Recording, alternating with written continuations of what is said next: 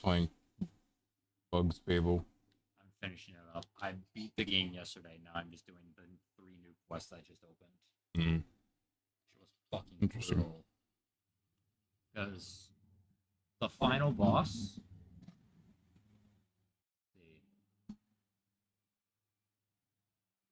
All right, final boss started around like 7:21, right? Yeah.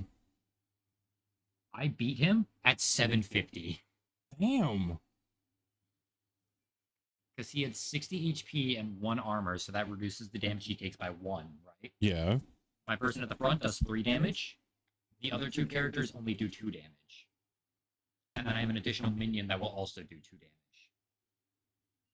He gets vampirism, and the first 2 times you get him down to 10 HP, he will full heal. So he basically had 180 health. Plus vampirism. And slight damage reduction. I used so many fucking. Oh yeah, and I was also It's max purple. level too. You even max leveled? So I couldn't even do anything else either because like I've hit the max. There's like look at the health. You only start with like 10. Okay. But I've hit the max. Yeah. And then you actually check their actual stats. 2 damage, 2 damage, 2 damage. It's just whoever you have in like as the leader. So you have the 3 characters, you can swap them however whenever. Yeah. The character in front will do like 1 more damage, I think, or they negate like 1 armor. It never tells you specifically what it does. Yes. Give me quest. Give me quest. Give me quest. Yeah. Here's all the ones that I've done.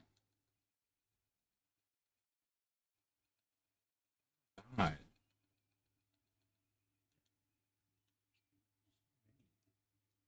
Now I just have these ones left to do. This one, find all the things. I have like 4 or 5 things left based on just the gap in the bookshelf. Yeah. And these are the 3 that I just talked about. And I got loads of money. And you can actually refight bosses in this. Yeah, you can see the Paper Mario aesthetic in this. I could. Honestly, I kind of.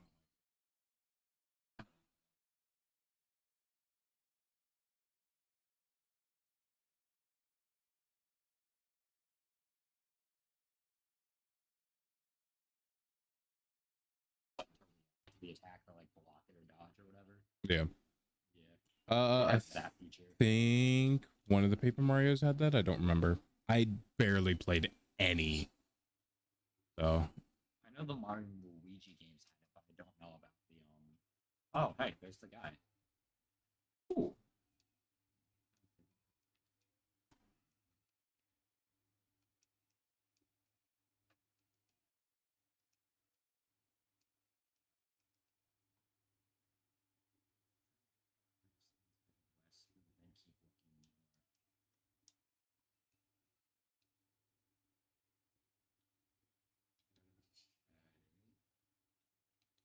That's the wasps.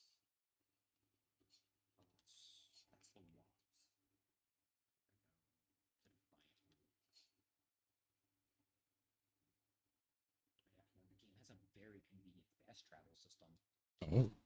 You just go down into a tunnel. And then all the places that you go. So, the 3 party members, because there are flying enemies, these 2 can't attack flying enemies. So I have to knock them down with. So ground attack with ice, ground attack and flips enemies. So if they're like blocking or they have like a shell, you can flip them over to reduce their defense. Yeah. And in the back we got Chompy. Chompy was a reward for beating a boss, completely optional, hidden away. And with Chompy, you can either attack or do nothing. Chompy's just there for a little bit extra damage. Everyone else though has actual everything. They have library, bestiary. Yeah, here we go. For like 105 HP, 0 defense. He took a lot of kill. 65 HP, 1 defense. Once he got to 10 HP, though, again, he healed back to full twice.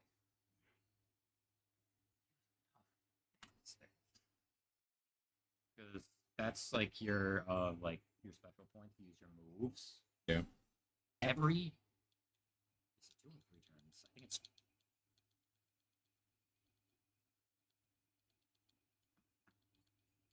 every 2 turns I would recover 2. I put on 2 of those medals, so every 2 turns I get 4 back. If I didn't have that, never would have been that fight on. Holy shit! There's the hard mode battle. Literally just unequivocable. All right, in the middle of the game, I might need you to tag it for me. But I gotta go grab something. Oh. Yes. I'm playing Juno. If you're playing support, Yeah. I'm not playing fucking DPS. No, if it was Tentacles DPS, balls. honestly, I probably wouldn't have you play at all. I would just be like, yeah, fuck, I'm just gonna let myself get kicked. Fucking 10-foot pole. No, thank you. That's not what I do. Closest thing you'll ever see me play to a DPS is fucking Sunflower in Garden Warfare. And that's just because I shoot things.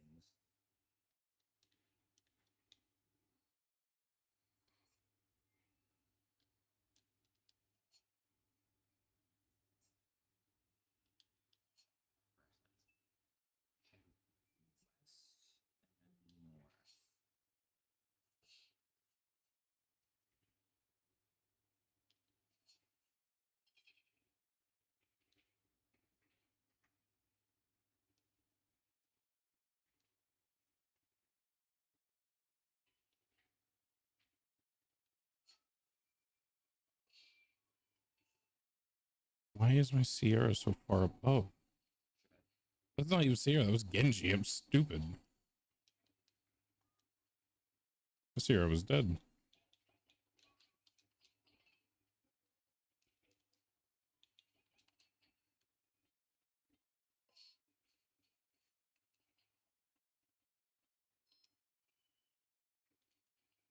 They're tanks with me. Who's their tank? Doomfist. Oh, you fucked. Oh, Von Doomfist.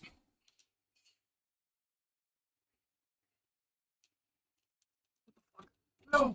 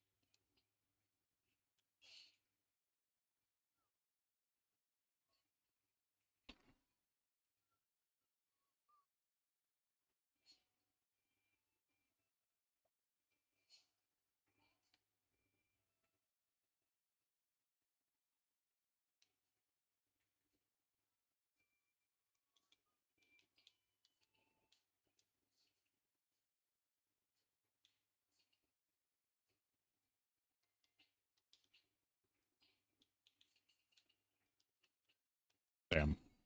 I was dancing and I tried stopping and it wouldn't let me.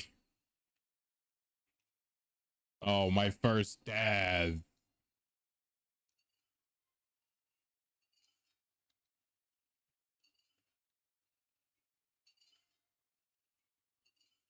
Damn.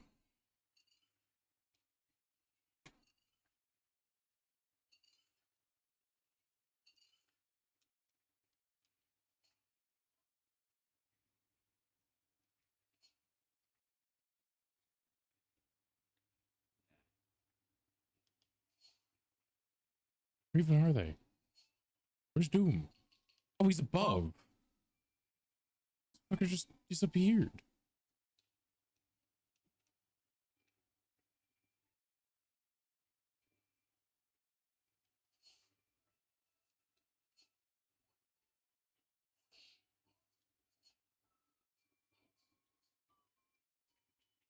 No, no, Ryan, please come back.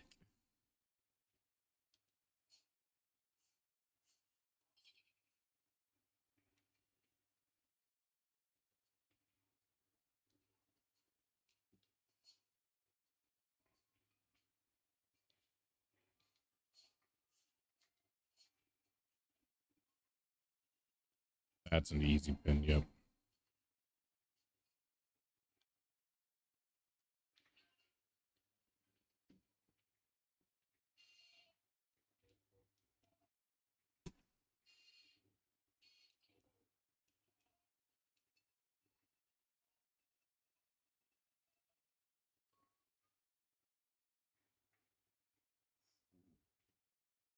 I was itchy as shit. Oh, cool. His pocket is two pocketers. Was it an Ana? No, it's a life weaver. It's stupid.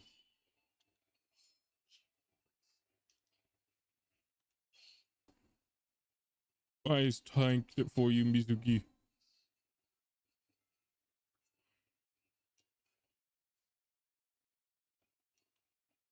Damn.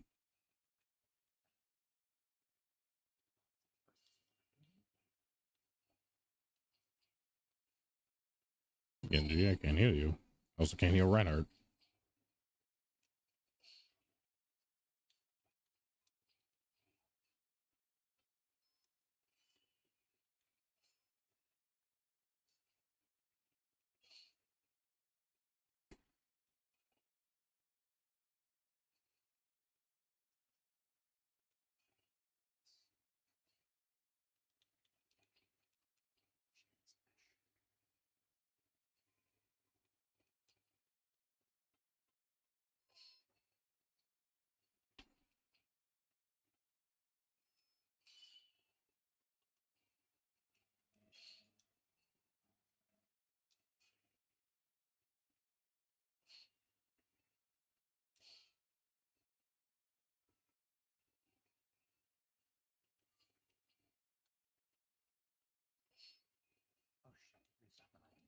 Damn, nobody wanted to be on site. Oh,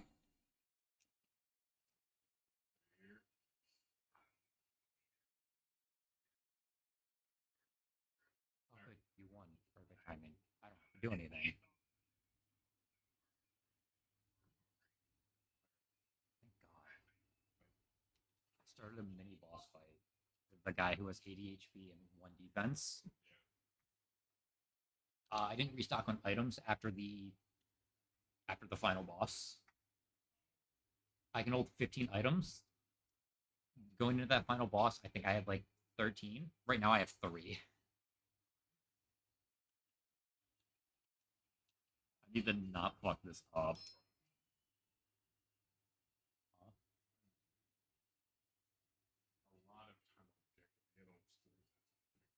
Who?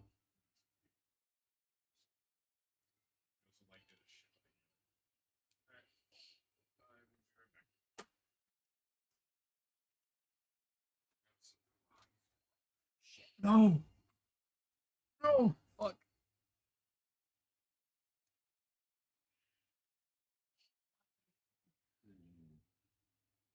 Oh, that's terrible. Oh no. Oh.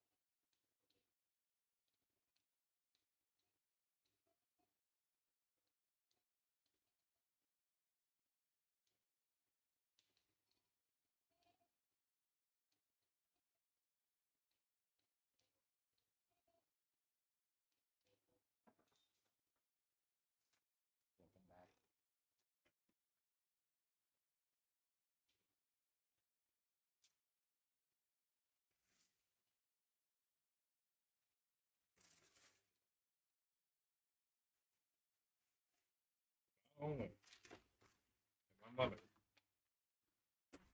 Check. Are these the originals? Yes. The newer one. Ah. With mango hoops. I know. Who can play basketball with it?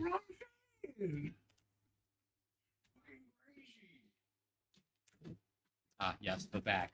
Gummies from the biggest kid in the candy store. Yeah, I know. I hate that that's the slogan.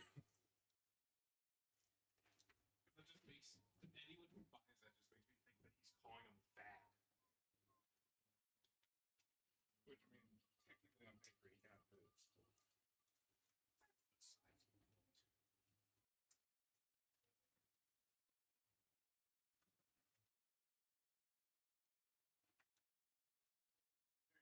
So Curtis was having a 4th of July hangout at his house today.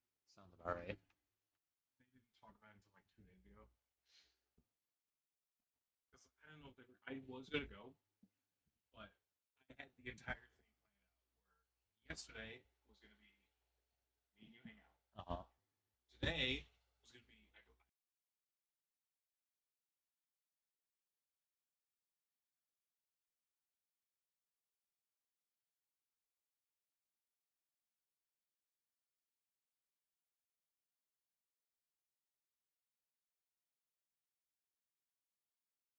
Mm-hmm.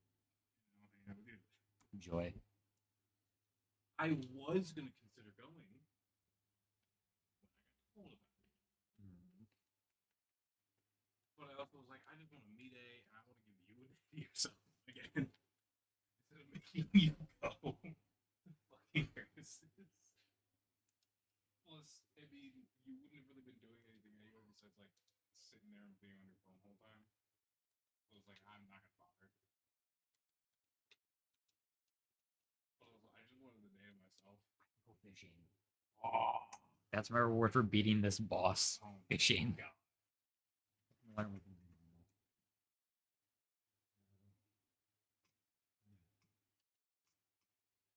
against the wrenching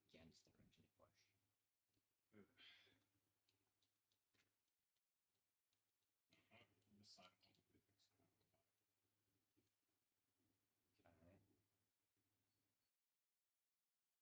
I haven't had these. I have not had the other check-ins. I've had these check and slams yet. So I am intrigued. A wormling. I'm very intrigued. We're gonna wait until we do Reanimal. We'll probably do Reanimal in like probably for like 2 more matches.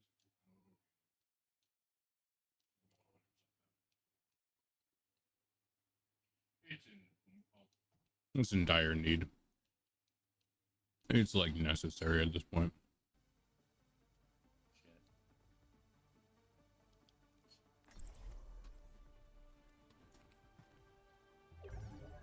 One small step at a time.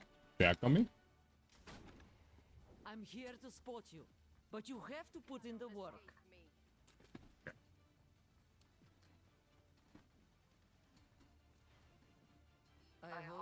You know, later I'll probably end up just like putting a pizza in the oven.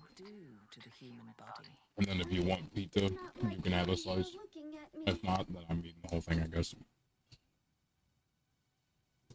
I require healing. The battle is almost upon us. Magnifico. I require healing. Perfect. Greetings. Oh. But look, it's Bastion. You have imperfect and perfect blocks. If you do an imperfect block, you reduce the damage you take by 1. Mm-hmm. I have medals equipped that give me bonus like defense against perfect blocks. So those hits, You can have a check on me later. those hits I think did like 4 damage. My perfect block I could have. Baby Good job, bud.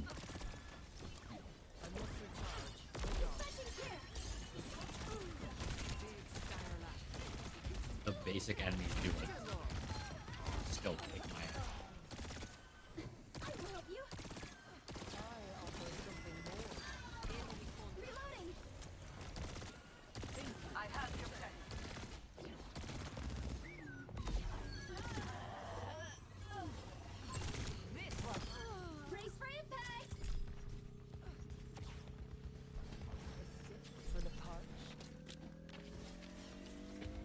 have a shack gummy. Have a shack gummy. Eat some shack Can I gummy. hand you through this? Nah. Sure. Well, I gotta be able to grab it and see it somehow. Fine, here. Fuck you. Boom. Grab a shack gummy. Reach through. Shit. Ring deployed. Please wait while I reload. Watch yourself. For all the bales. I have the payload moving. Addressing your injuries. God damn it.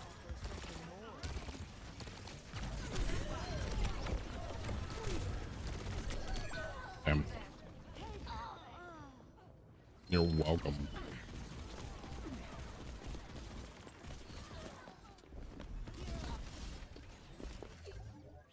I am. What time is everyone supposed to be heading over to Curtis's house? No, wait. I am still here. Thank you. Because if you guys are gonna be at Curtis's house and me and Greg are gonna be here, me and him have to be somewhat entertaining. Not enough for it to matter, but enough that, you know, we're entertaining.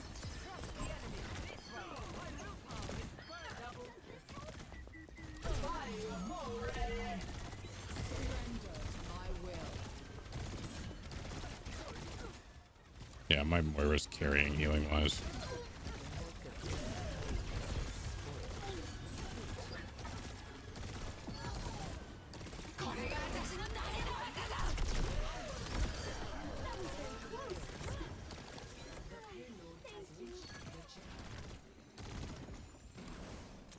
Thank you.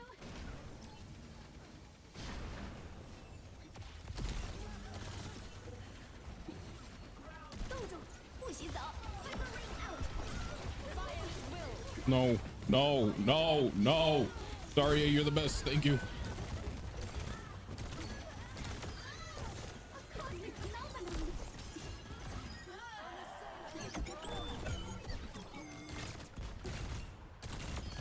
Right on target.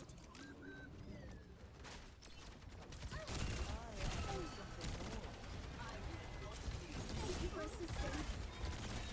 I see you. Bro, my Moira is carrying.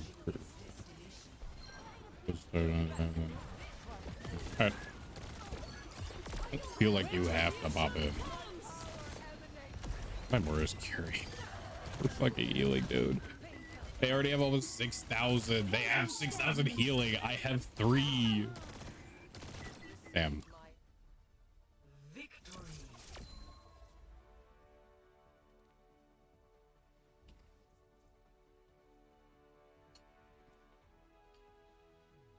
Play of the game.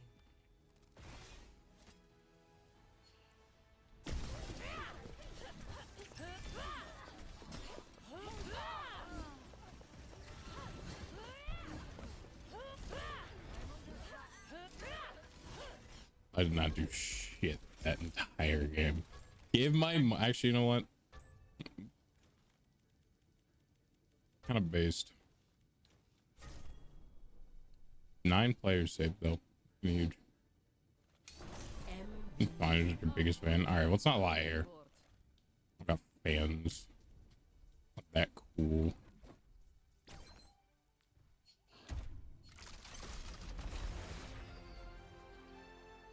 I don't like this skin. I don't like it at all. That's too damn bad. Greg, what do you think? Too damn bad. This is a DPS character. Okay. I don't like it. I don't like it at all. Look like a DPS. Could be a DPS.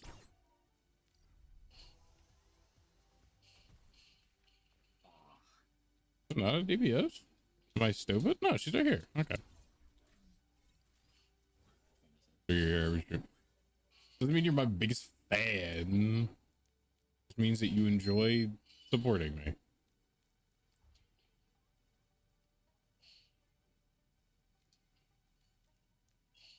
Although I still do appreciate it. Okay. Finish up with your shit. There we go. We got reanimal achievements to do. Speaking of which, actually, I'm gonna look at those quick. We have a lot of achievements to go and do. Do you remember how many we had? No. Do you remember how many there were? No. Okay, do you want to take a guess on how many we have? No. We have there are 41 achievements. We have 21% of them. It's 9. Figured there's too many fucking achievements. Where the fuck am I going?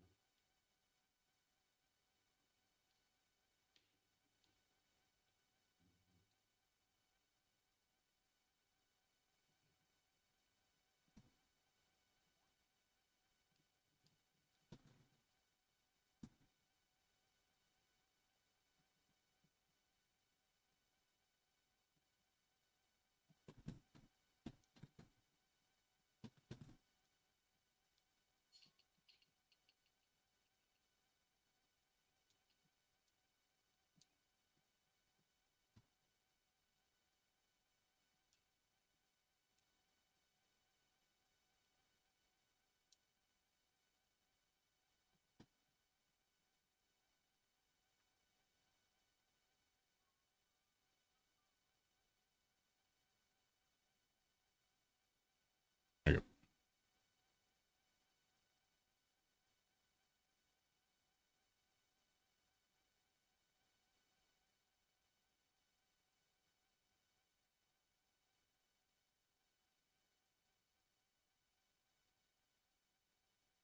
Feel free to adjust that monitor however you see best fit you.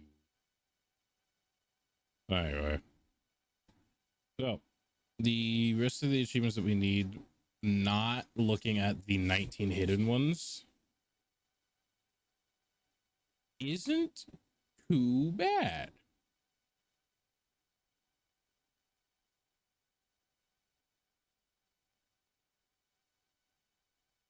So rest your legs at 10 places around the world. Not hard. We already have 6 out of 10, so we'll just do it anyway, just as normal. Just have the guy ready. Yeah. Because I ain't finding all 10 chairs. You gotta push the guy in the cart. You gotta break the popcorn machine. Yeah, I have to do everything because it doesn't work when you do, because it counts you as a guest. Yes. Just fucking stupid. You have to do it, not me. Hey, at least I got the kill you one. Uh-huh. It was worth it. Uh-huh. Uh-huh. I said it was worth it.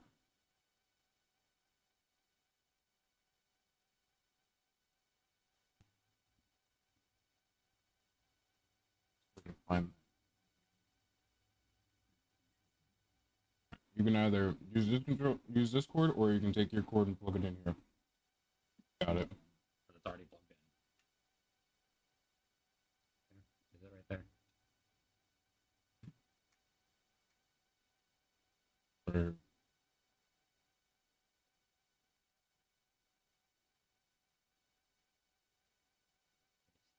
No, it is that. Okay.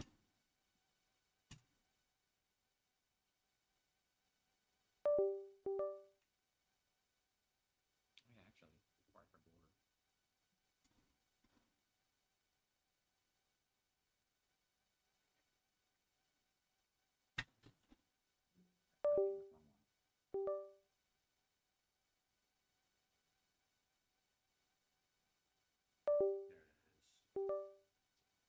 Okay. We'll need to charge it.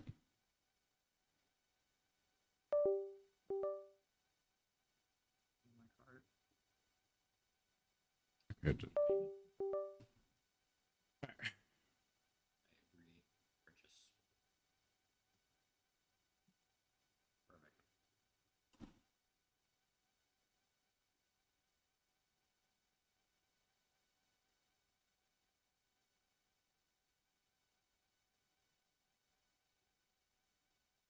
Oh my god. All right, so this was the exact same one that we looked at beforehand. And it comes with a video. So let me actually this one. Maybe this one. We'll know for sure when I do this. It is.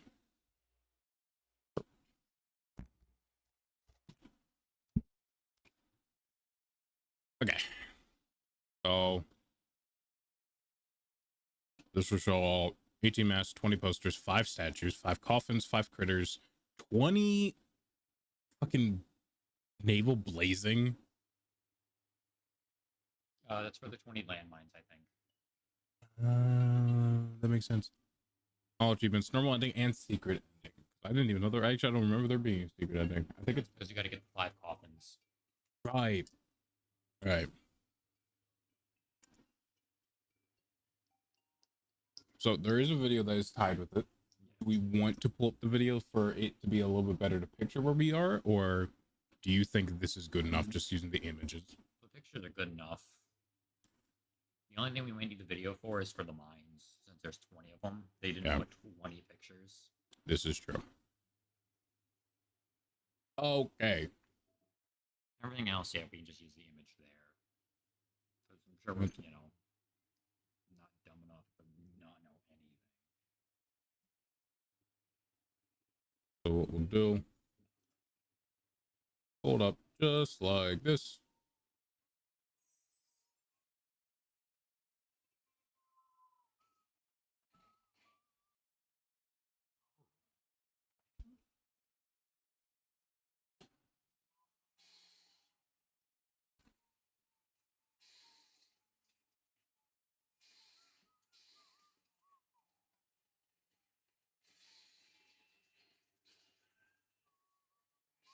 So do we want to start from the very, very beginning and work our way through?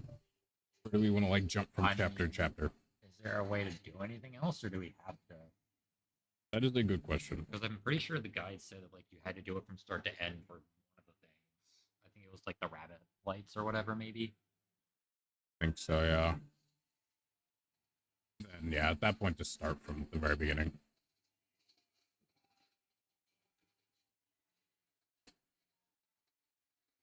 New game.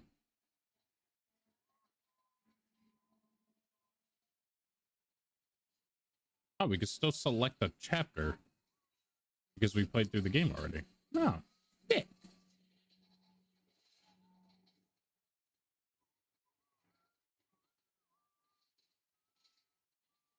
Would you like me to wait until you're done? No.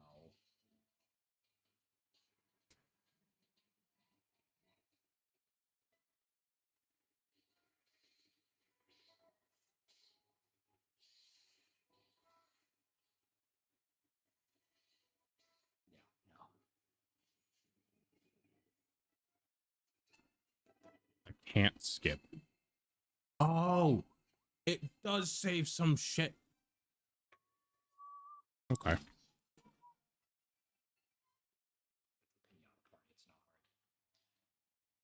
Gnome, Bucket, you, and then the other person I don't know. And then there's me. Yes.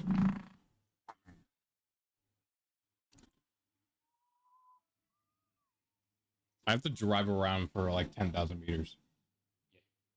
So I just do that now. You're already at 5K. You're already halfway there.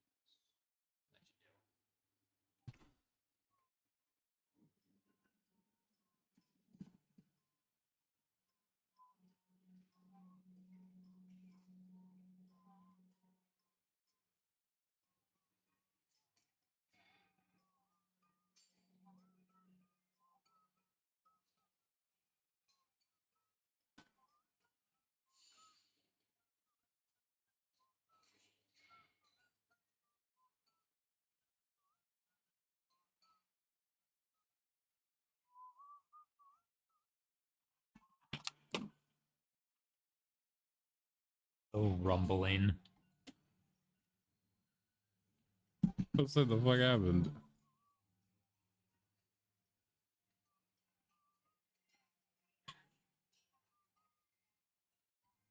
How nice I get to keep my organ hat on.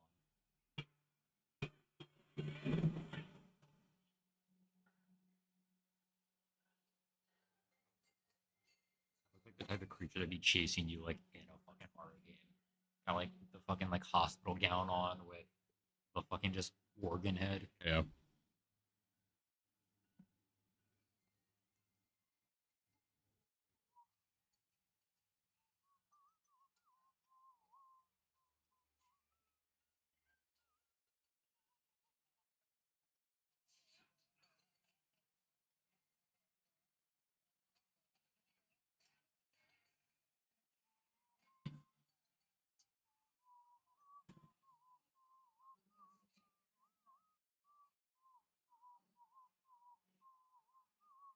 We go bye bye now.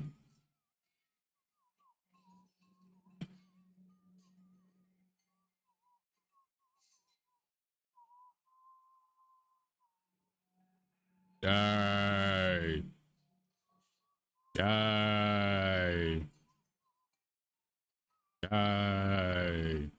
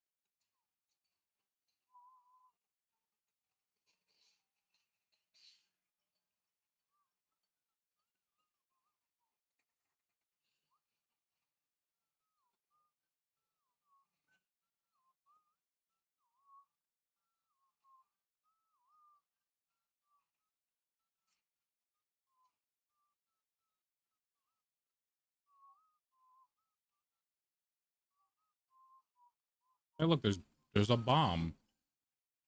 Uh-huh. I wish we could deal with it. Yeah, just run into it. Dealt with. People don't count. It was dealt with. Well, fair enough. It's got a point.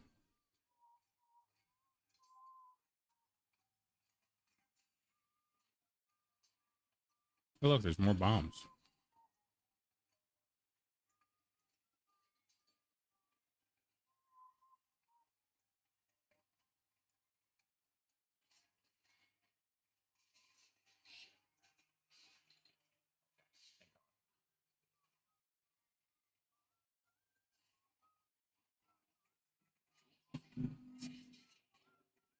You've been playing PvZ the entire time.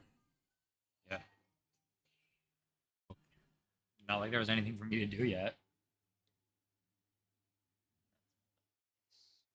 We go. We already got this mask.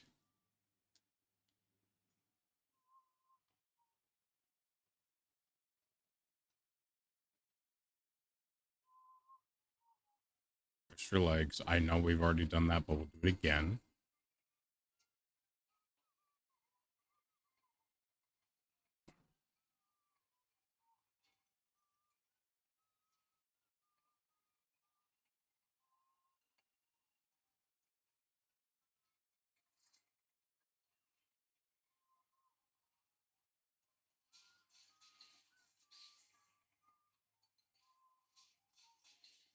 God damn it. The fucking monkeys. You failed. Yeah, because the endangered plants are fucking stupid. If I retry, the Yeti's gone, isn't he?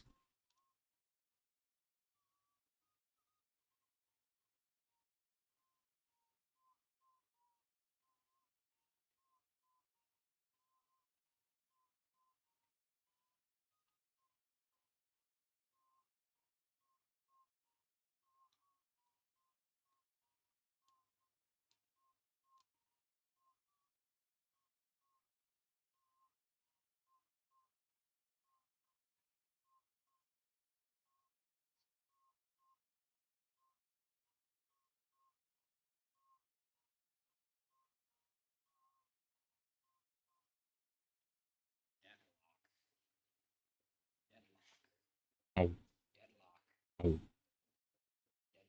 oh, oh, oh.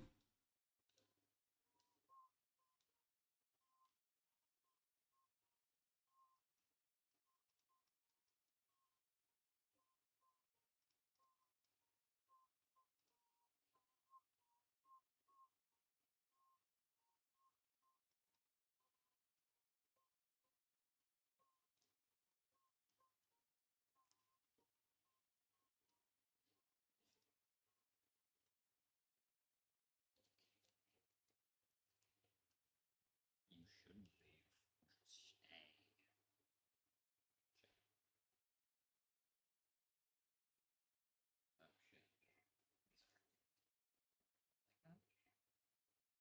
A little.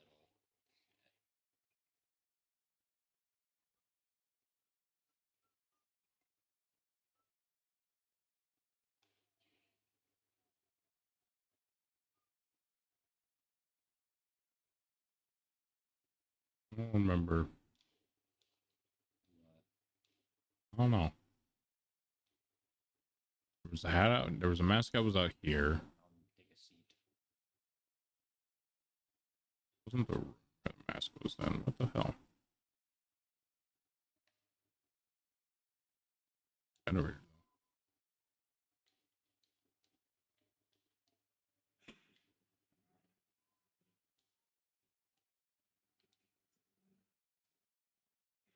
Something like the monitor.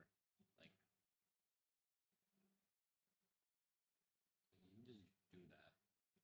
Let it do nothing.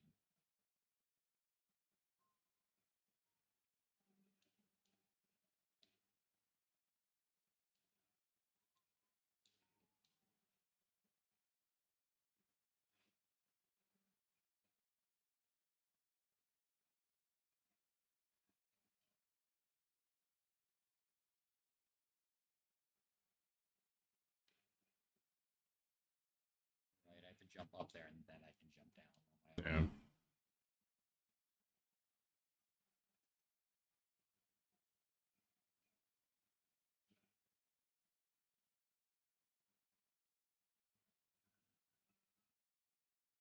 You didn't have to jump down there, you know.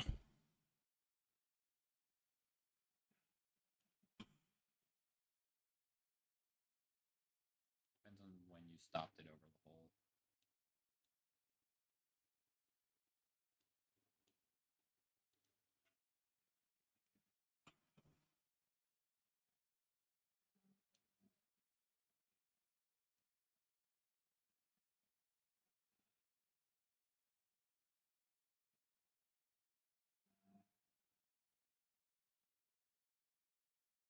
I got the one that was in here.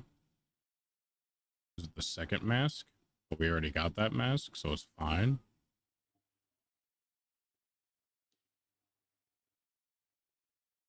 Oh. Perfect. There.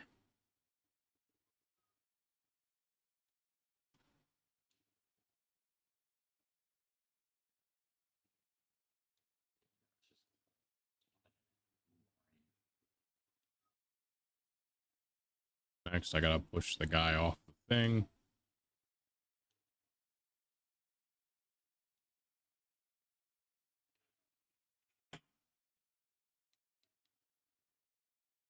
Oh.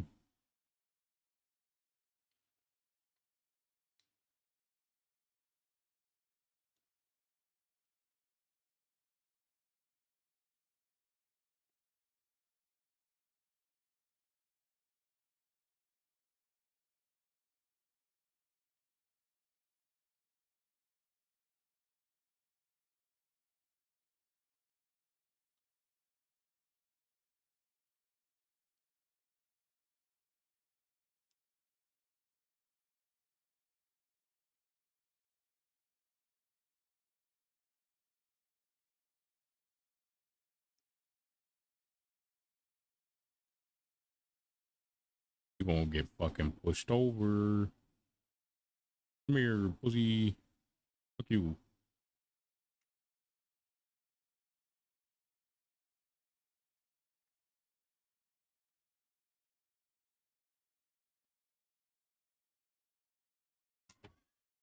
Okay.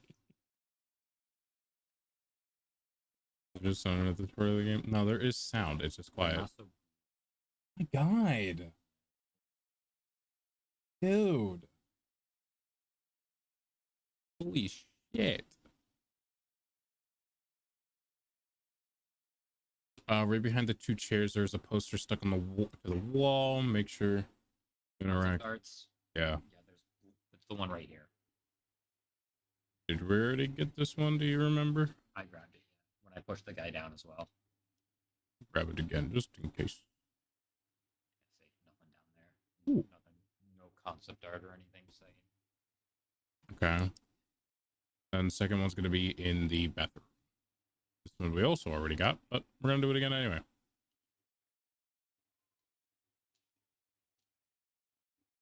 I believe it's the second door. Oh, no, it was that door. Okay.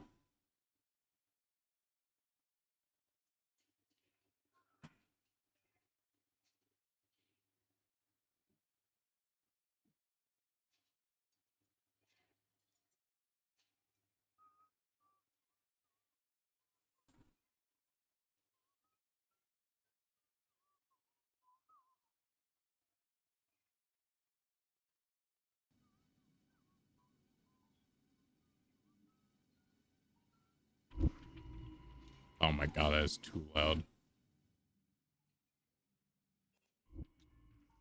That's good.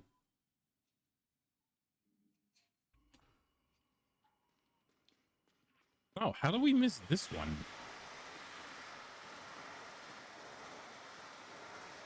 I'll probably just use one to take a crack. Following the guy. Sure. Back. Back.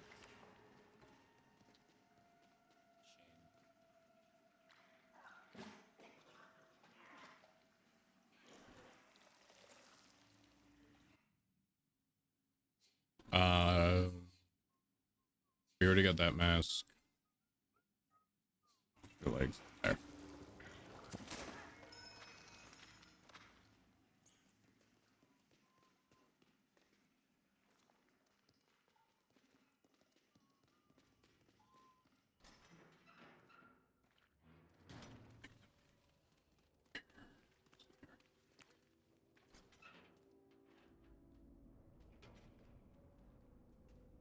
This also could have been where we get the mask. This is like the armory. Yeah, this is where we got mask.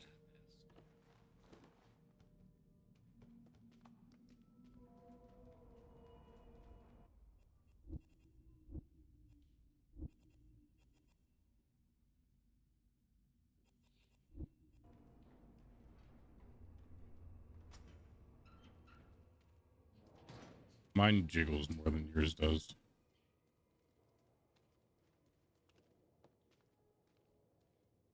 No, mine does a good bit. Nah, mine still jiggles.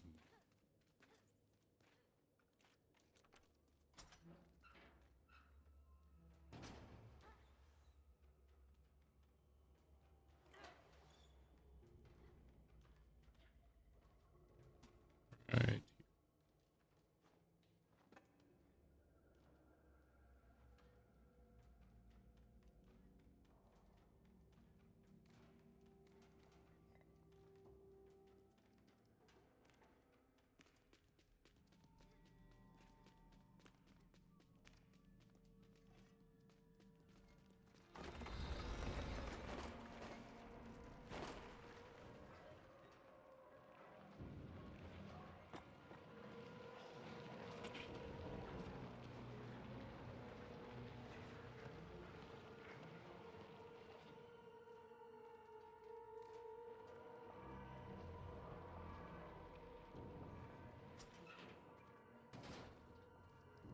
I was sitting there waiting for you to do it. I was like, why aren't you opening the door? Forgetting you literally fucking can't. Holding the wheel. Door is not an option. Okay, so at propaganda poster.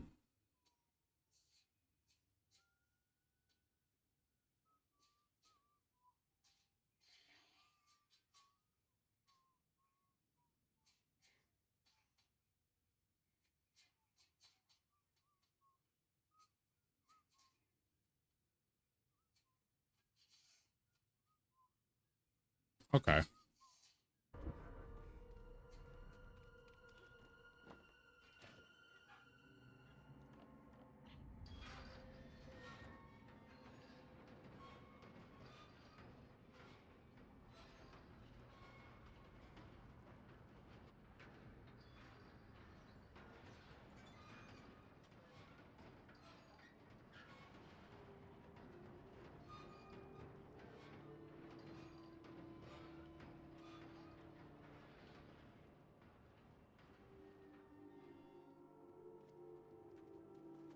Away we go.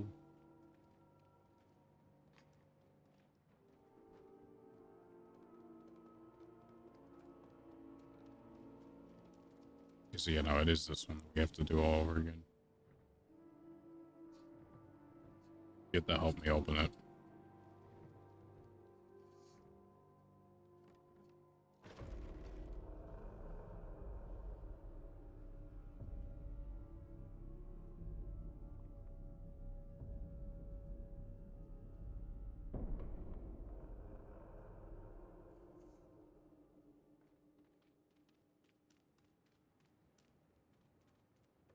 I was just saying, is this how we see them die? But then I realized no. Because I was thinking that that's how we saw them all die, but then I realized that that can't be it. Because pretty sure Conehead gets eaten by your child. Everyone does.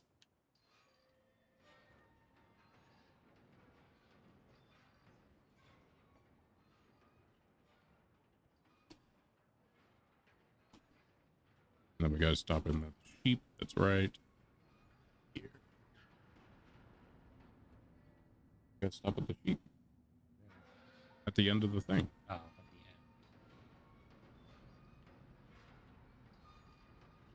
end. Right there. I don't know if we actually have to or not, but better safe than sorry. We do. Is it not a rabbit? It is a rabbit. I don't know why it's a sheep. I feel Think like about your you deserve to child. deal with the shit I got going. And I Probably. had the rabbit dance.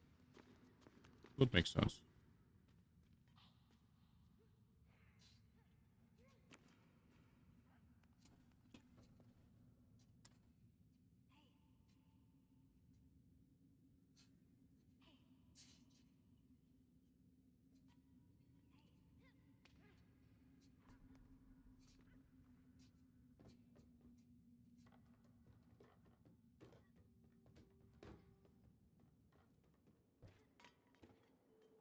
Hold on, wait. Was there a extra leg? There. Got that one. Oh. Got the coffin. Got the statue. Okay.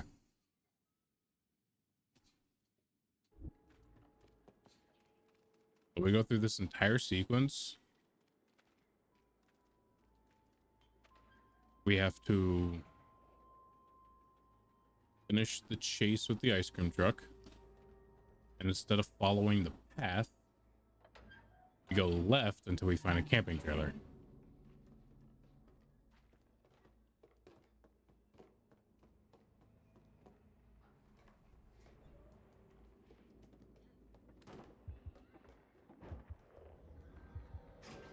He checks up there.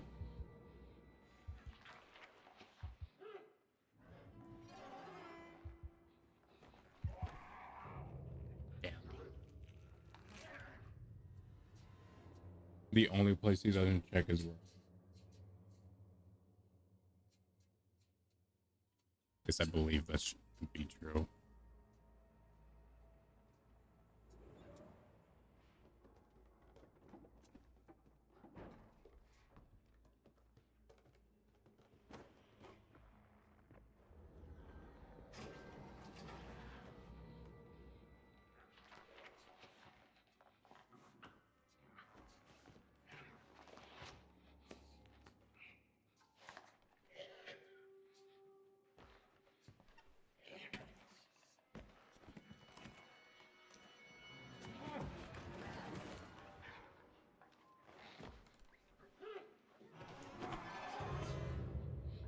both of us started going.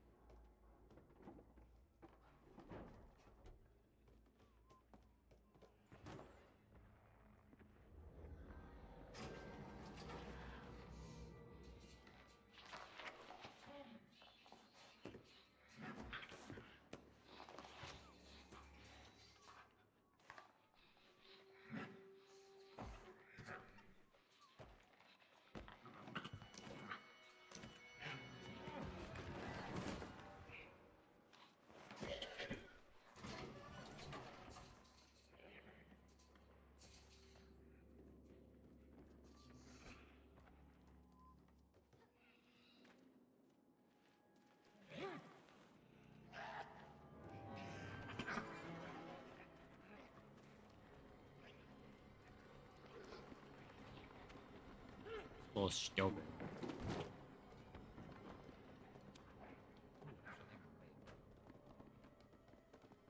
Oh. Damn, wasn't over his face. No, come back. Oh. Never mind, don't come back. So there's nowhere to go back to yet. We gotta push the train forward first. You said it was after the ice cream truck chase. That has not happened yet.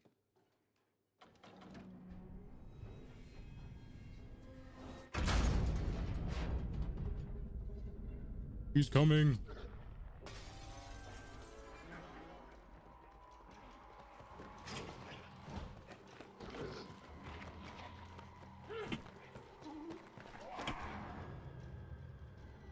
Got stuck. Doing bad at this. Well, I wasn't necessarily stuck. I was trying to do something else. What are you trying to do?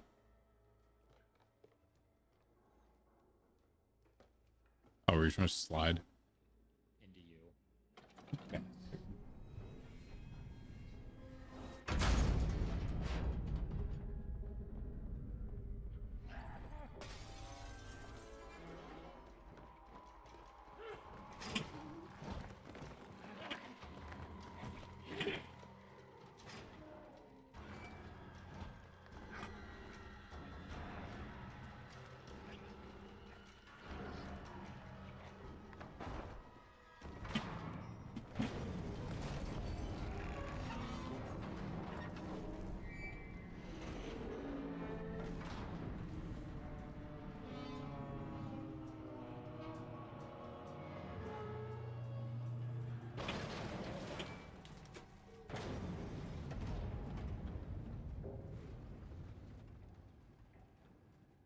Help me the fuck up.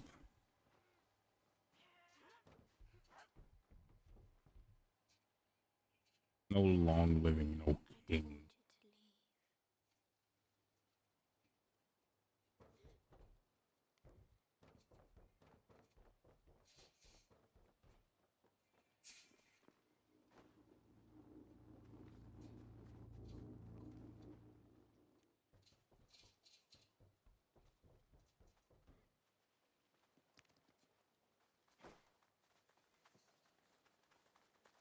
Maybe?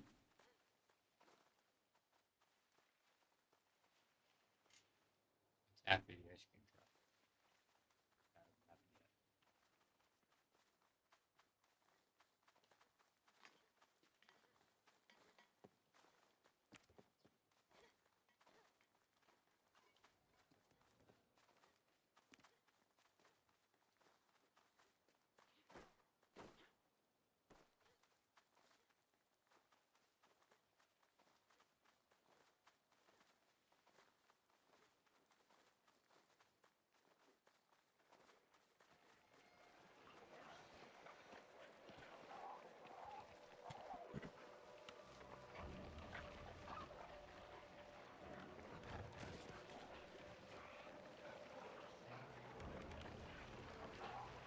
Our buddy might be a little slow.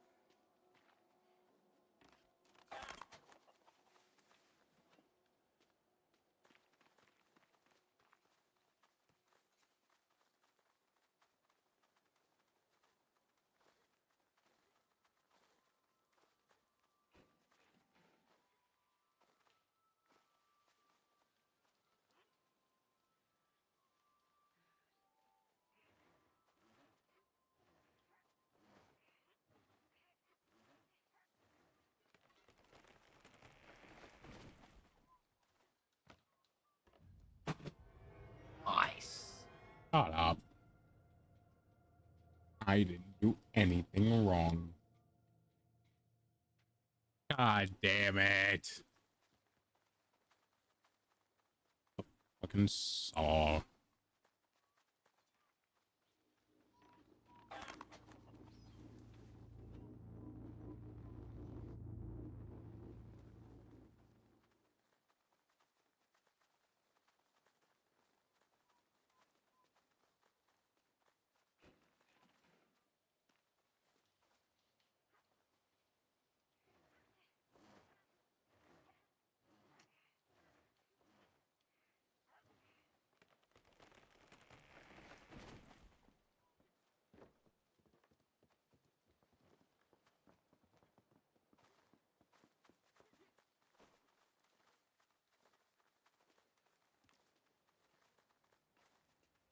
The headlights of the ice cream truck. Uh-huh.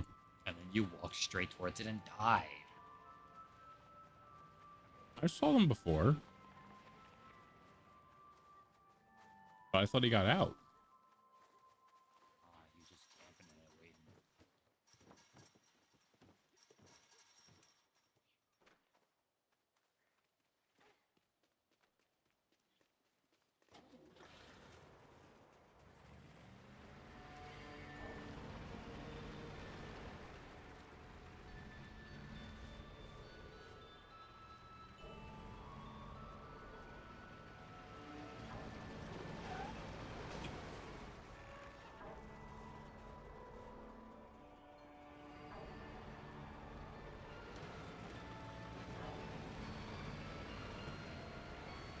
Cutscene. Damn, I was gonna not jump down. Oh, Chase after this chase. What we're looking yes.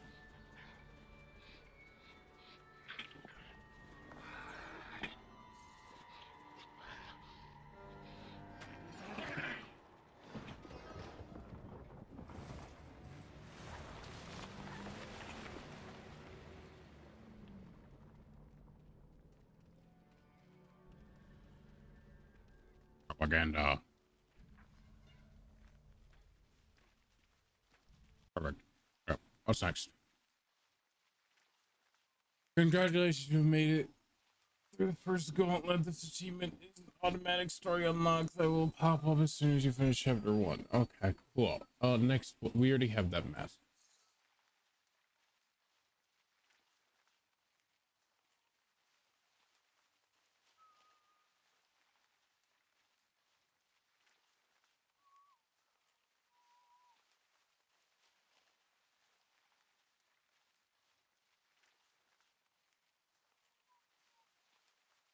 Oh, what are the chances we have to pick up the masks again?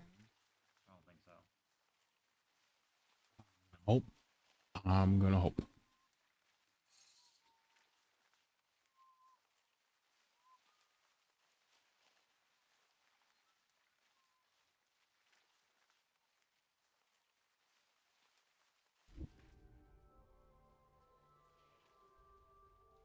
Where am I? Where am I?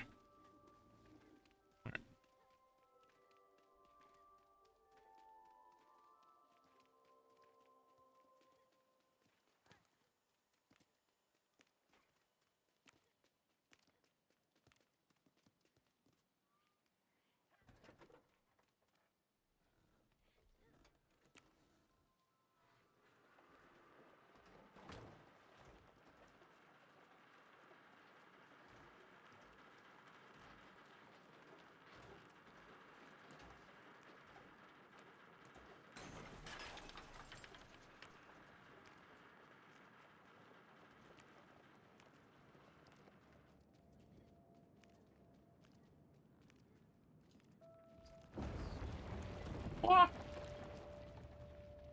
Next, we gotta get the propaganda poster that is in the cinema. I also have to break open a popcorn machine.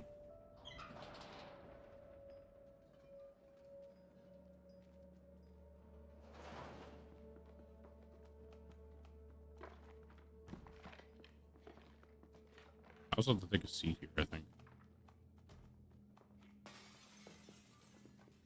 I could be wrong.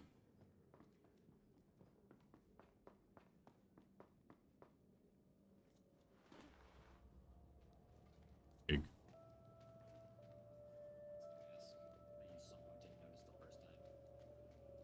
Because of the light. The lighting in here isn't the best.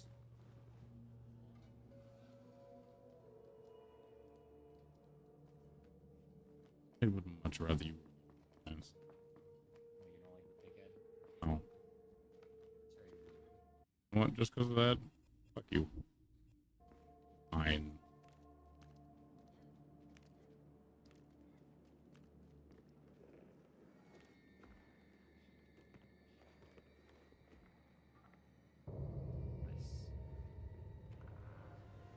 What were you trying to do? Skip having to move the truck. I don't want to wait. So impatient.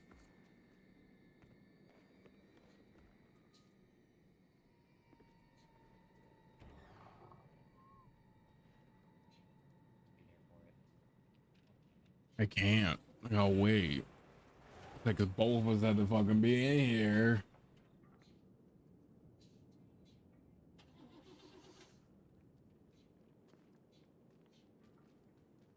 As soon as you enter the cinema, don't head to your seats just yet.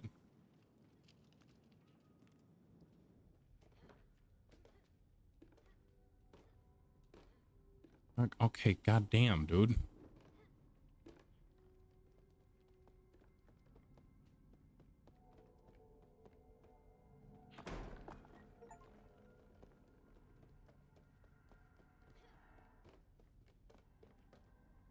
Right there. That's another one. But that one I think we got. Yeah. That. Rest your legs. After leaving the cinema and passing through the next house. We gotta go this way.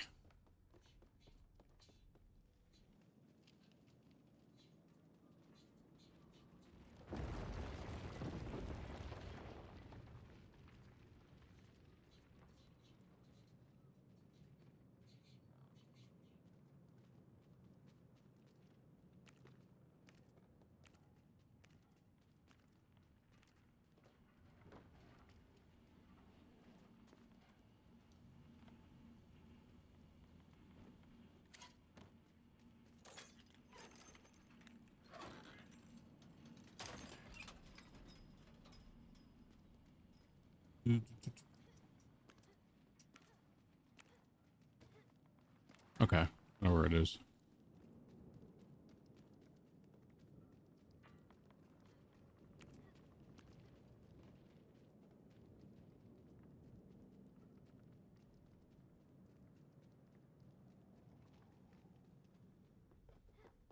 Not the next thing yet, right? Not yet, no. Do you remember the playground where we gotta...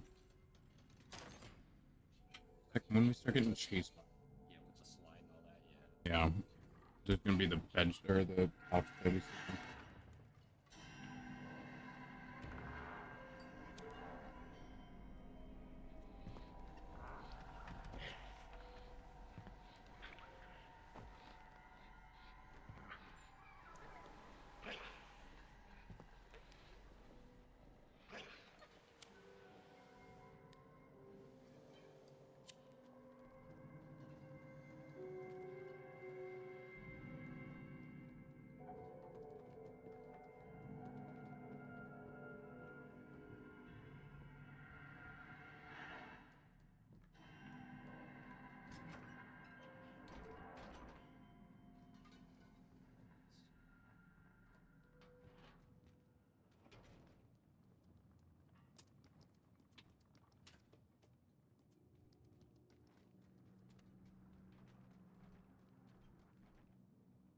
I don't think we can do that.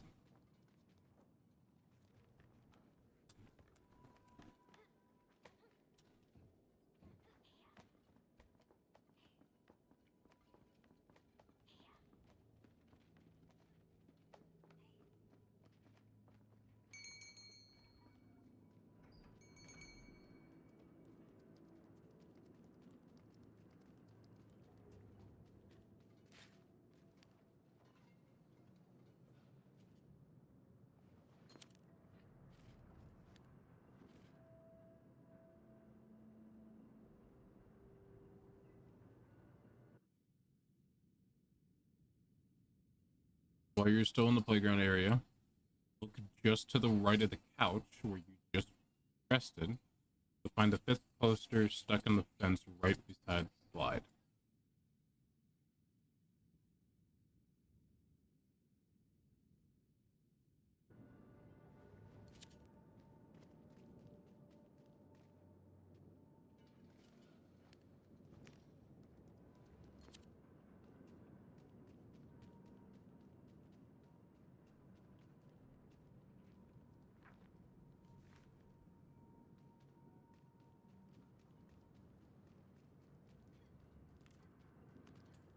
I think I'm putting the self section where you can hide from the man.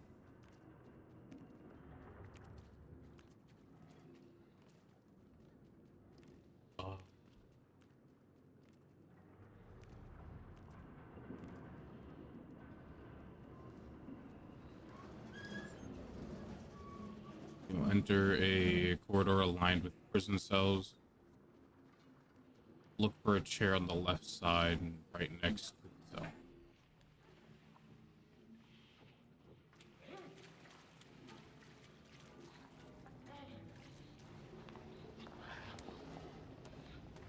This with our masks.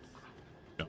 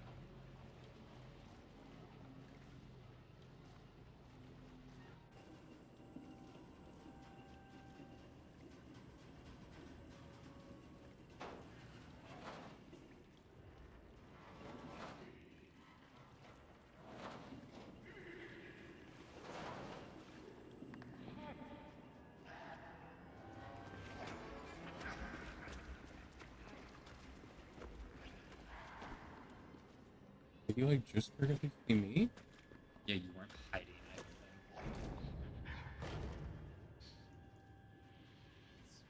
God damn! My bad, dude. You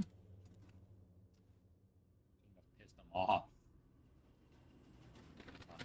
Check on me.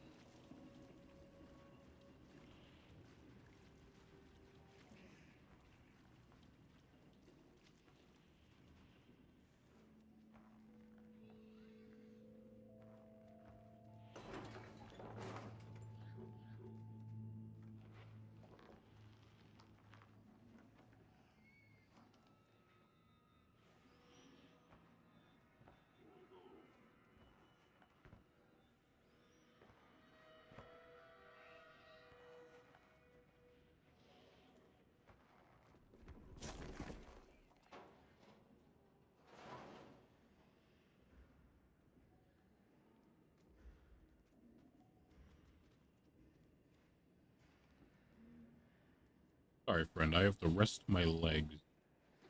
Okay.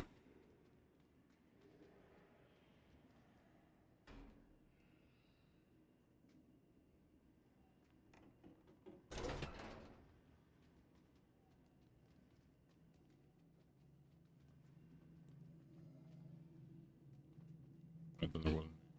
Where there was a seat I could sell on the toilet. I don't think you sell. I think you just flush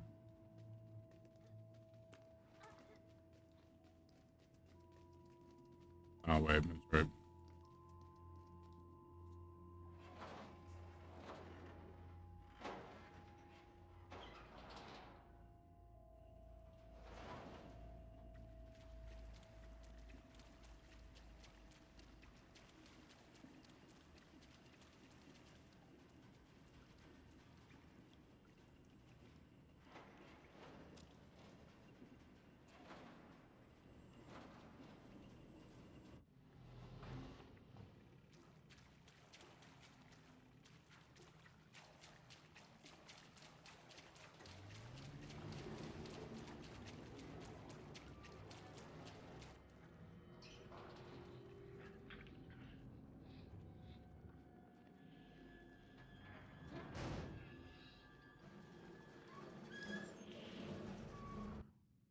That's right.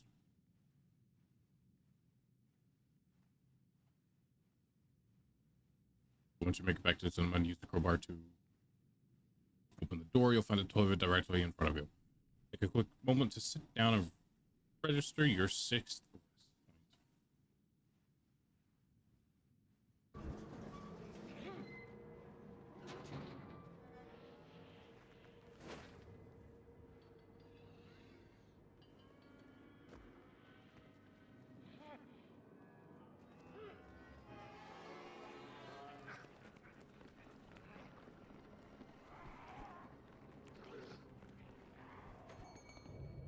Damn. Why'd you just start sprinting?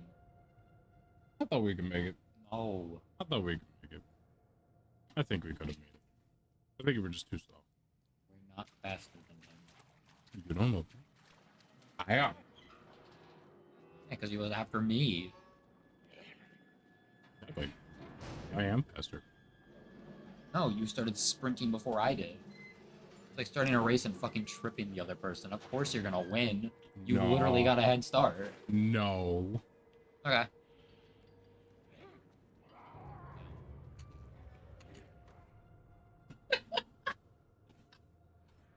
Alright, fine. You've made your point. Yeah.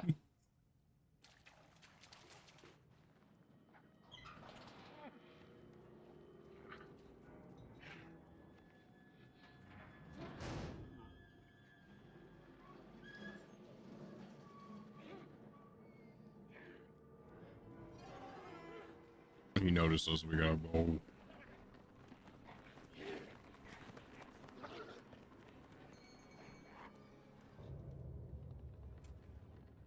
I can't just straight up shit. Okay, alright, she's dead. Let me close the door. Kill my ass. We probably could have made it if. Oh shit, he coming. He coming. Not that I've.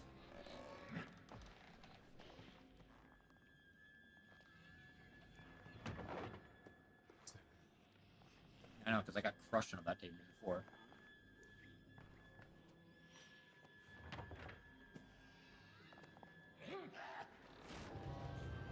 You got your fucking ankle. My bones, they break.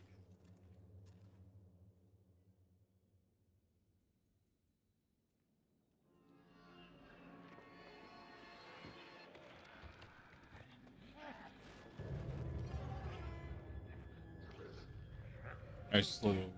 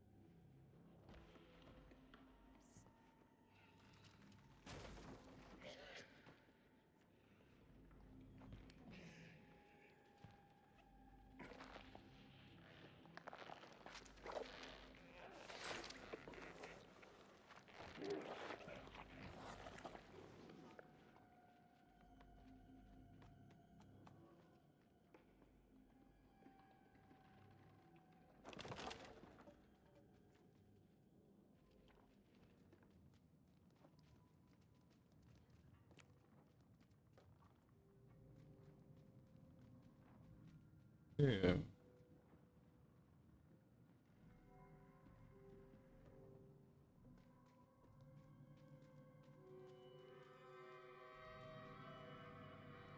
Find a toilet directly in front of you. Take a quick. What the fuck? There's a toilet to take a seat at. Where does it say it's Once you make it back to the cinema and use the crowbar to pry open the door. I don't know if it was that one or if it was this one or if it was the other one. I don't see a toilet. So I'm gonna assume it's probably the next one.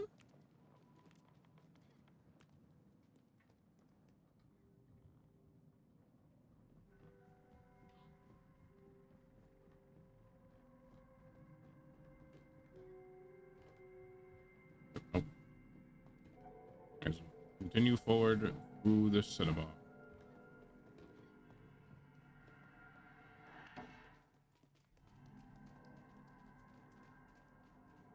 This one, I bet. Man, why can't he help you? Look at him, his weak, brittle bones. Useless ass teammate. Just playing a fucking escort Ow. mission. Okay. I have sat.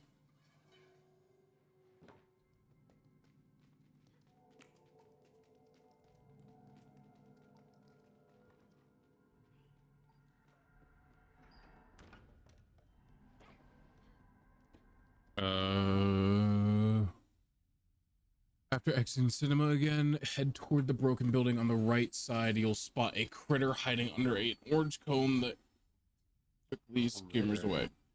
Follow it to the bottom right area until you reach the door blocked by wooden barriers. Break through, defeat the critter under the cone, and make sure to loot the orange cone from the corpse to claim your mask and first critter pet. Do you understand what it's talking about when it says that? The critter, yes. Do you remember where the cone is? No. We didn't get that one. Where's the broken building? Oh. What?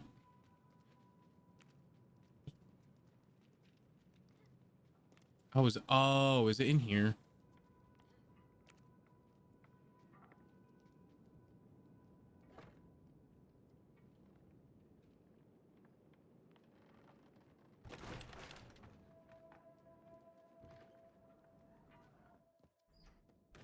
It is.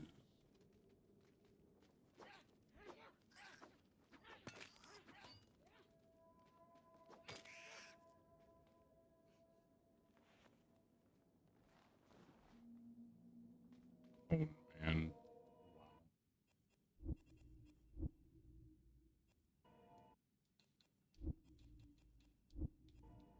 The cone.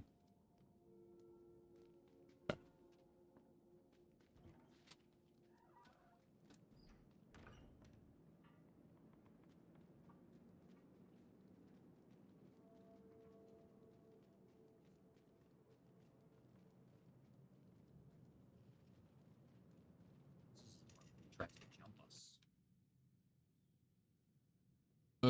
Saber Skins, you've successfully finished chapter 3. Or chapter 2. Okay, so now we're on chapter 3.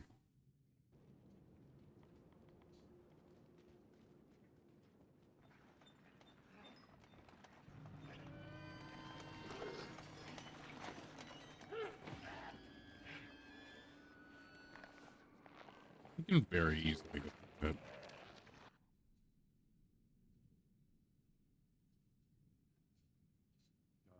We have to start running. No, we don't. Yeah? No, we literally go right back in there. Oh, no, that's right. He disappeared and went backwards. I Like, we have to start ride. running. No, we don't. We literally go right up here and we break the I gate. don't remember. I do. Oh, I'm sorry, Greg. I didn't. I was just sitting here doing this. 'Cause I was know also, didn't like, do anything. falling asleep through half the game because of my. This is so fucking early. I know, but I was also still falling asleep through half the game. It wasn't even that the game's boring. The game isn't boring at all. It's fun. I was just exhausted.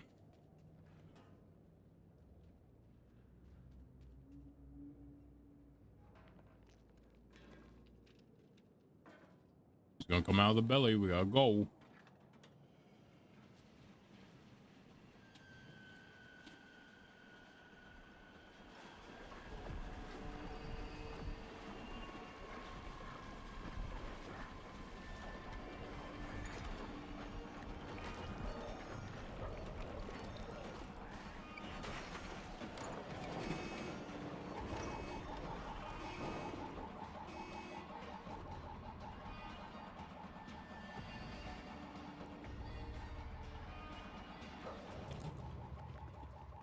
A fucking camera change because you went through. Which I mean you had to anyway, so it's fine, but fuck. I'm waiting for nobody. I'm rolling.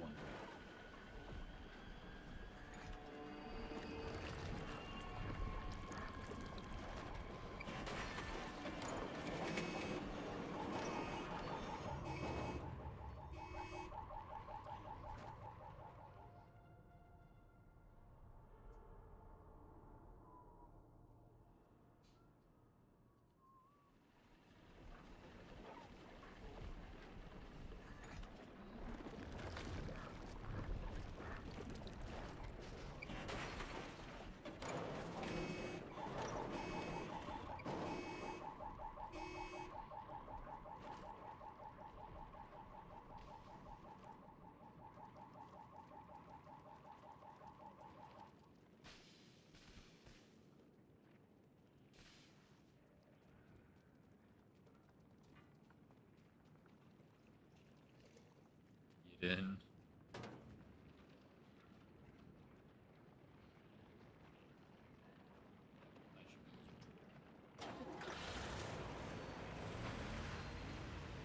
Oh boy, oh boy.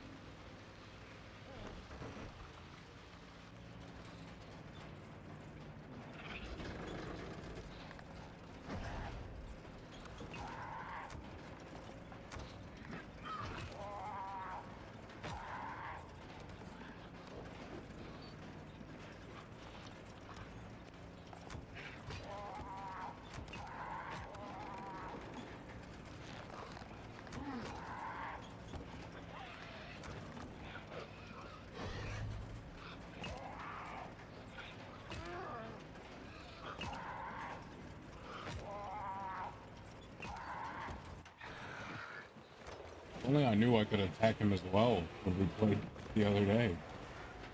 I would have made this thing go so much faster.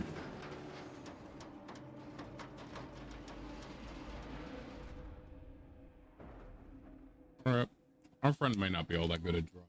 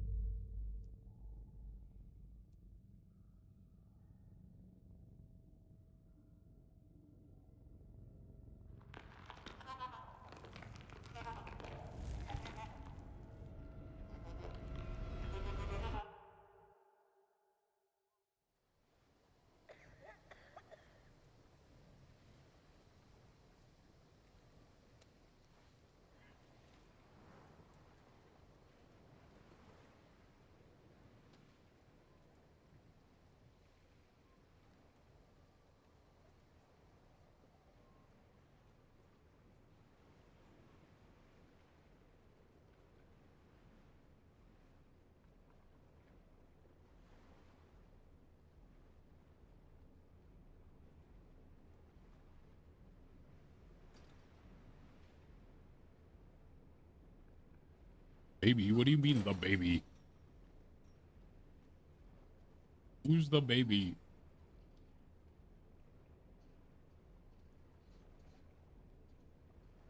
Sweet boy, obviously. The sheep? Oh.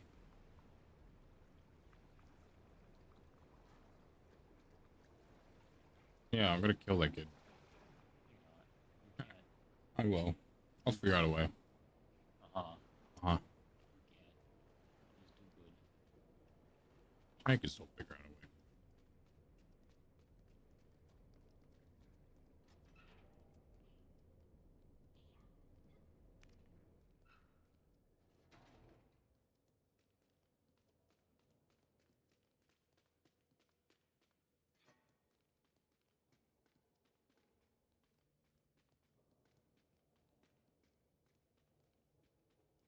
Why aren't you opening the door? Outrageous.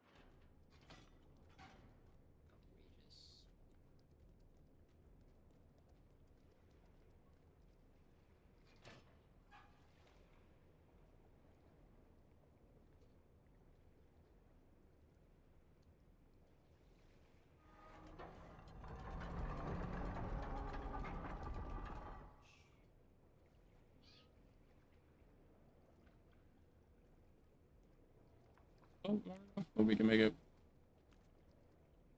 Okay. So, there it is.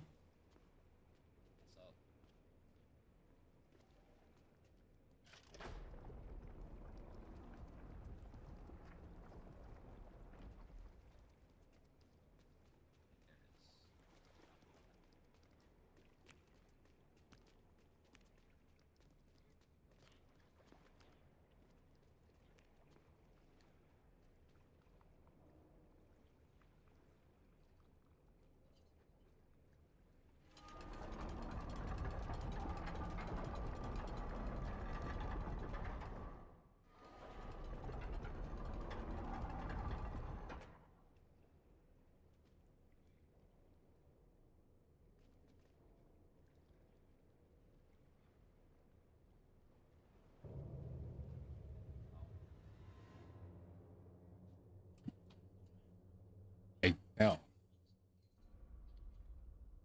Great observation. Honestly, I think we can just make it through with this. Maybe a little bit. Or maybe we'll figure.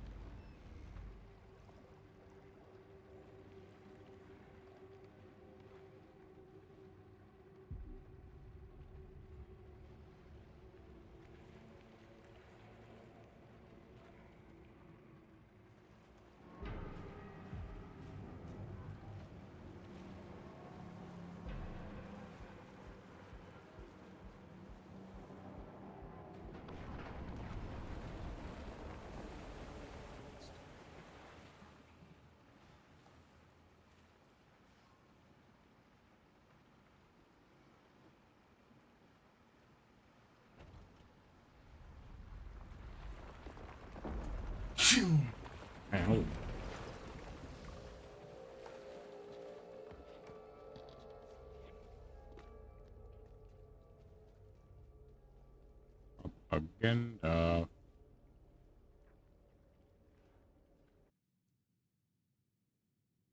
Total lines achievement. You'll need to destroy 20 naval mines in a single playthrough. Once you have the harpoon, you can start clearing them out as you navigate the waters. How to find them. Instead of listing every single mine location here and cluttering the guide, I have carefully marked the exact locations of all 20 mines in the video description timestamp. Wow.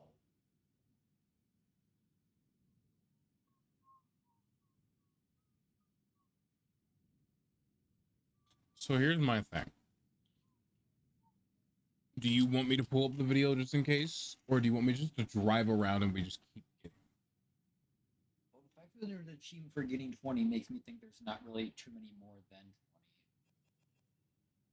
So, We just gotta count them and keep track, make sure we got them. well, we can't really like go backwards too much either. So like, we're gonna have to, get all of them and not miss any. Once you hit a certain point, no more boat. Not for a while, and then eventually just more boat.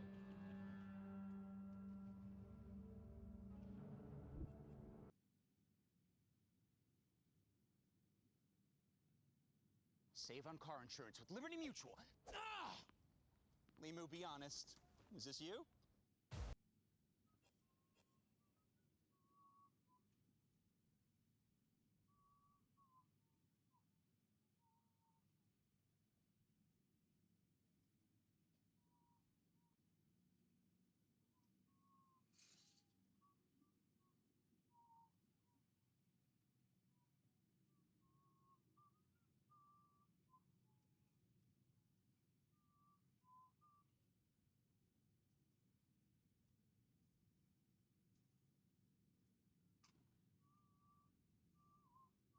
Okay. I got the video.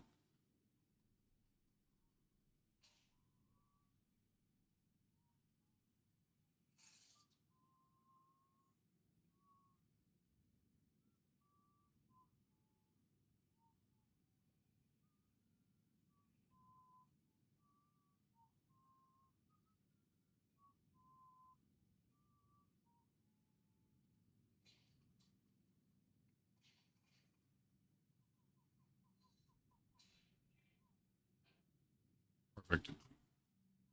I have all three up now. I can read chat. I can see what we need to do. And other thing. Already did that, already did. Did that. This is what we're on right now. Okay.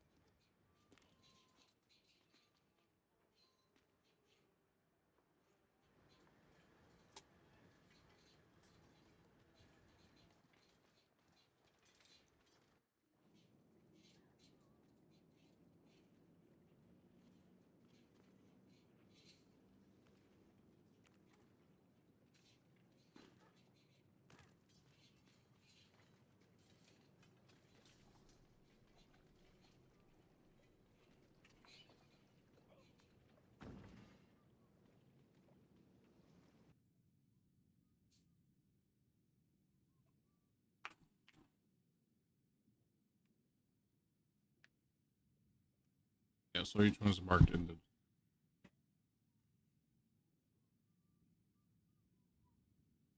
So what I will do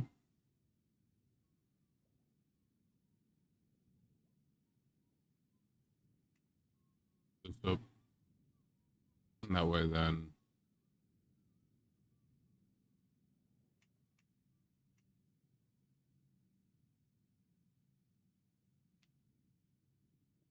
Start. Which is just the very first. Does it have to be you doing the mines I don't know. It's just 20. I'm assuming there's just a check to see if mine has been blown up. But I also kind of figured that'd be the case with like the shopping cart and the popcorn machine. I broke those, but no achievement. If that's the case, I gotta drive the boat.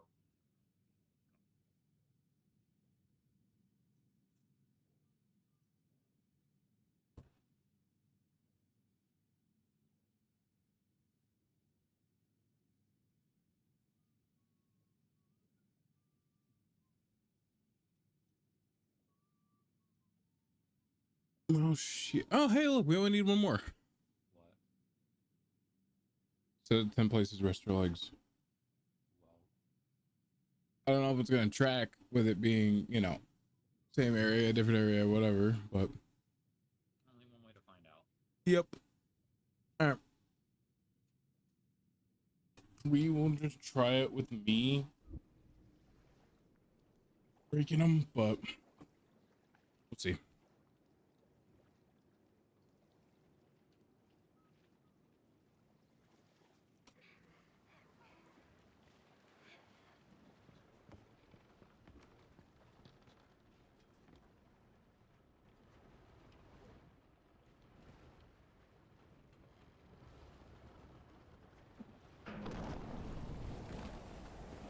One. I'm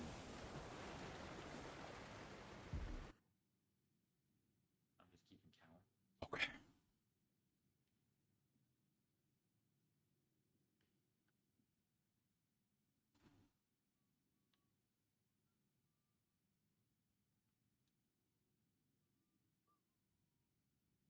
Is it showing all the mines in that part of the video, or is it just all the mines at this point? I think it's all the mines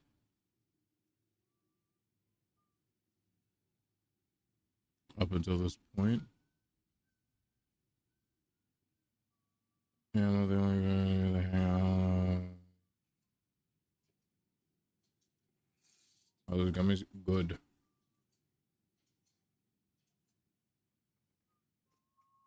Uh,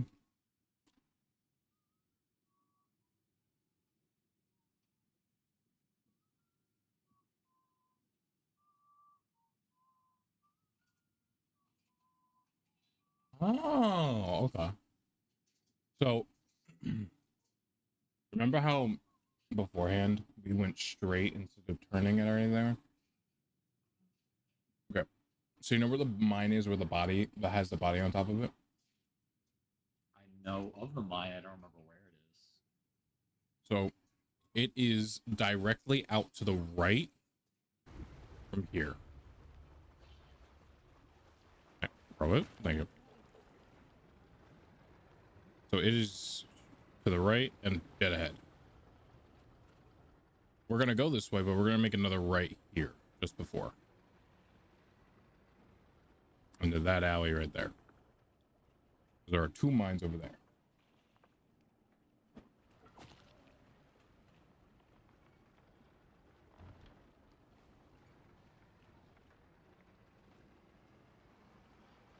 Just me getting this with one of them. Both. And then we head in there. This is where coffin 2 is.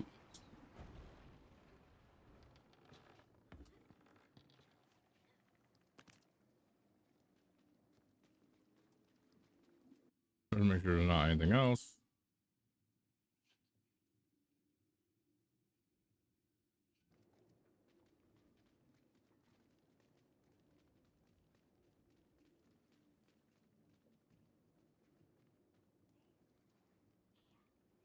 There are two coffins in this area. From the seams of it, at least. So there's 9 chapters. Why are there 2 here? I don't know.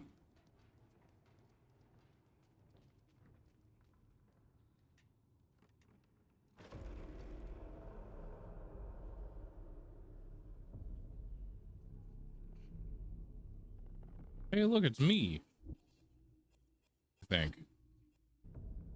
Yeah, look, it's me.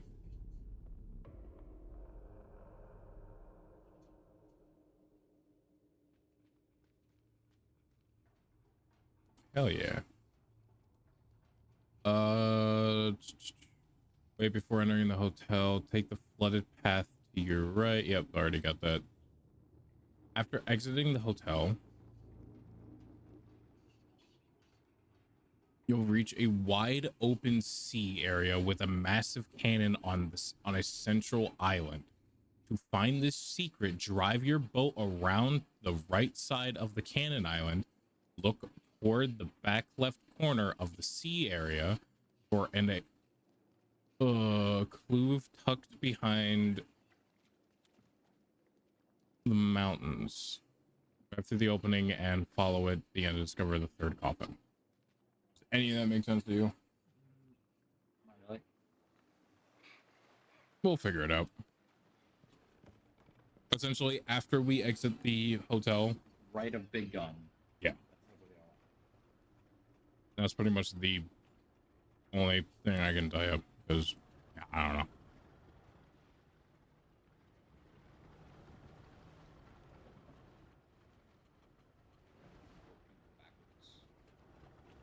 You can. Backwards is also the fastest. Yeah.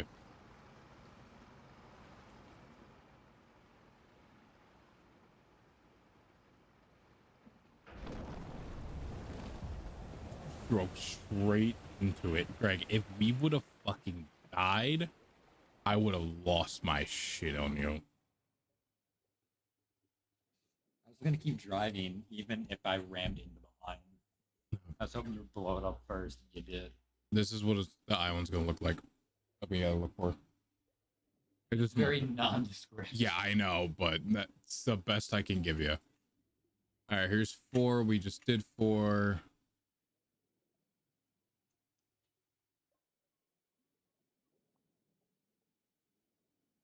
Oh my god. Oh, fuck off. One more cone. Dude. The next mines now are an hour later. Yeah.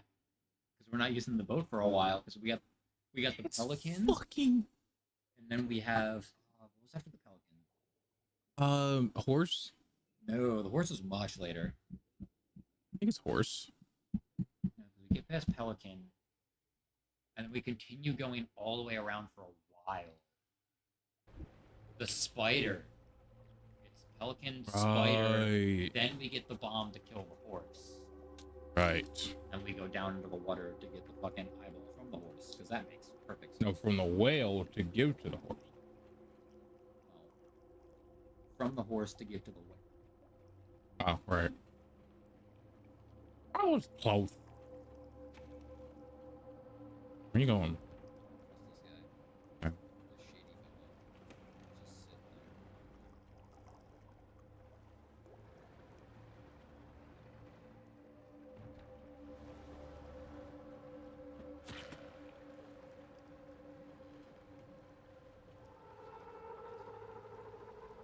there. Bye, Bucket Bob.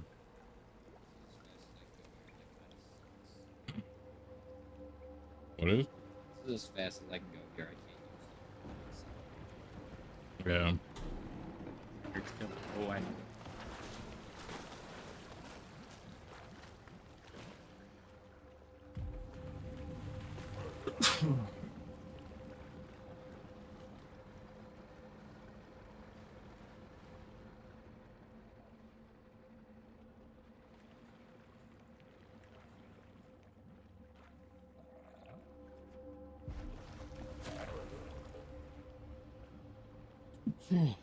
Jesus.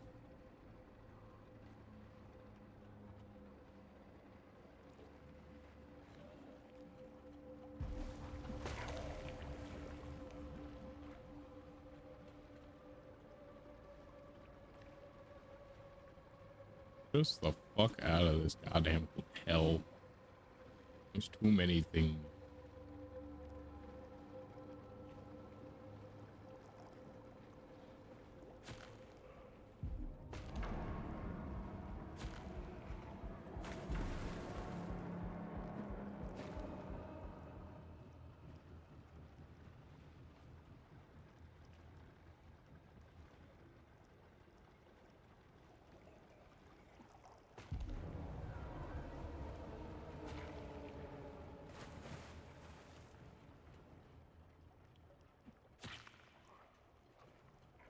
Fuck you. Fuck you. Fuck you. Fuck you.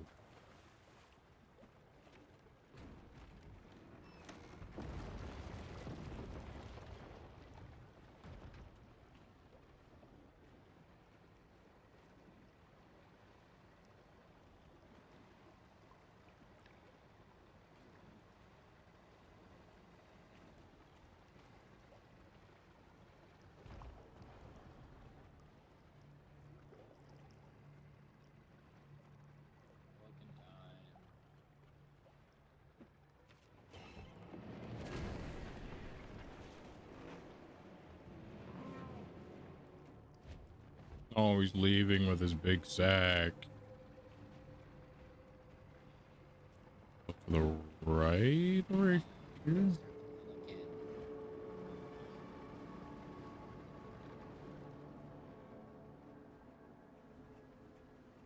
It looks like a giant ball sack. Just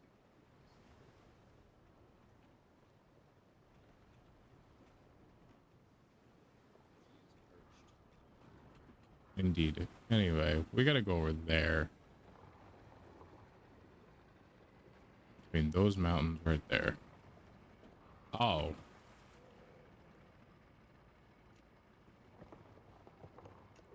Hi, buddy. Let's go past the horse. I don't want to go past the horse. We're gonna go past the horse. No, Greg, don't stop. He's gonna kill us. I know. So don't go that way.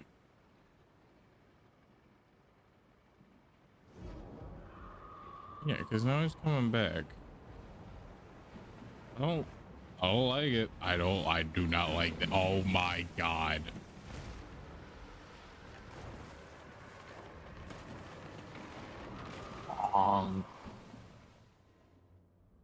I didn't know.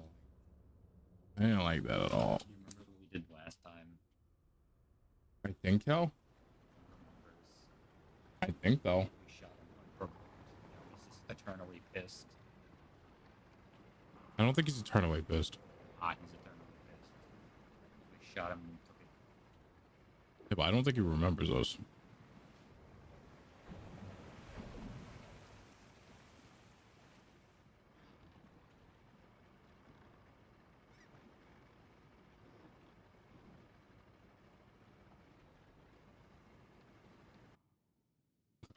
Let me see.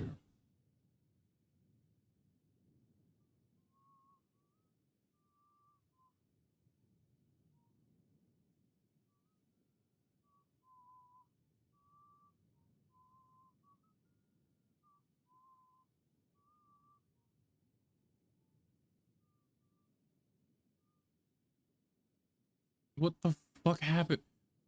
Why?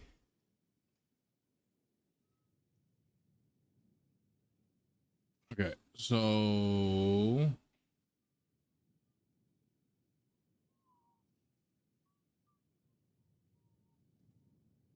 all right. Go from there.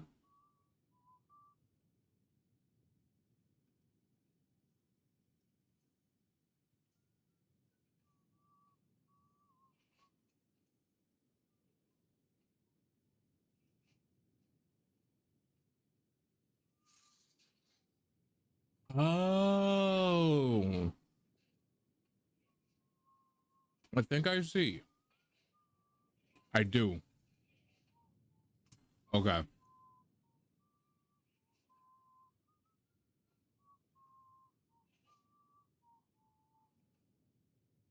Okay. That's what we gotta do. Head over to the island. We're not gonna dock yet at the beach.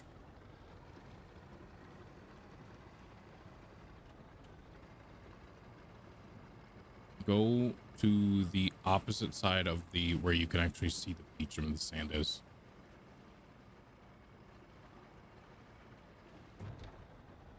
The hell did you hit? What? Oh. Okay. Drive right into there. You see that like tiny little opening?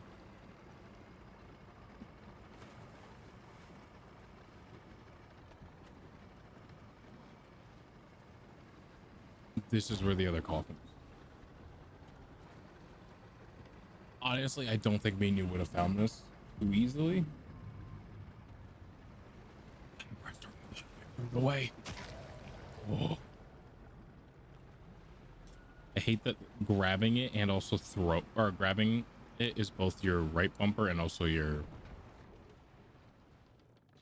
X button, but putting it away or throwing it is only one thing. Just stupid.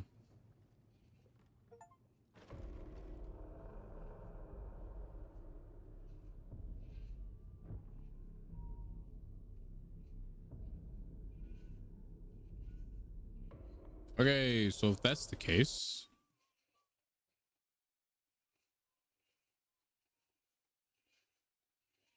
cool. We have the posters. Yeah, for those scenes with them, that means technically we have the rest of the posters. We just gotta get the statue, which we already got, but we're gonna get it again. He's with the pigs. We already got that poster, and we already got that poster. So Kill all the critters in like one file, or is it just the? no, just kill all the critters. Okay, 'cause I know they dropped the masks. I wasn't sure if we had to do all the critters in one go because I don't think we have to do the masks. As long as we can get the secret ending,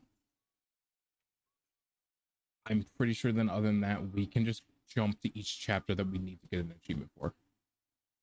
Which I mean, each chapter is not long at all, so like Fables reference.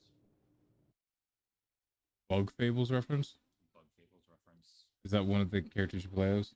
Yes, it's the bee. Huh. Her name is Violet Vi, and she has the bee meringue. So they gave that outfit to Blue Meringue. Okay.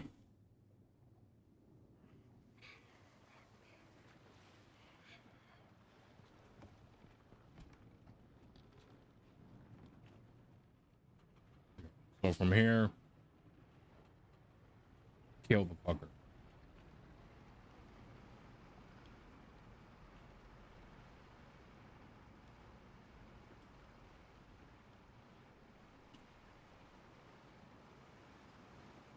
Do you remember where we go for the things? To get the bullets? Is it over there? It It's is. a long ways away. Right. This we will have to come back to later because of the balcony. We dropped the box and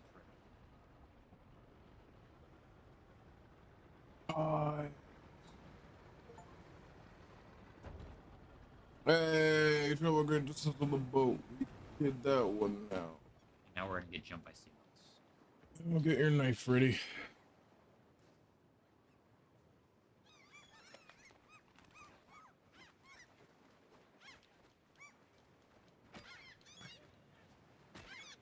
I'm going down swing.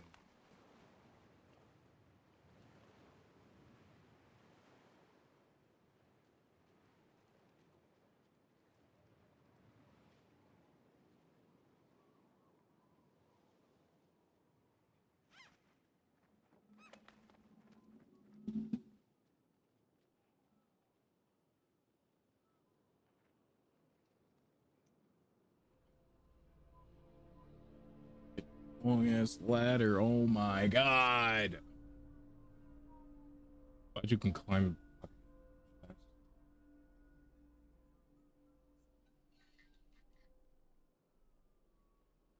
Who you're gonna bring?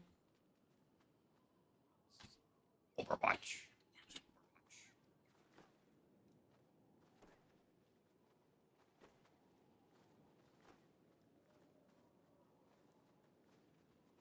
I am curious to see if we kill this critter again, is it gonna count as 3 or is it gonna stay 2? Actually,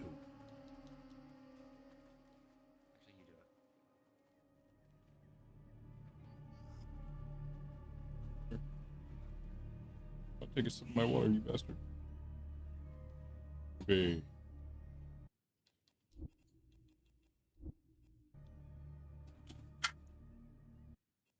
Yep. Let me finish putting this on. Put on the deer cone. Alright, let me double check. Let's see. You know what? You can pick. This is day 1.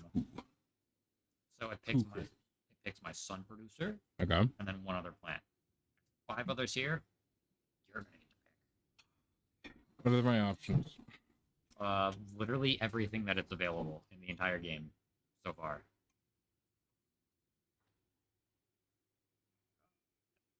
Literally everything.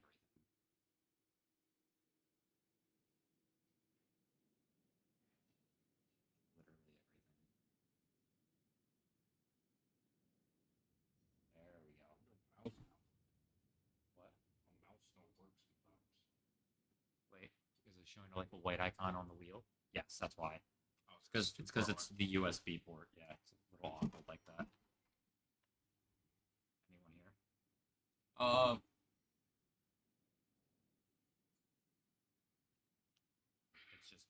It's a lot of basics. Yeah. A couple cones and a couple buckets.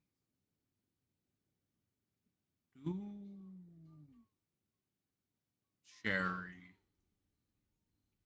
I love cherry bomb. Anyone else here? Or scroll down.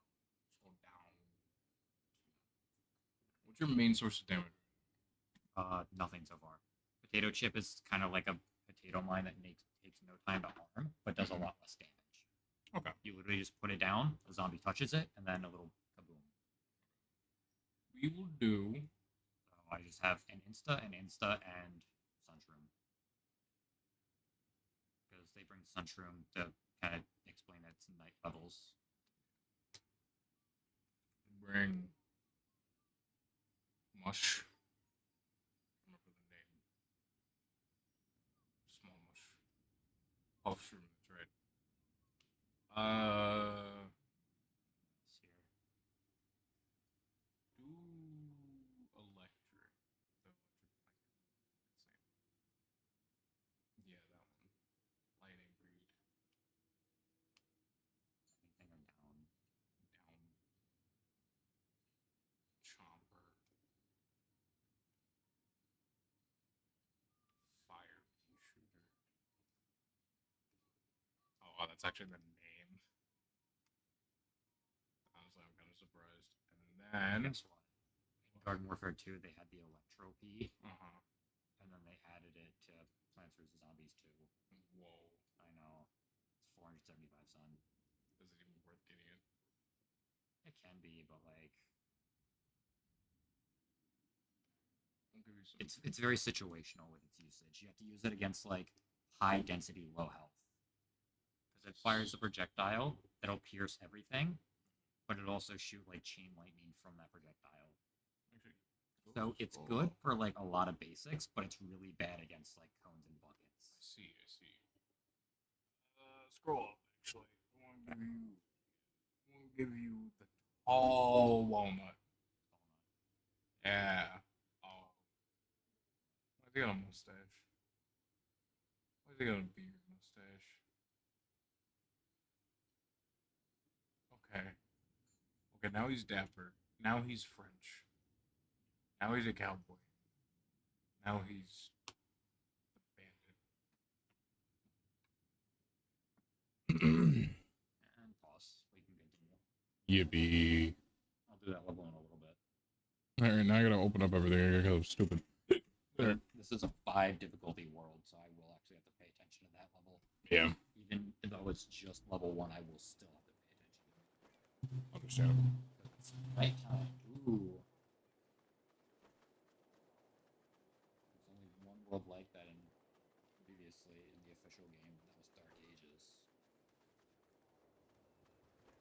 I have my AC on full blast, and yet it still feels hot. It's also probably because I have a light like shining on me, but This way. And the seagull gets pissed off and it knocks down the rubbish. already got that. We already got that. It's getting all the. You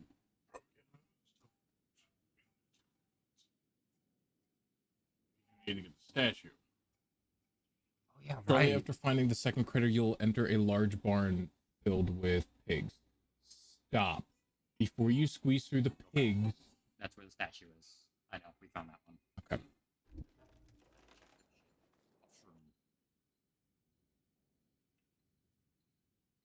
Head. And every single bucket from every zombie type.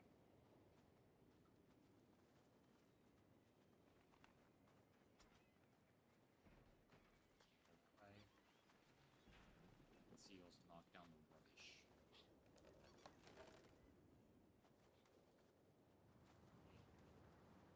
Yep.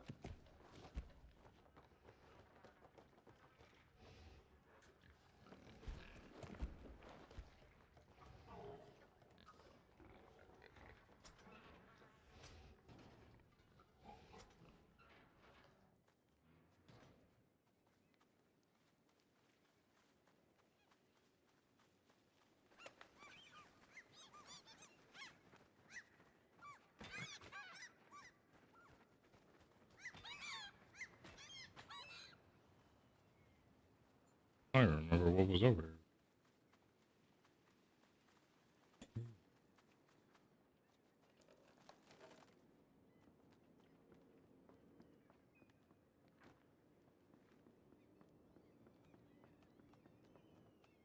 What was that, propaganda? Not propaganda. I keep thinking like this is Outlast Trials. That's what the posters are. That's what the posters actually are. It just gives you concept art. Oh.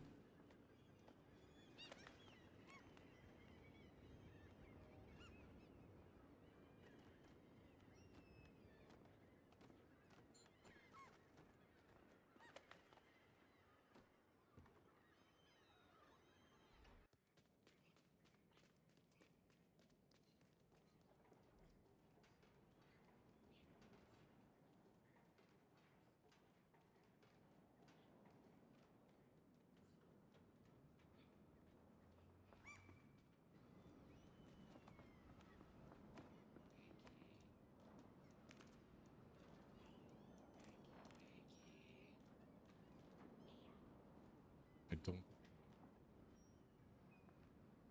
I need to try a little harder if you want.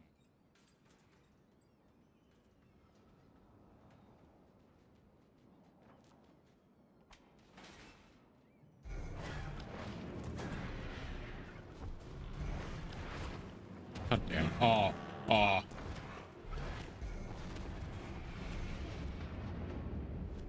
Oh, he's sliding. The weekend sliding.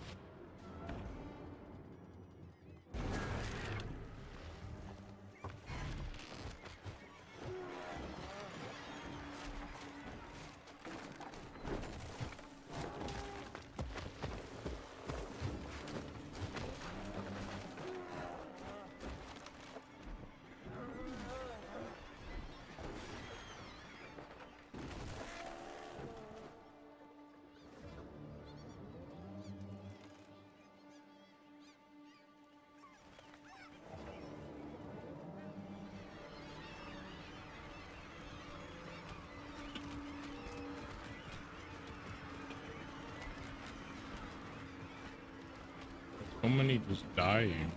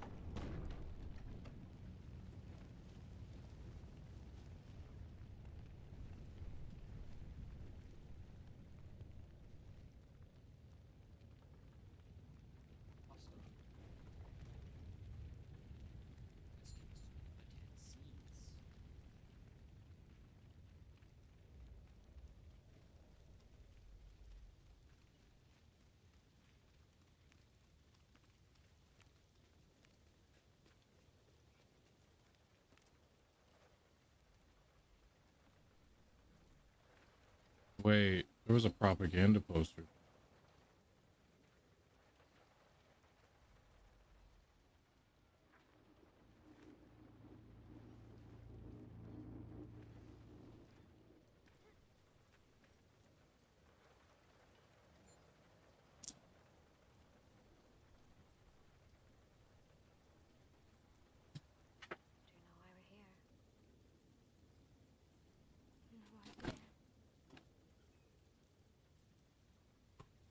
Oh boy.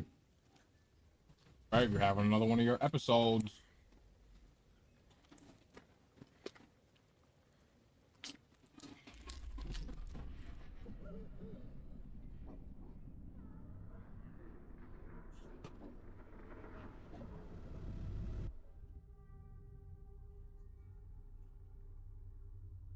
I love that you can see the motors when they're going in my controller.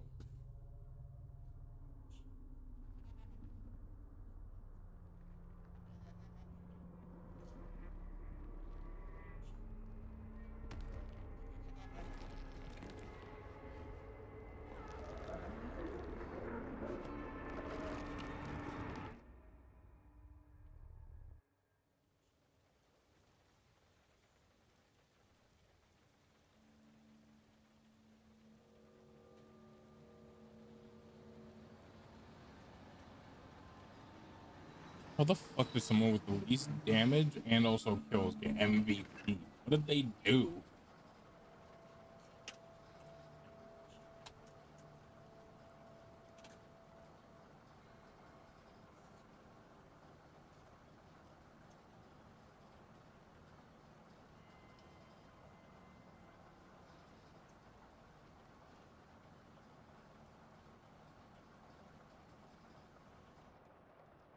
Got a 2 kill with Reaper. Ah. Right behind you, distract them.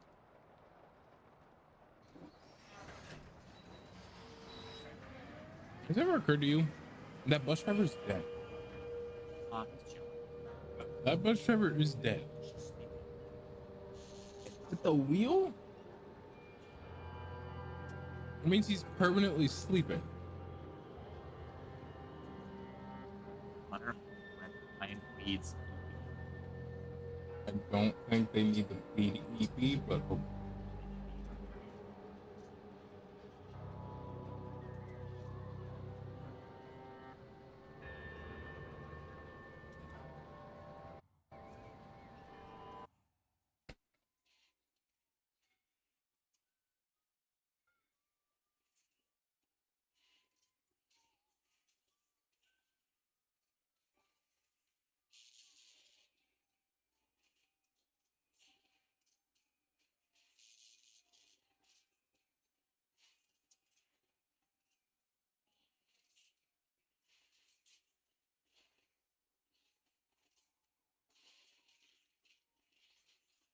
Okay. We have 5 more posters.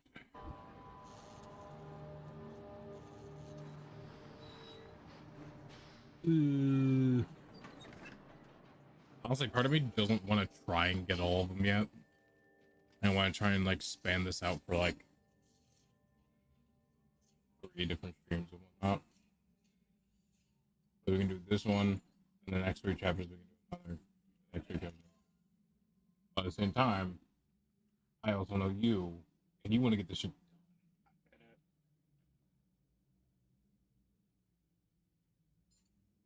Here's what I'm thinking we do. Thank you, my good sir. Allow me to pay my fare.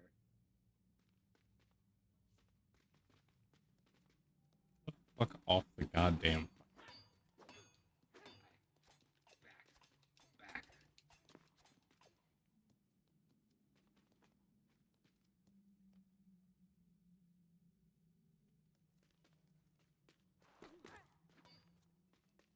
Fuck you.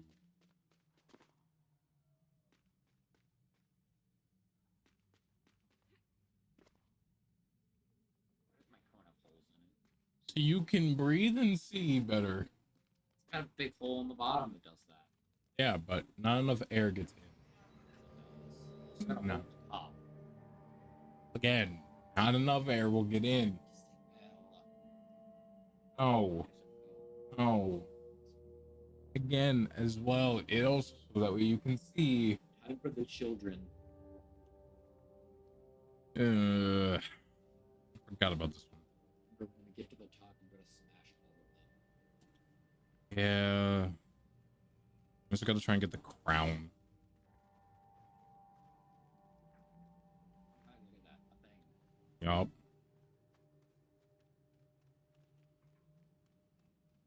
As soon as you enter the clock tower, you'll find a room filled with petrified kid statues.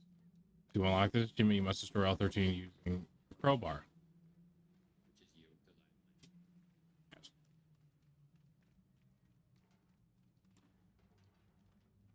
Pro tip: some of these are hidden.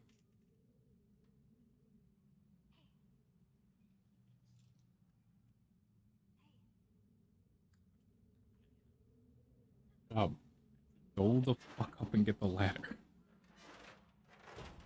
Even it's nothing. I have 100k.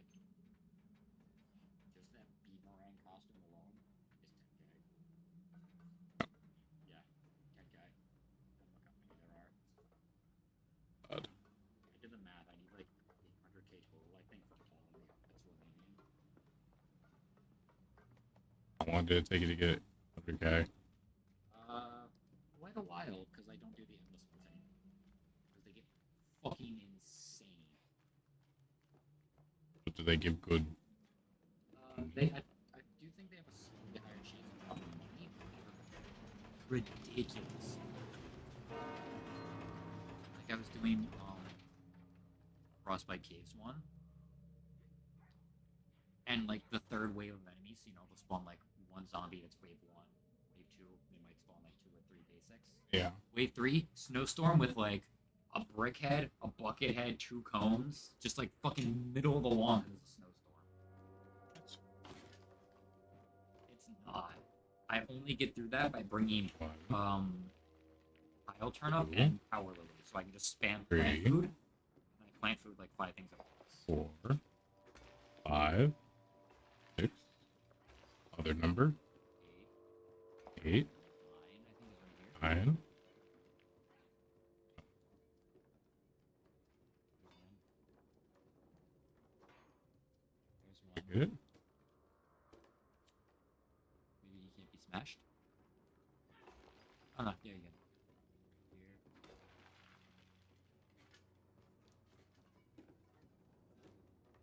This in the foreground. Yep. There you go.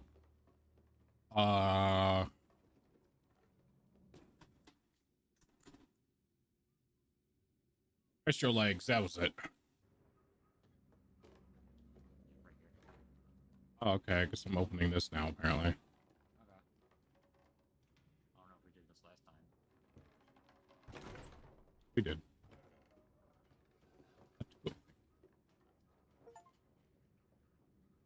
Alright, cool. We got all of them.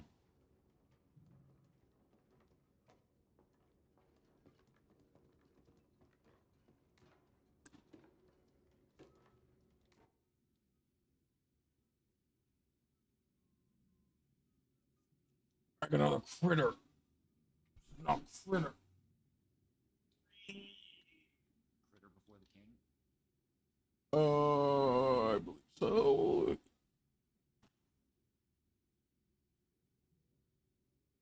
I believe so, yes.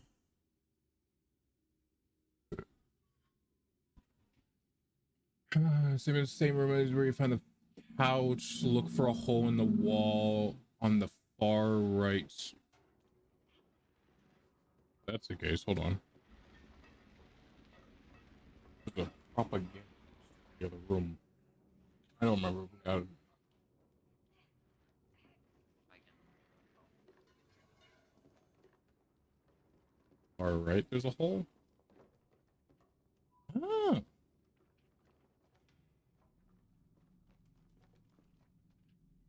The hell was that?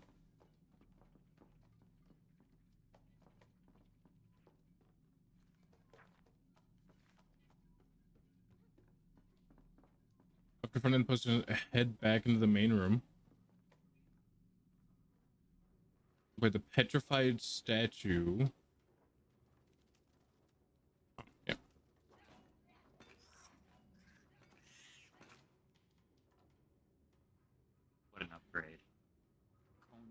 it.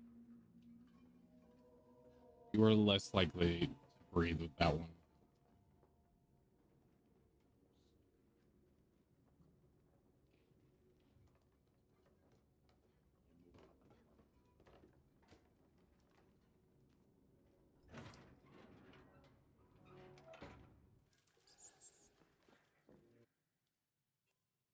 Hidden statue. We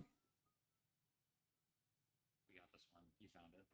It was in the crack in the wall, straight ahead. Right. We're supposed to go left to go forward. Yep. And that's where the king is, like right after that,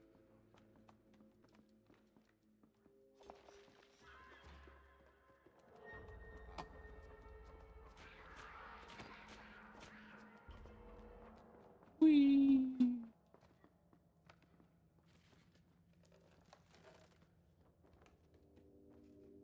Hello, rabbit.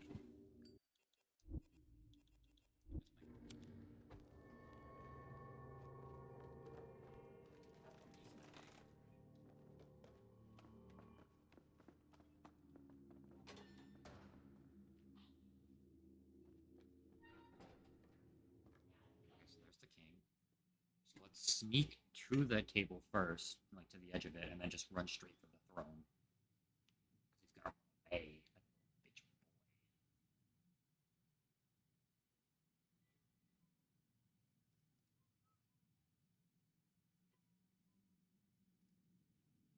Survival instinct. Do we have survival instinct?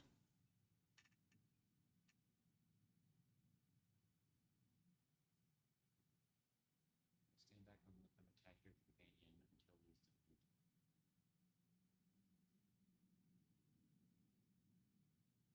During the fight with the king. Check. Okay, I'm looking for a noose. Check. This.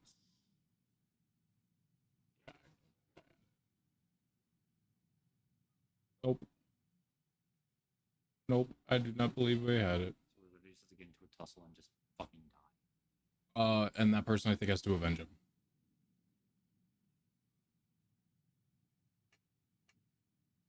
Attack your companion until he's defeated. Oh, okay, then never mind. No, it is literally just let them die. Okay? And as we're doing this, actually, I'll let this play out and then we'll just read this.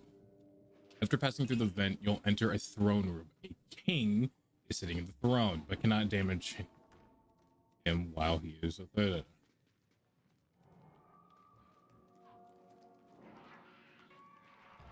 Oh god, so many.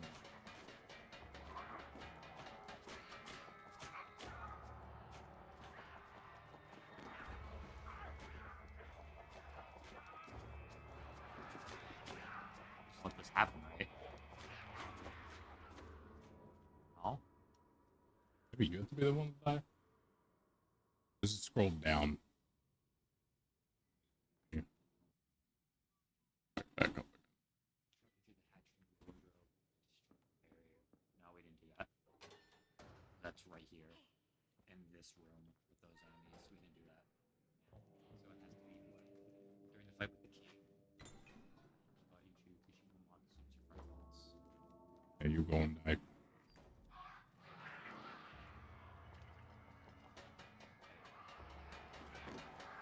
Ah. Don't be me. Yeah.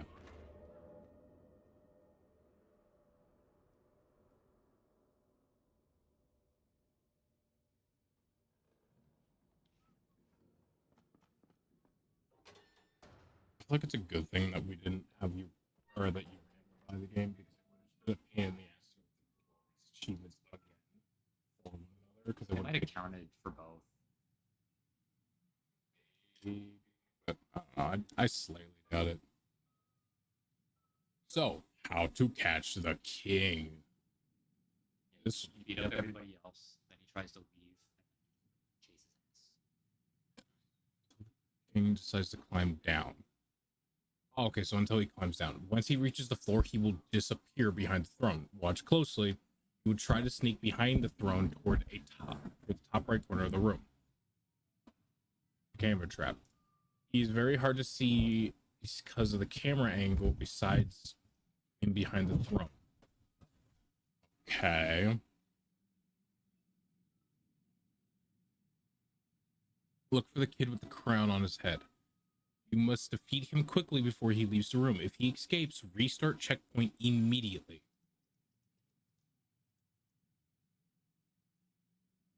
Okay.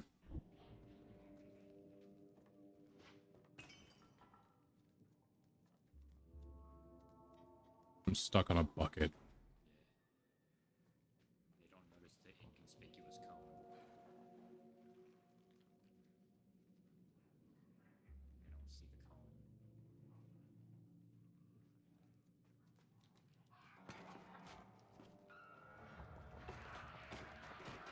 cone. Oh! They jump at me!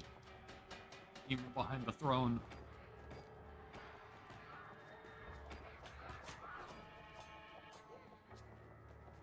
King.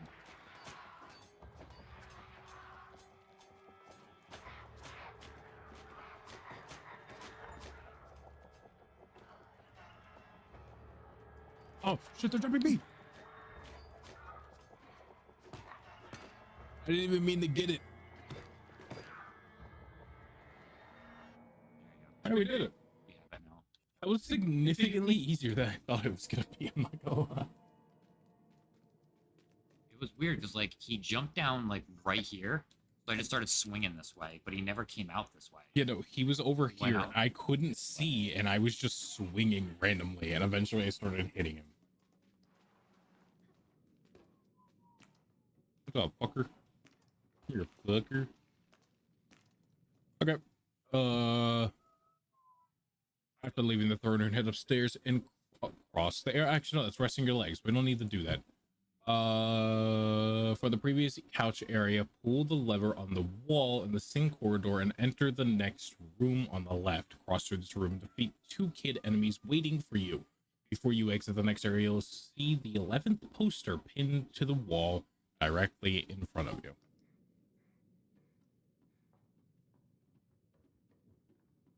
So theoretically, we should have the crown.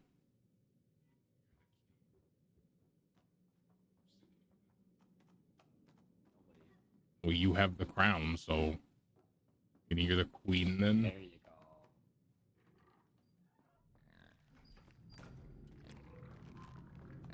go. Hey, look, it's the guy. Big spider eats him.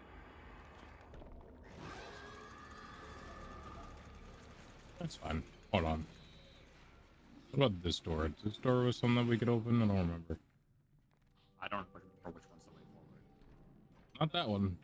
Or not this one that I went to.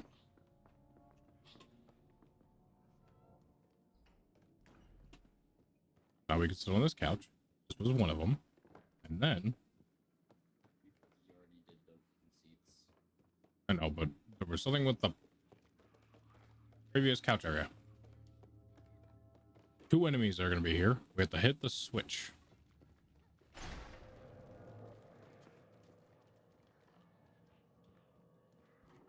In here. It is. Which way? Agenda's right here in front of us. Fuck you, pussies.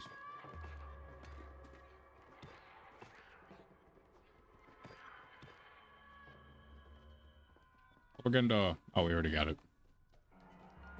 I better say I'm sorry.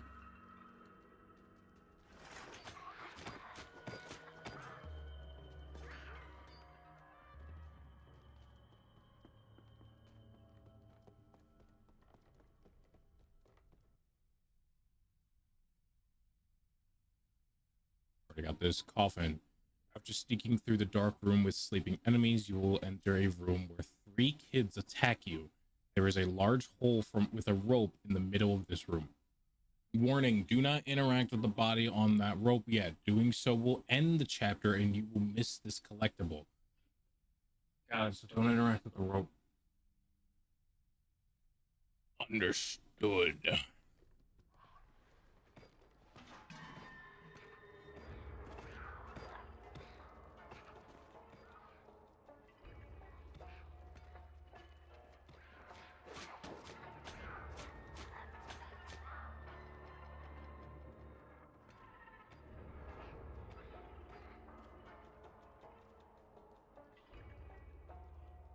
Leave him. We can leave him. We can leave him. We can leave him. Okay, we won't leave him.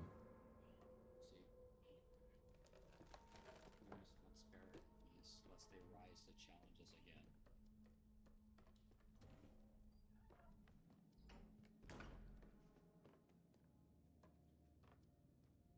I already got that. I'll grab it again or no? Got it, no.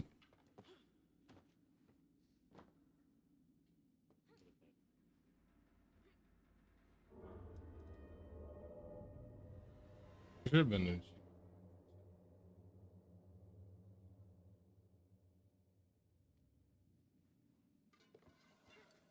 Next coffins.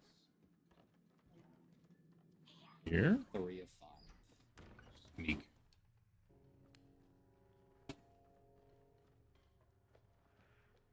After sneaking through the dark room with sleeping enemies, you will enter a room where 3 kids attack you. There's a large hole in the middle. So we just gotta get through until we get that goes.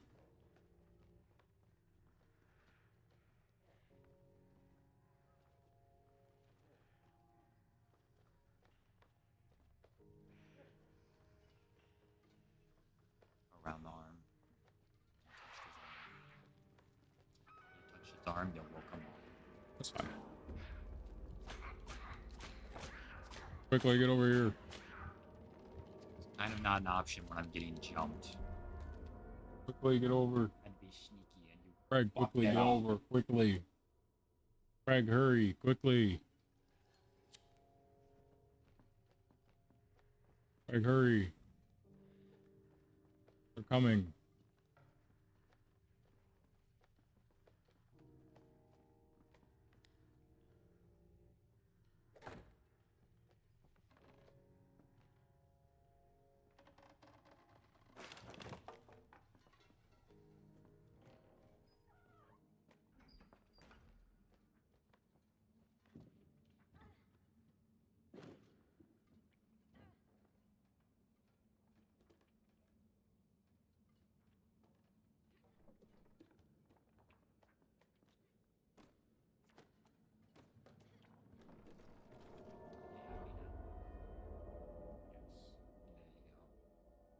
There you go. Hey.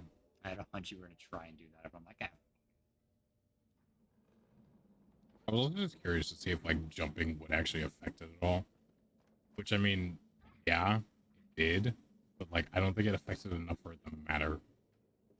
It's because like I jumped like right after you did.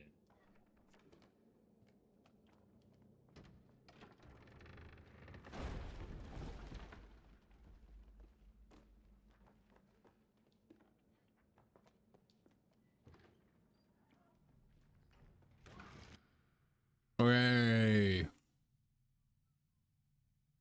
Immediately after defeating the enemies, go through the door on the bottom left corner. Inside this room, you will find the 4th coffin. Open it to secure 8th secret for the hidden among rats achievement.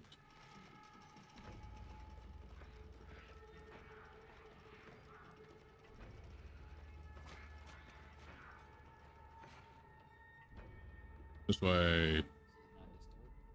Oh, it's bottom left. Oh, it's locked.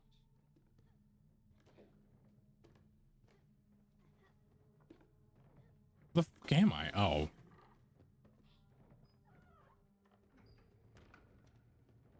Number 3. Why does it have a 3 on it? Yeah.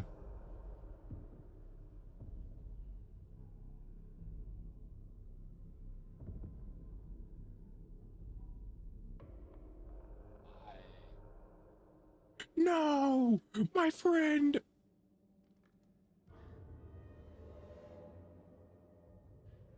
I don't think your character hesitated. I want to go down there.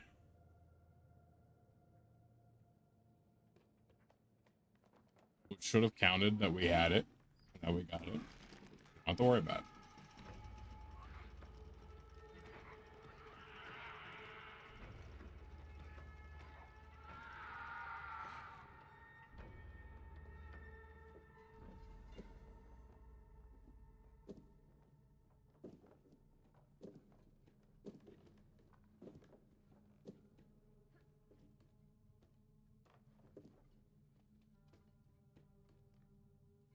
Do we want to test to see if the coffin registered, or do we just take it?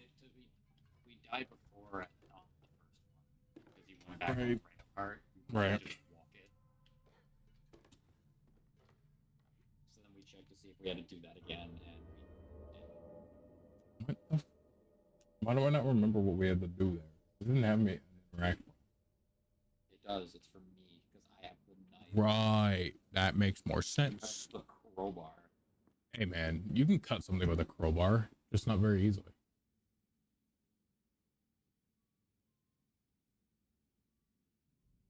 Do you reach a broken path where you can?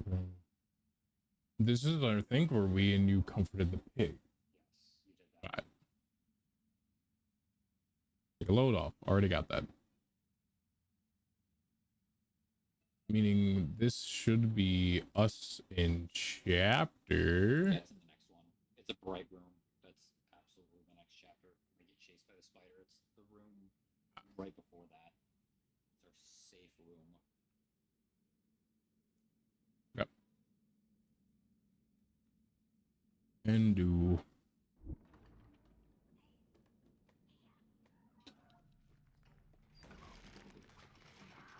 Say we finished chapter 5. We're gonna take a little break. Probably finish this off stream because I'm gonna go make food. Go hang out with my dogs.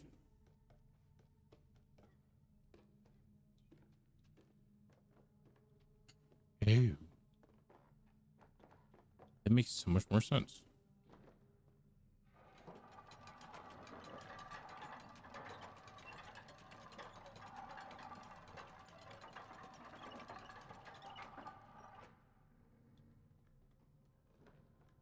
I shall protect you.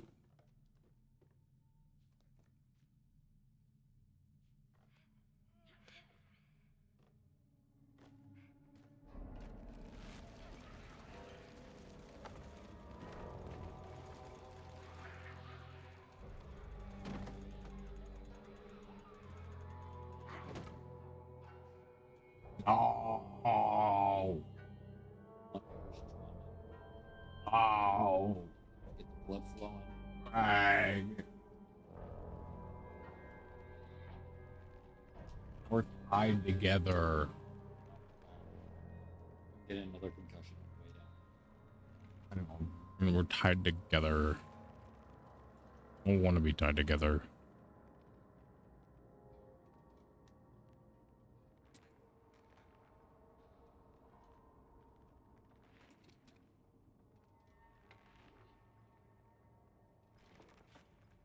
You're of no help here. You were of literally no help. Were you even pressing any? Oh, I shouldn't have to. I'm royalty. I hope you fucking perish.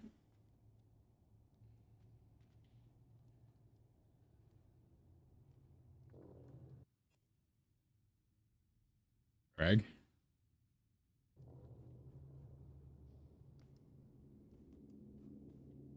I swear to God.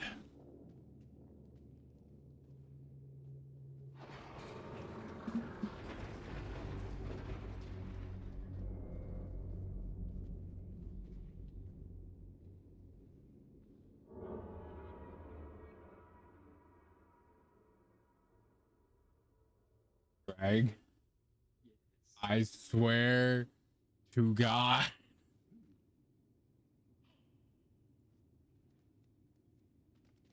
Uh... It does.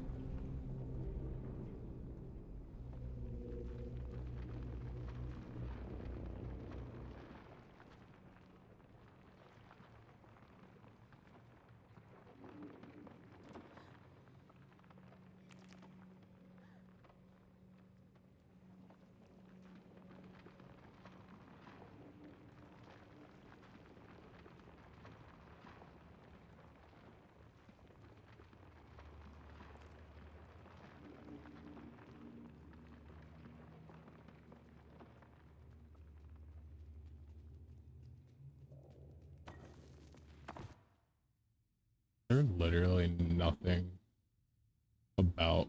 Yeah, no, there really isn't.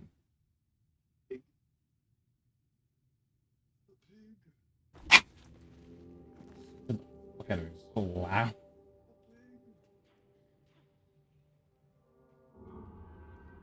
You're of no help to me. We don't jump that. Yeah, we do. We gotta jump it. We don't wait for him. We jump. He's too slow. He needs to say hi, get our fucking email address and our social security number, and then he gives us the fucking blank. He's too slow.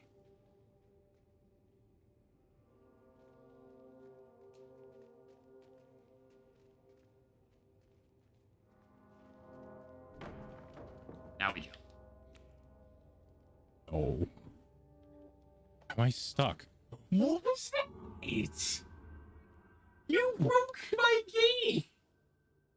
Nice. What was that? It's so stupid. Just broke the game.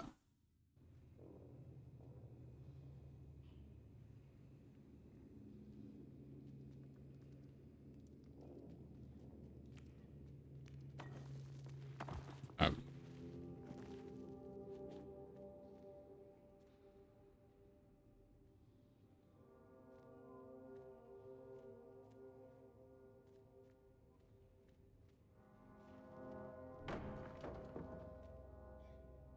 Greg.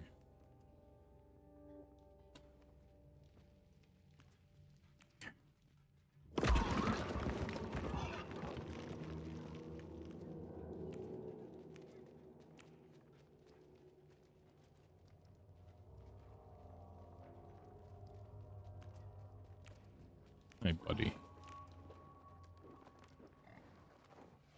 Hey, buddy.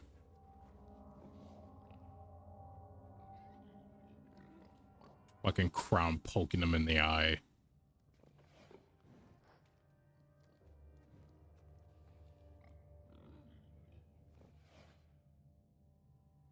Did he just sneeze in the bucket?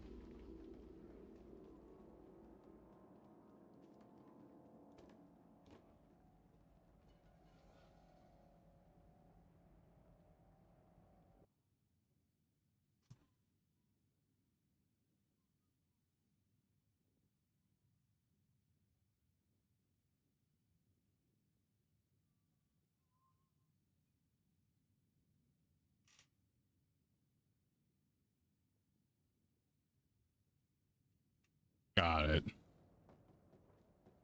Over here.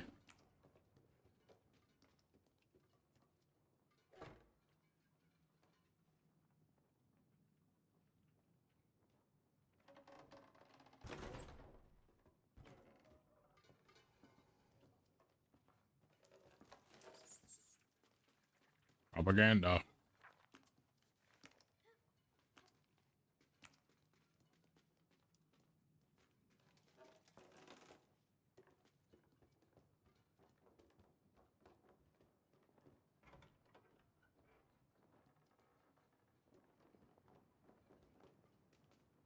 There's that over there, but we can't come back from there, so I'm wondering if then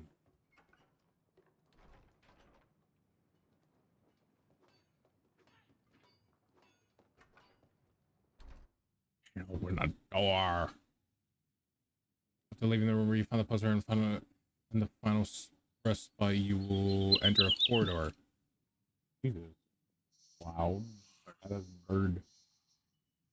Before heading up the stairs, look to the left and find a small piano. Requirements: simply interact with the piano 3 times in a row. After the 3rd interaction, the melody will finish and the achievement will unlock. Okay. Find the piano. Away I go.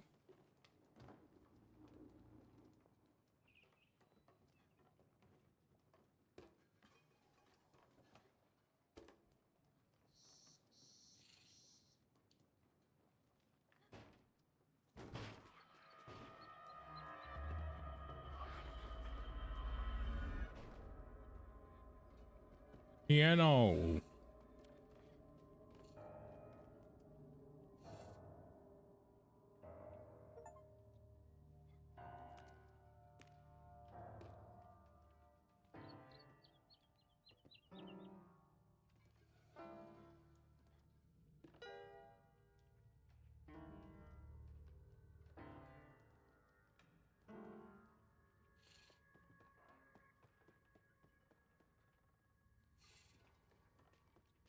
Head upstairs to the door on the left. This will lead you to out onto a balcony. There will be another propaganda poster.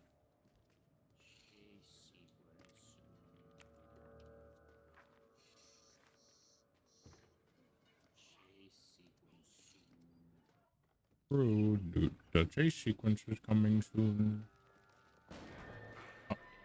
Boy.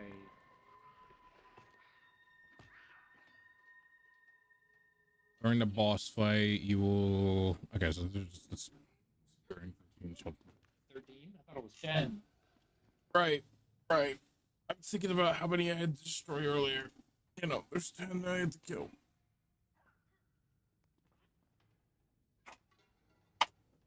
Alright. That gator go on.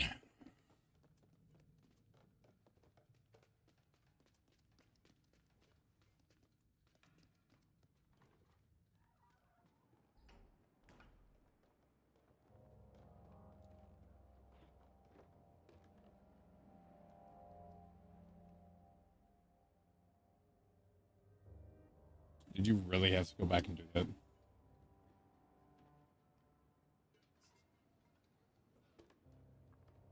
You would have fallen. Like, I swear. Don't.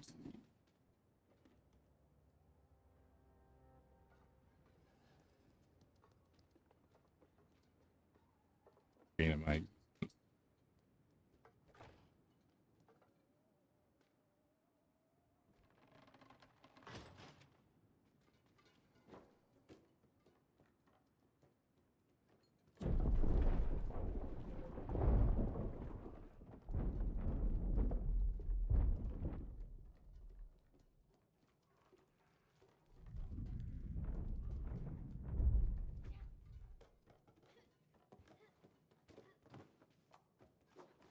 Do you guys have the key?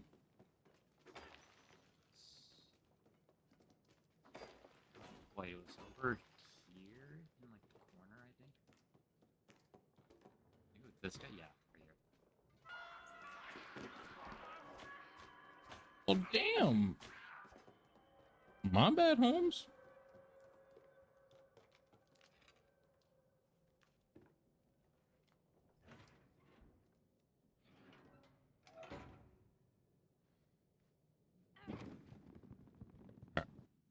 Before we get any further, we're back.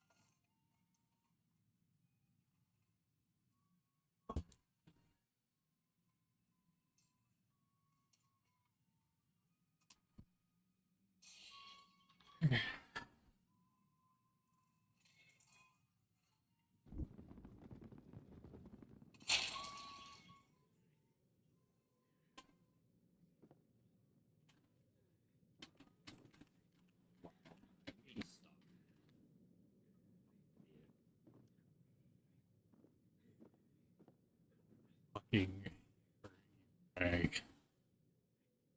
Get me out of here. Keep you invisible.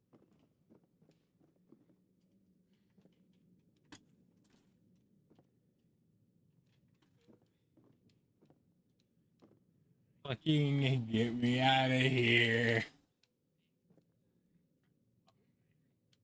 Good.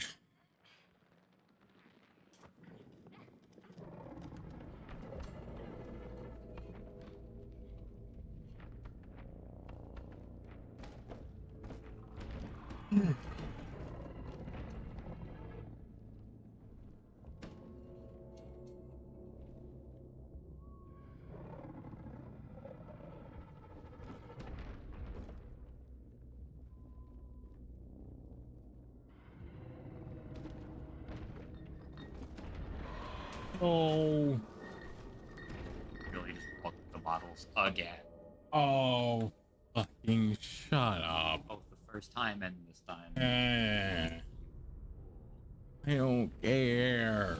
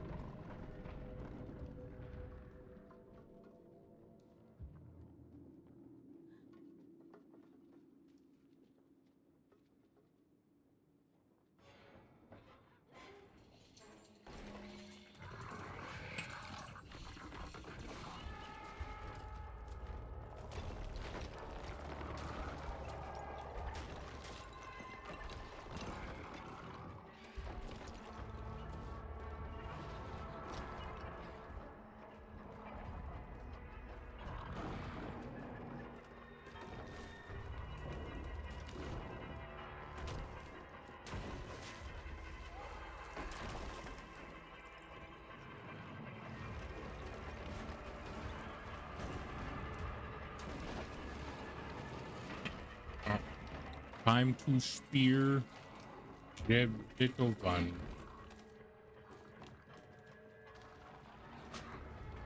Spear 10 or just kill 10? Defeat 10 of the kid enemies by throwing spears at them. Do not kill the spider until the achievement pops. If the spider dies, the kid stops spawning.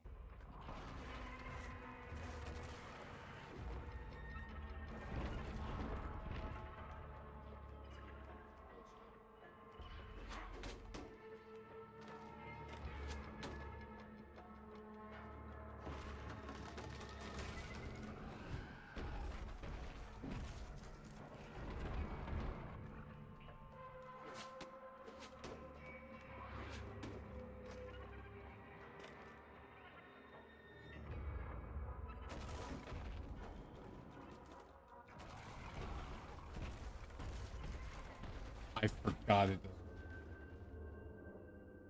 Fuck. Oh. Fucked up anyway and made it so we couldn't do some of it. Now we get easier.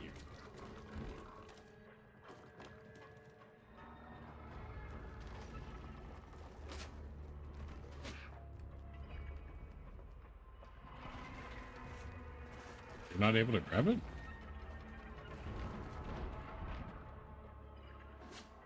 God damn it.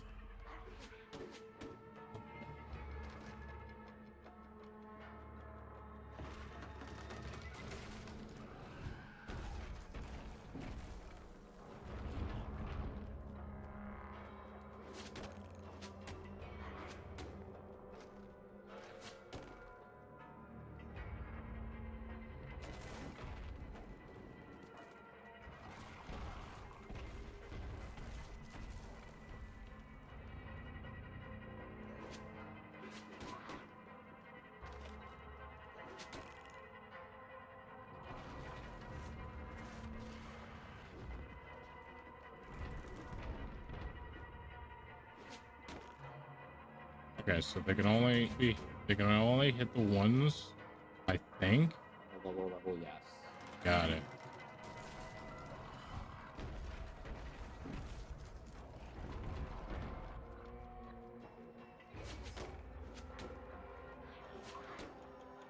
Yeah, probably.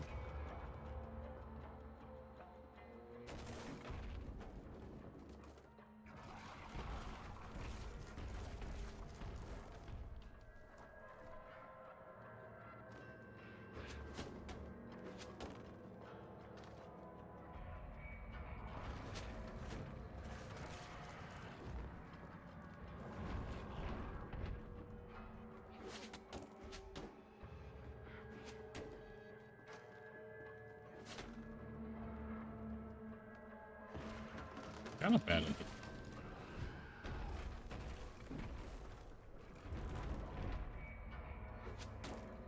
Why? Hey, how close you have to be to him.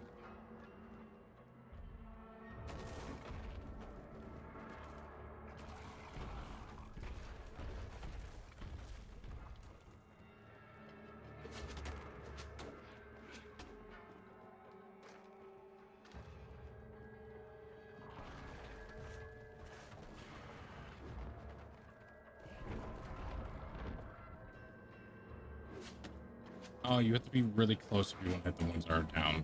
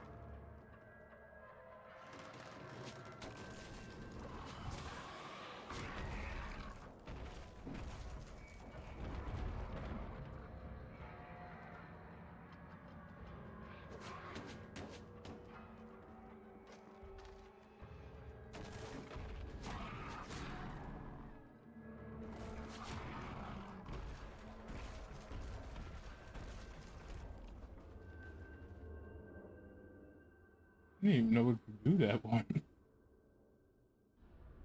Oh, that sucks.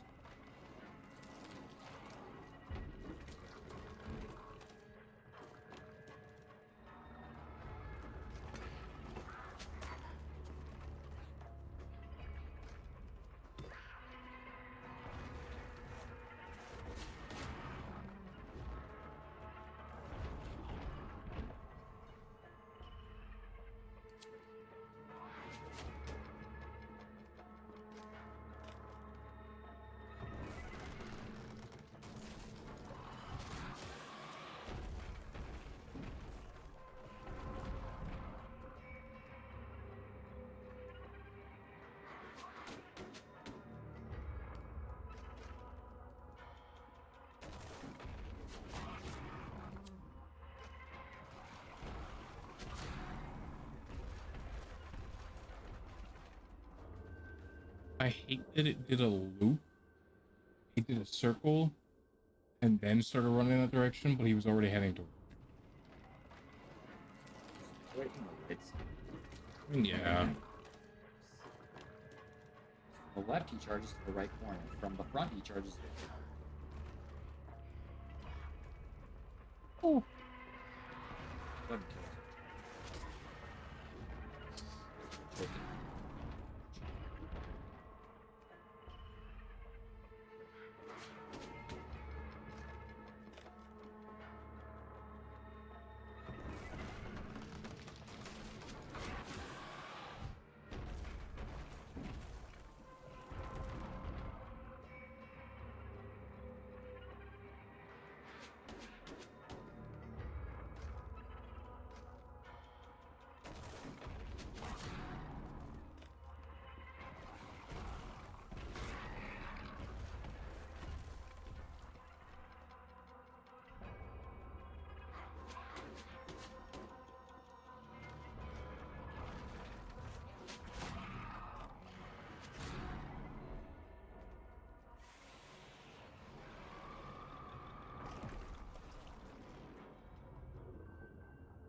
Right way. Fuck.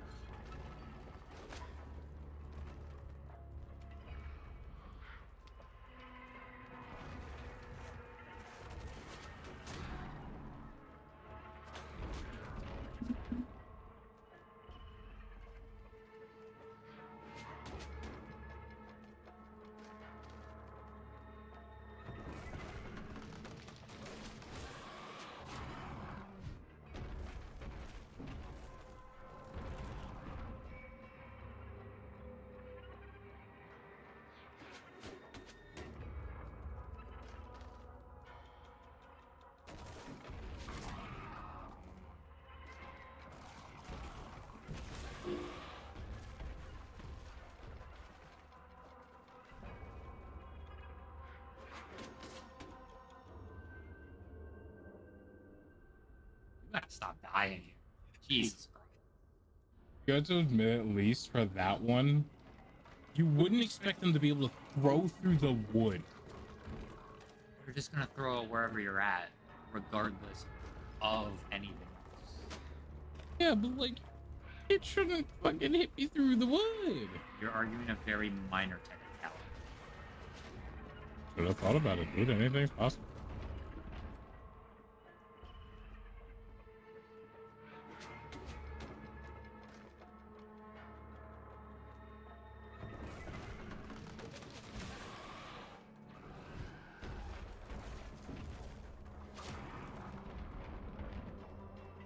I did an animation. I thought I was pulling or grabbing the spear. So I was pulling out my fucking crowbar.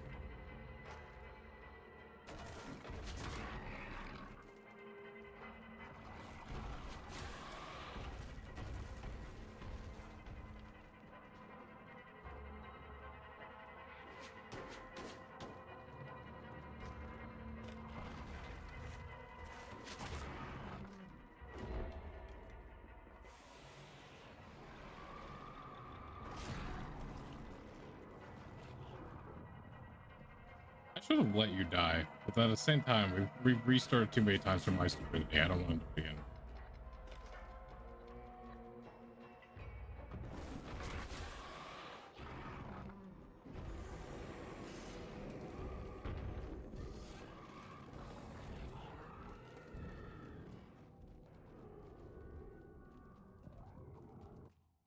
What else?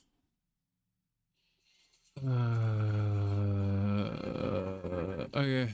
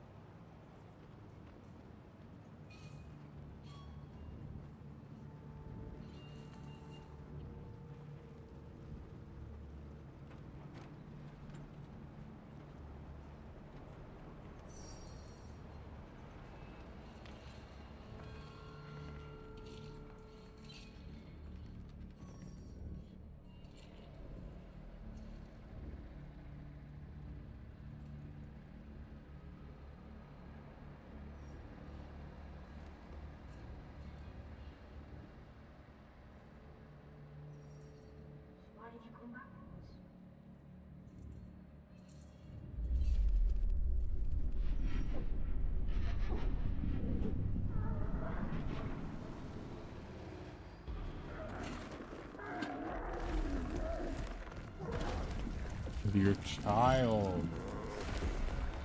Greg, your baby boy. He's coming.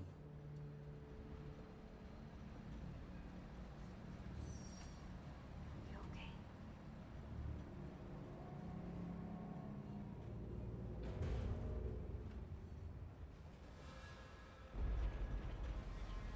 I would also like to mention your crown is made of a What? crown's made of a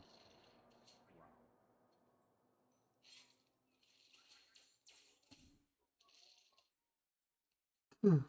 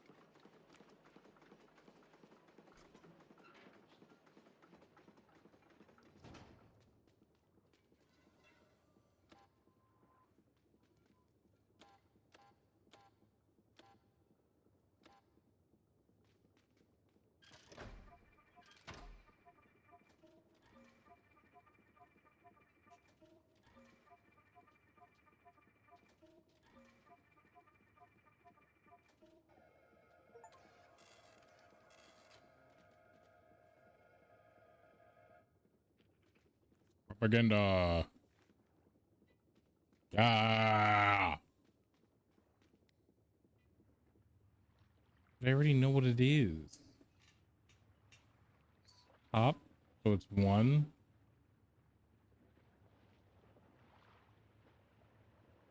1, 3, 2, 1. Ain't that bad.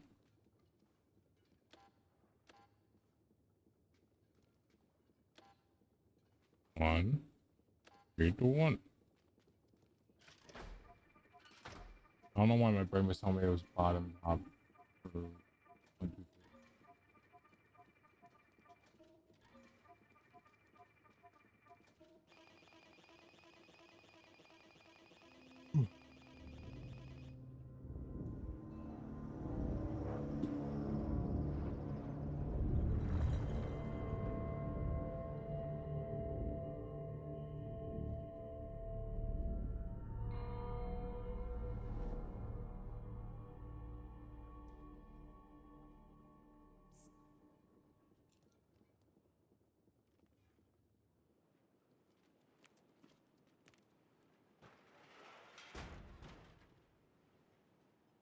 There's a critter down here because of us pushing him.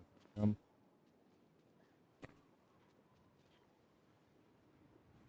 just gonna die up here just so I can't see the ladder anymore. Oh, were you not on the ladder? Oh. There were so many people on the ladder. I didn't know if you were. around the ladder on the one side, and then I stepped around it on the other. Okay. Oh, I made it down actually, miraculously. I don't think you should have, but hell, we'll take it. Oh, hey, look. There he is, the fish.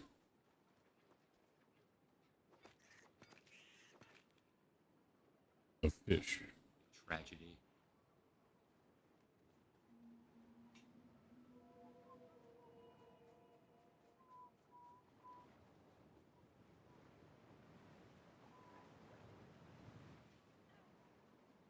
Oh, man.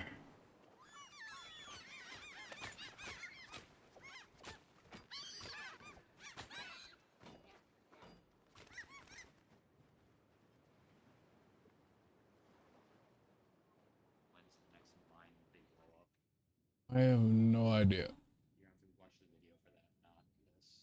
Yeah, no, you're right. Up next, we just shoot the horse, but I'm pretty sure there's more mines around here. It's here. Okay. We might not. I don't know. How many masks do we have? Can't go down. That's because I'm not tabbed in. Grabbing your Hershey Kisses. 1, 2, 3, 4, 5, 6, 7, 8, 9, 10, 11, 12, 13. So we have 13 masks. Okay. 5 years are much better.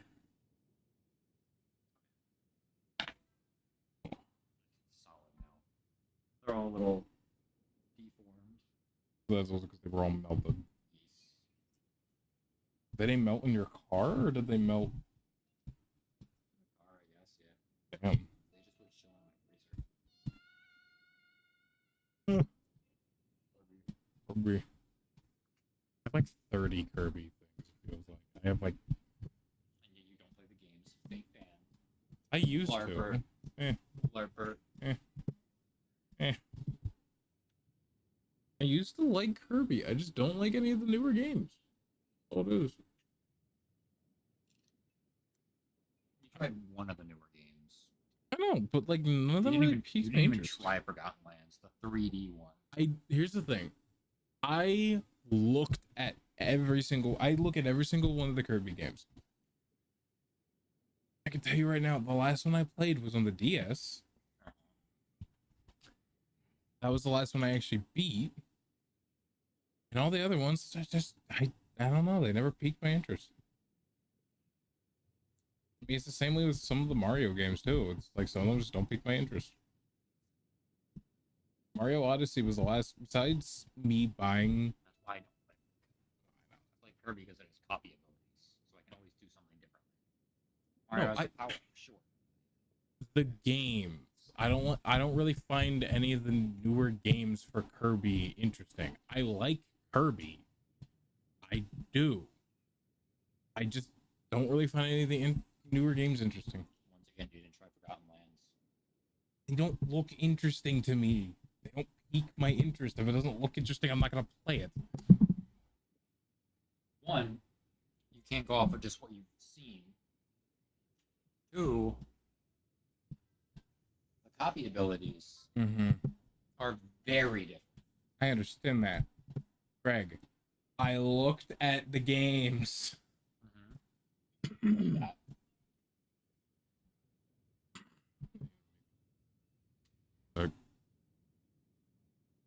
Alright, I'll look at it later, if anything.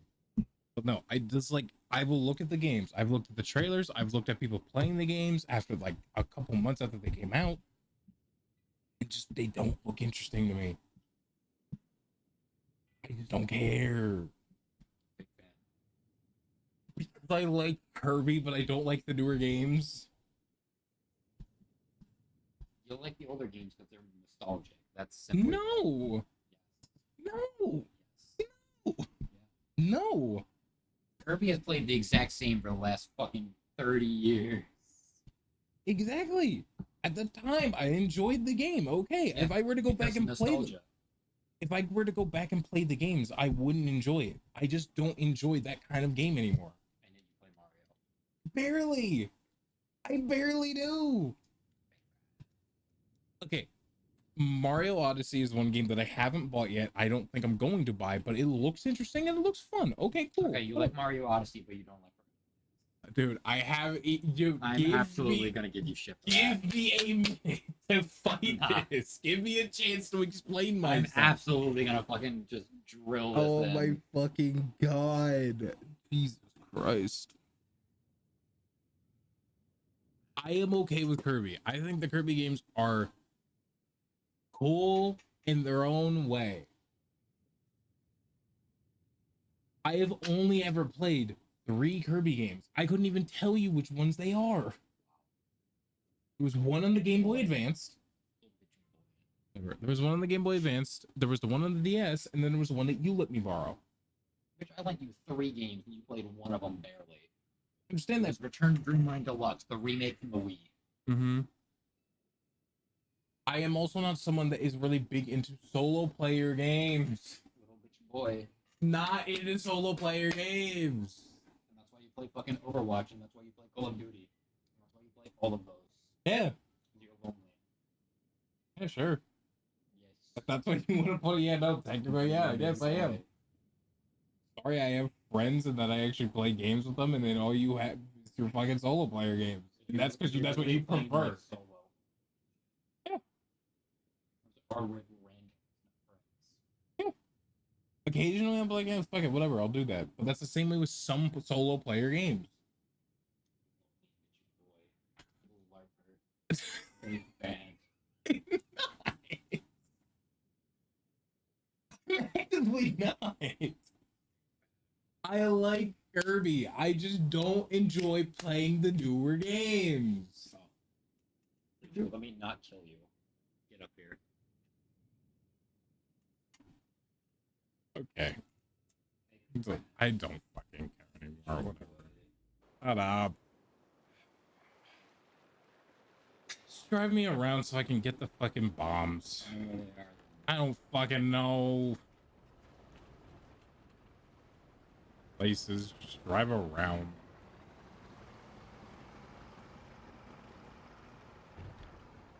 We're not over here, Greg. I don't think we're gonna be over here.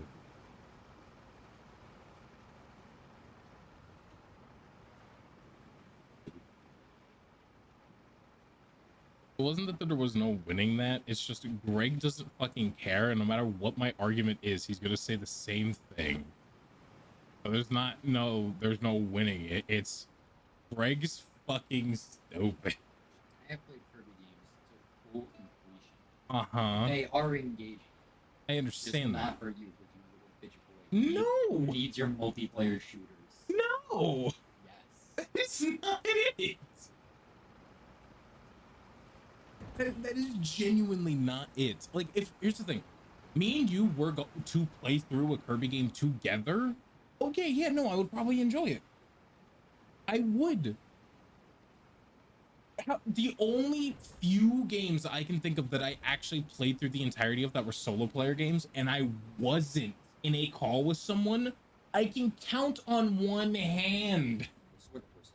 Yeah, that's where the horse is. There should be some over there. Yeah, there's 2 right there. Those are the 2 that I can get right here. Yeah, these are the...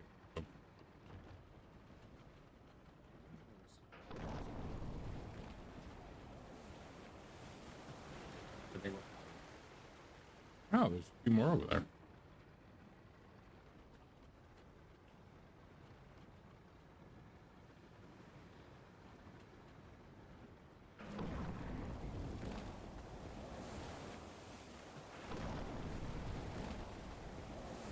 What are you looking at me like?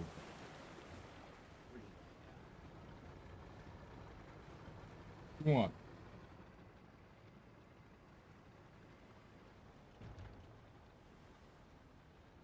I ain't holding you. No.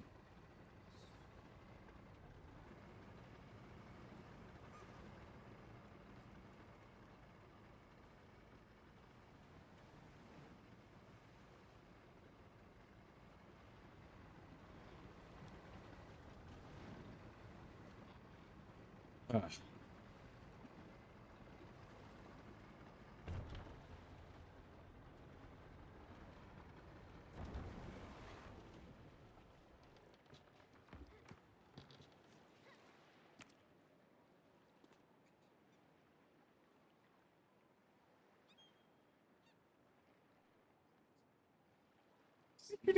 Just shove your head right down here, like you're gonna fall head first and just. Here. What do you want? Oh. Look how nice and close this is since we didn't move the cannons down.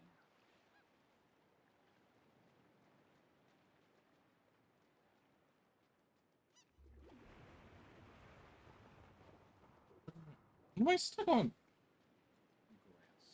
this fucking rock?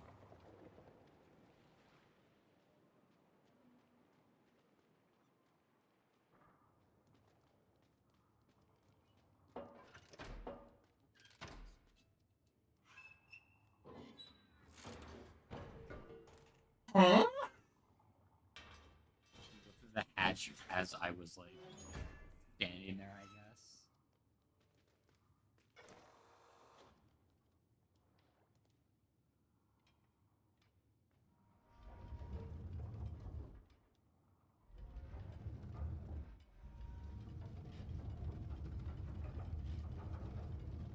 Oh, could you really just... I've always been... Fuck. I've always been, like, turning the fucking thing like this. Thinking that you had to do that.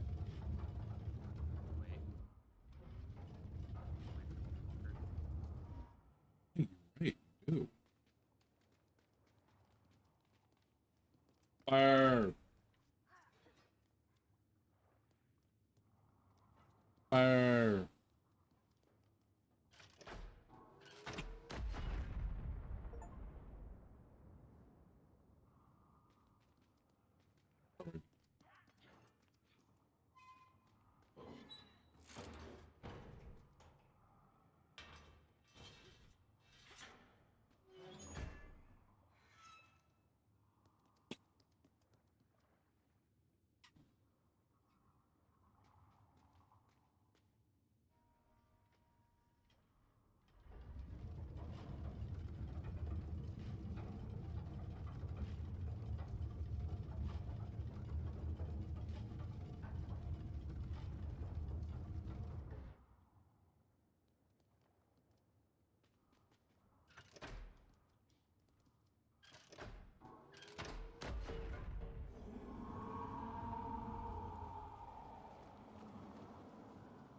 Okay, to the bunker.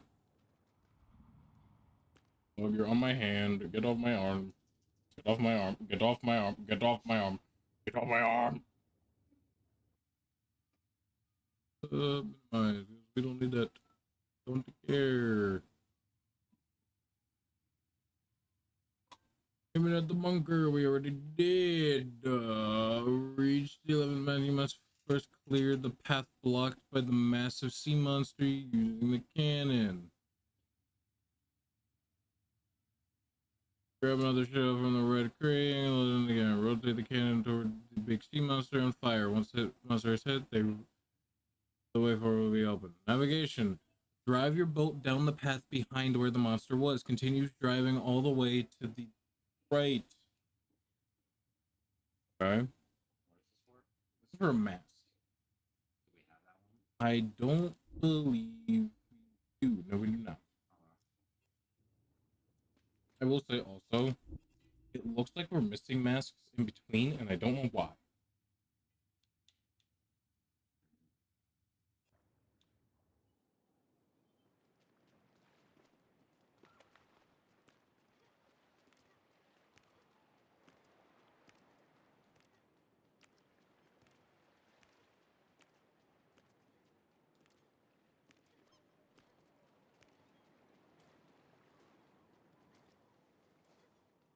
Did you guys see the cannon blast? You guys think it was cool?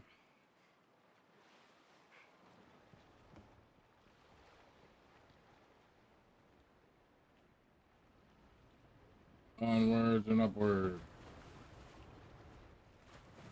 Still shooting the bunker. What exactly was that dust doing? What's shooting the bunker? What do you think? Like, I feel like the point of it was just stupid.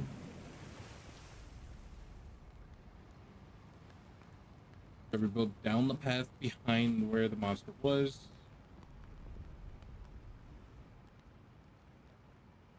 Driving all the way to the right.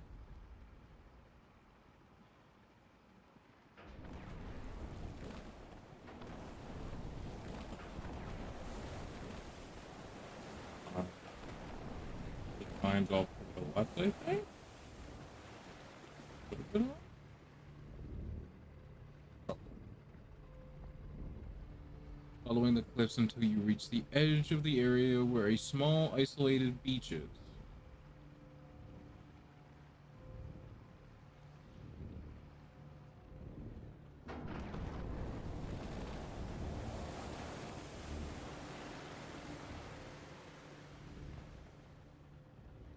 Good enough for me.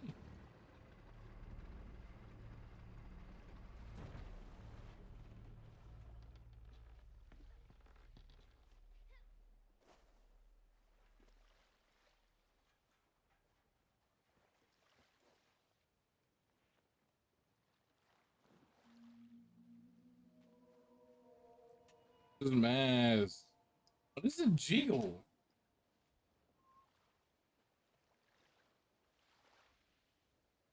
Go ahead.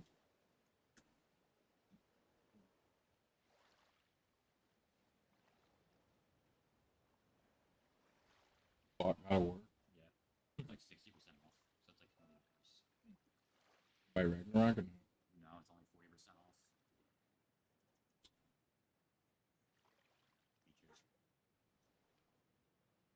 Features. Because once it comes out, I plan on buying both Lao Fei and the trilogy we made. So, you know.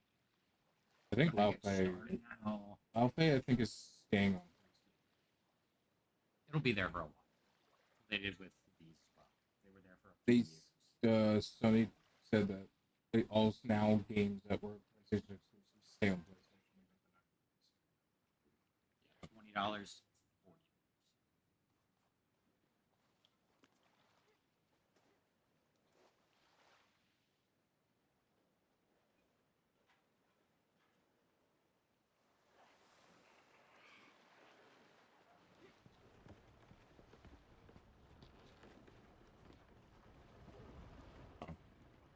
It's probably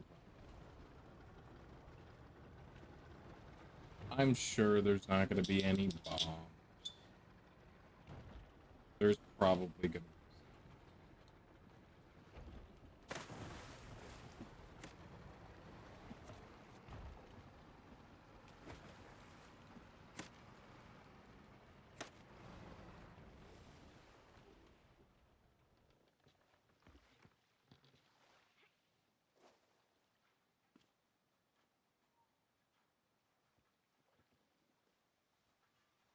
Propaganda.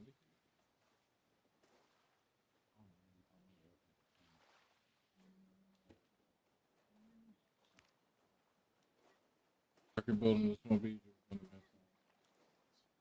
Grab your boat to the small island located by the massive shipwreck. This area contains a secret poster hidden deep inside the vessel.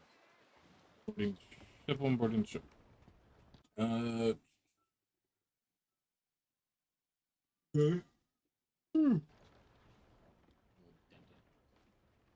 No! Not my dented Hershey.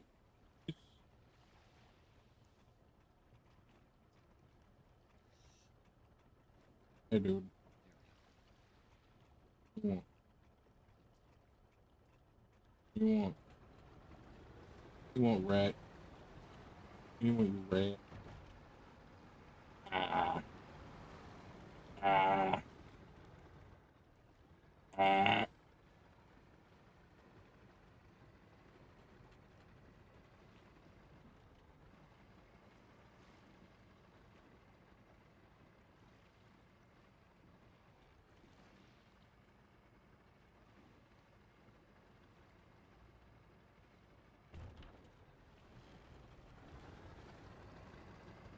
Harper.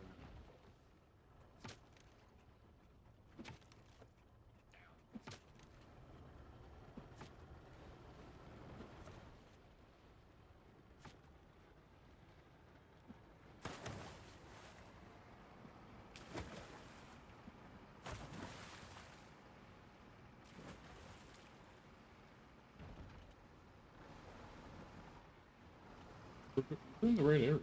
Hand the bomb. Found the bomb. Yeah, that's why I was going now.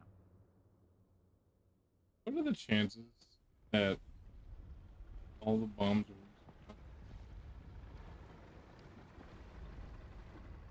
Oh.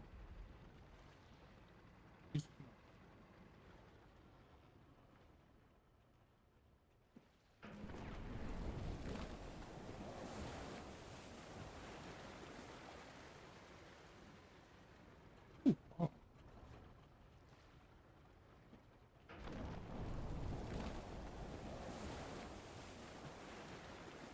Are you enjoying the vibration?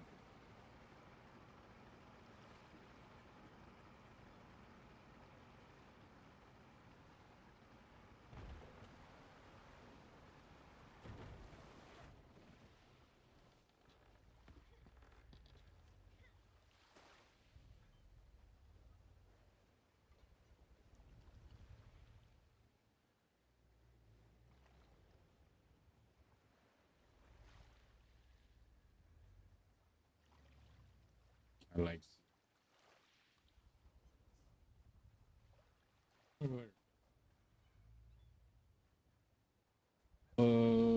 Board the ship at the board.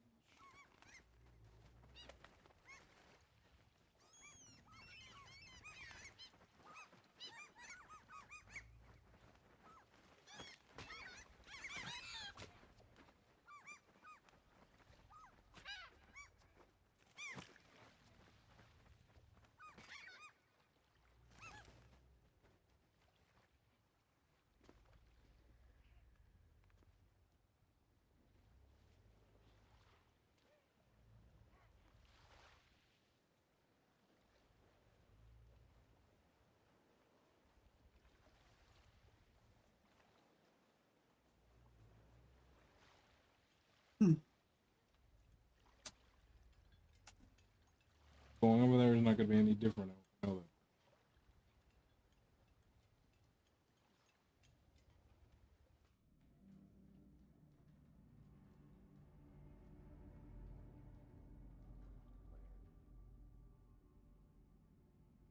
Once it says ship drop down to the level, not like that. Head to the left, you will find the 15th poster pinned to. That fall alone was enough to kill. Apparently.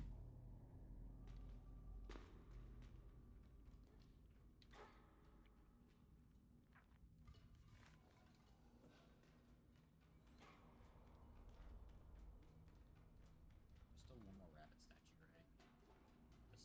Besides the final one after getting this. I believe so. We got 3. We got the Paypen one.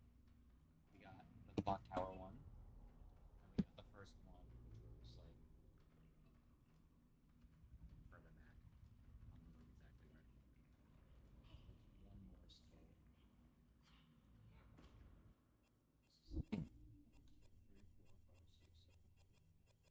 10, 11, 12, 13. Okay. This was the last master we got. It's not counting this one because this one we got for free. This one, I believe.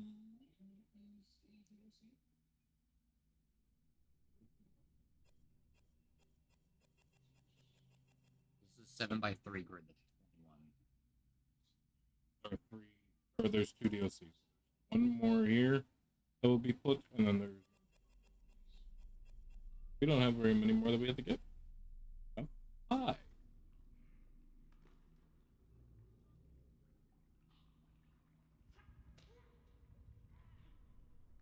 Sometimes in a little bit, I'm gonna go check and see if I took a pick out of the freezers then fall. It'll be back.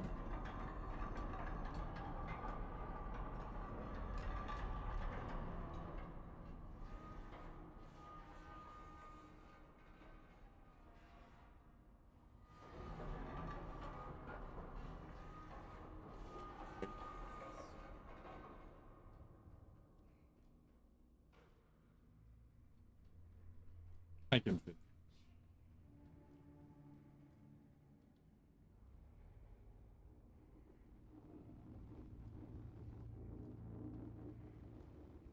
Get down here. No. Get down here. No. Why? I must crank. Get the fuck down. I must crank. Stop saying you must crank. I must. Greg, realize how bad it sounds when you say I must crank. I must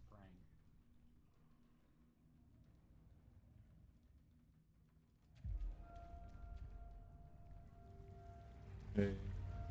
Yeah.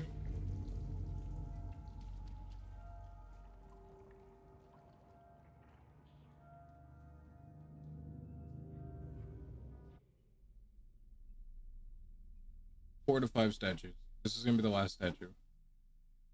Other side of the whale. How do we get there? Good question. Do we do it before or after the whale leaves? From the whale in the diving suit, squeeze through the gap right to return to your boat. Now, drive through the newly opened path. Okay, so this is after we get.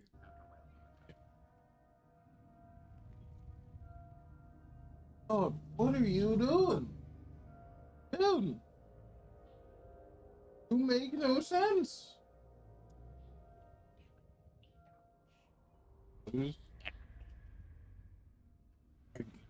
Gotta do it. You wanna know why? You gotta play.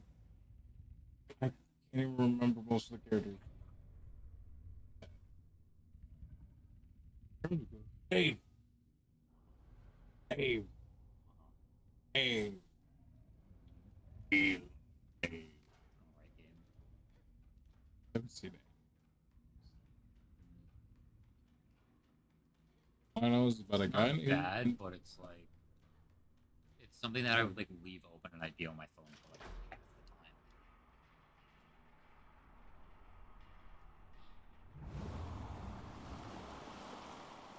Damn.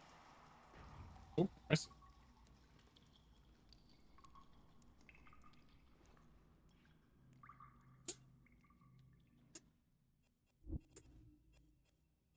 And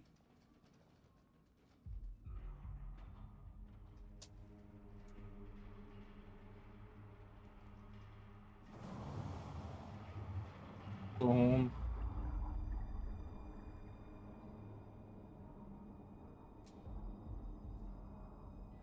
What it is? Oh, 50? How much is it then? Damn. It's not worth it.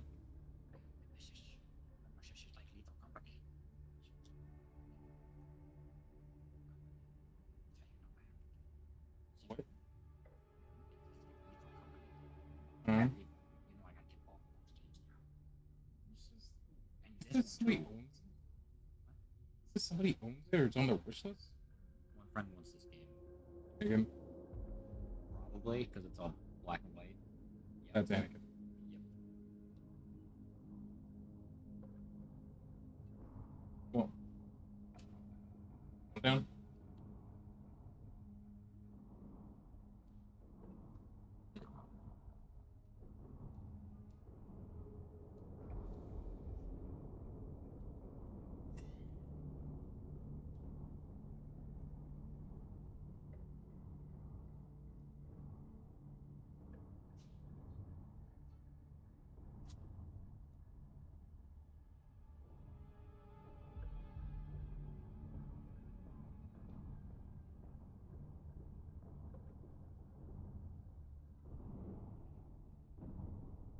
Is that me? I honestly forgot which one was me.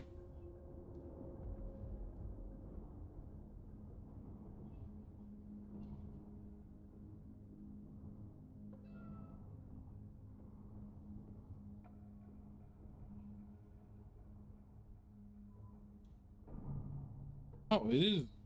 Look at. I was spamming the button. I think it was because you were.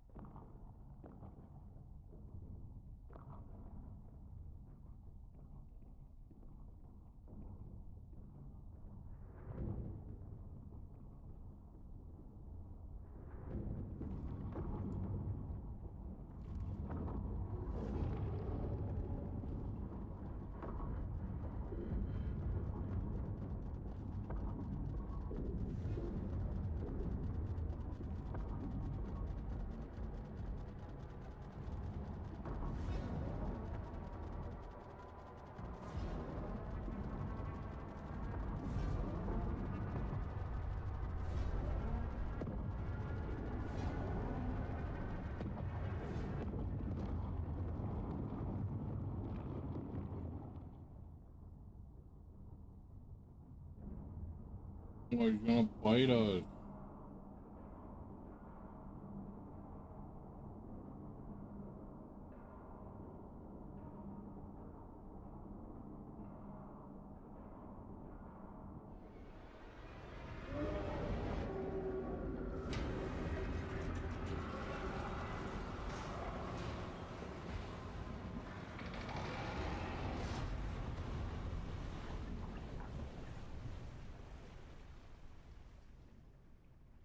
You literally have a suit.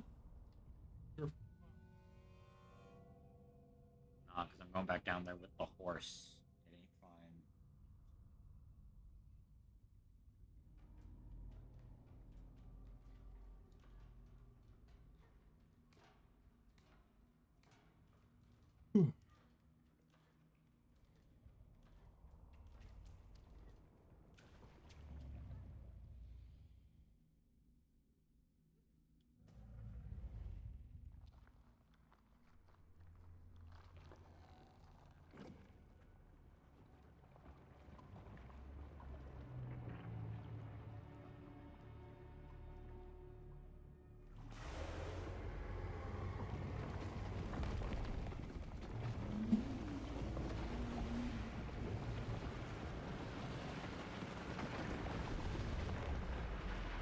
elongated.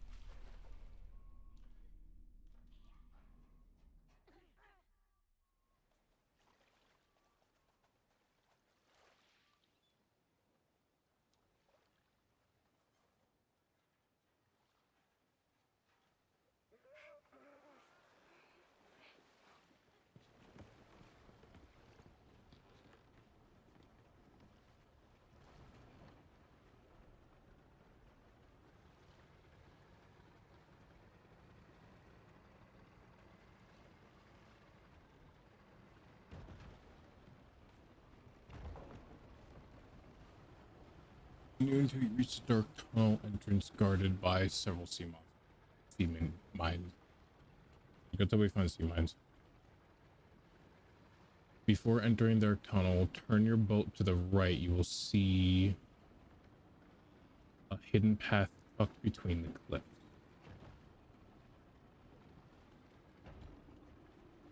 Not over there.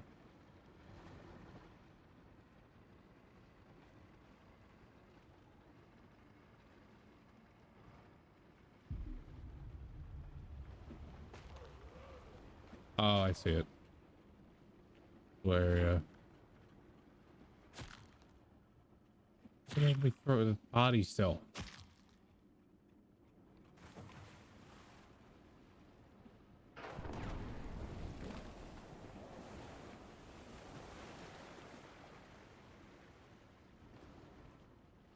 Maybe I don't.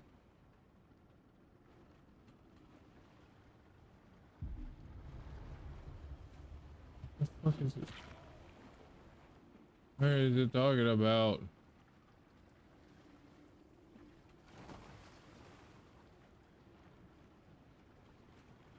Okay, maybe I don't know where I was talking about. I was talking about further up then.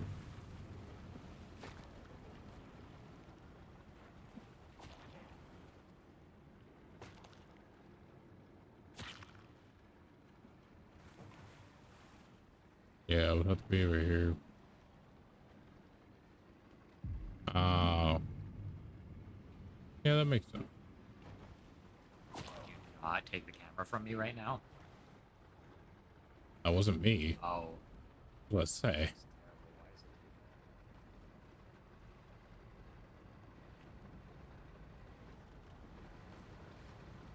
that?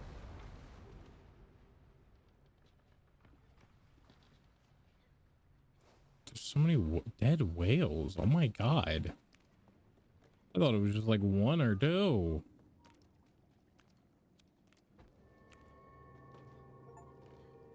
No secrets in the middle 3 chapters. Thank fuck. All right. Meaning now we have all that.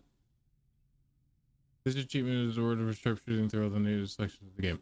The final mines. After collecting the hidden statue, return to the dark tunnel entrance. Use your harpoon to blow up the sea mines guarding the way. If you have been destroying all sea mines encountered in chapter 4 and 6, the achievement should unlock here. Okay. So this should be just one that we get. Because that's so boom. Okay. Sounds good to me. We'll finish this. We'll call it for now. I go make myself food. And then I don't know, something else. I'll probably put like a fucking YouTube video on. Actually, I know exactly what we're gonna watch. I want to see if there's a video of Bones that I haven't seen. Because I just rewatched him playing, not Lethal Pursuer, what is it? Something Pursuer.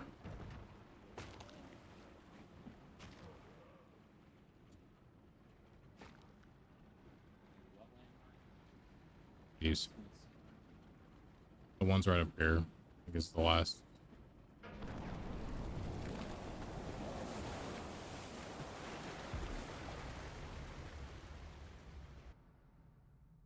I'm gonna double check.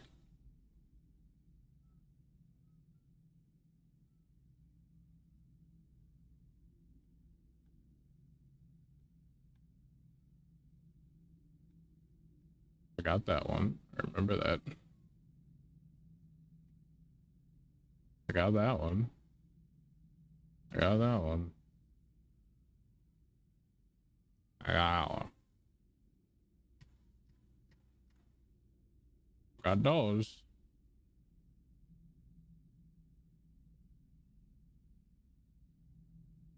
Remember getting that one. If we are off by 1, Greg, I'm gonna be.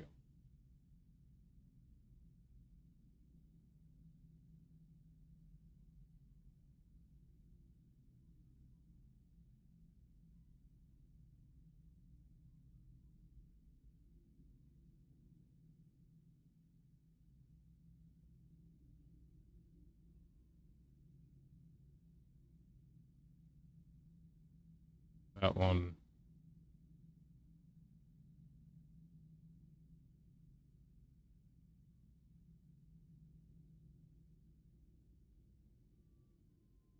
Yeah, no, we may have missed one.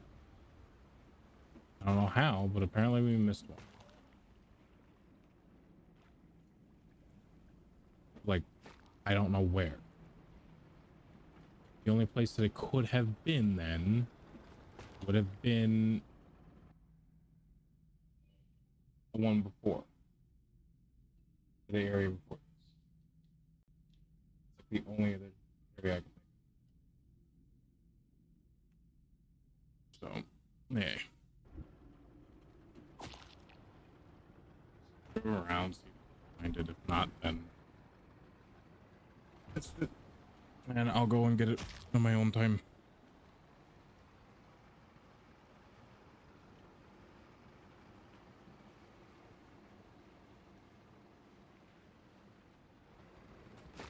I know what happened. So the area slightly before this, before we had to go into the ship, when I killed us with one of the bombs, we had gotten the one that was over on the far right. When we died, that one respawned. It didn't count as us getting it when we went back. We missed that one.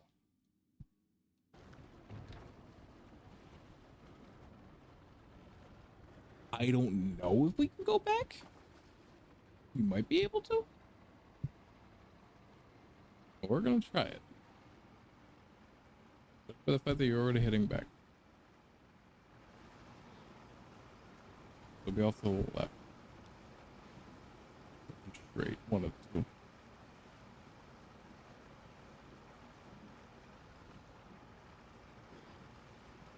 be the ones with the mask. It was the one for the... Okay. It makes more sense. Let me get rid of the video since we don't need it anymore, and then I will...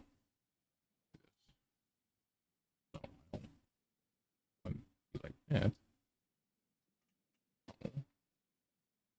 No. No. Again, no. There you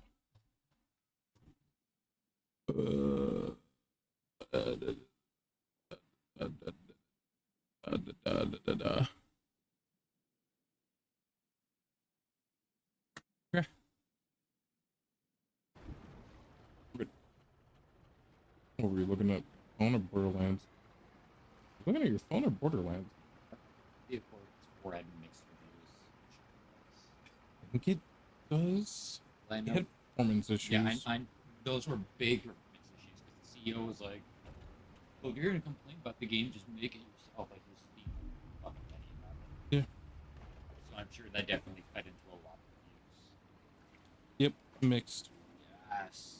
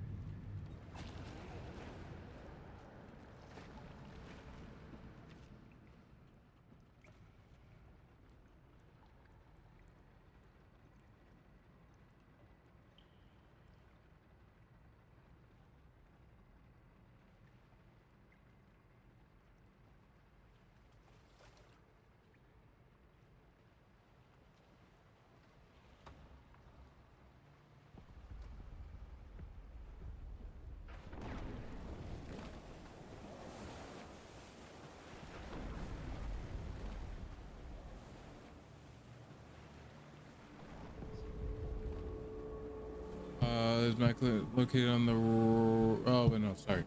Chapter officially begins after you carry the wounded girl, follow the sheep through a cracked wall. So we gotta keep going.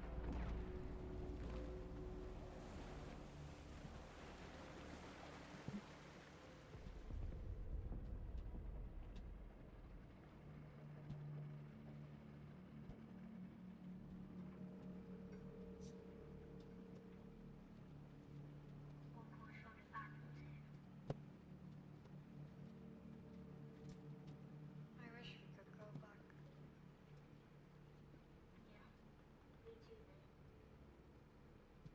Yeah, me too, mate. Oh.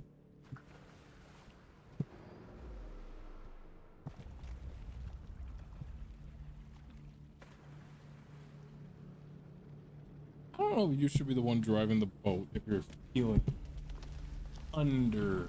No.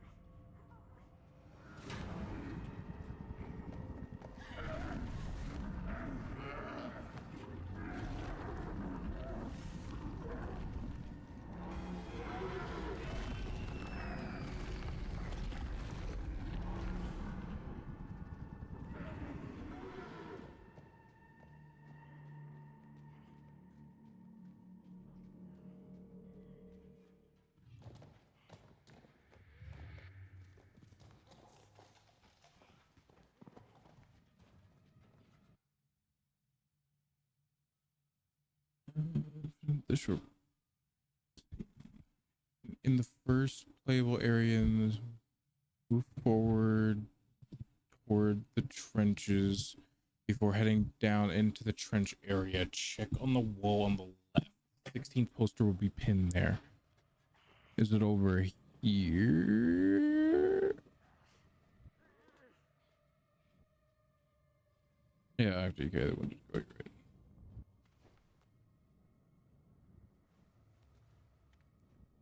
Buy a game? Or are you looking at thing? Final DLC is coming out in like 4 days.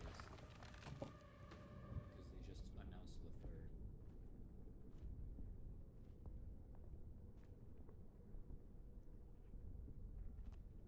This game came out in 2016. Whoa. Getting content until now. They announced the third, then they announced the final DLC for this game.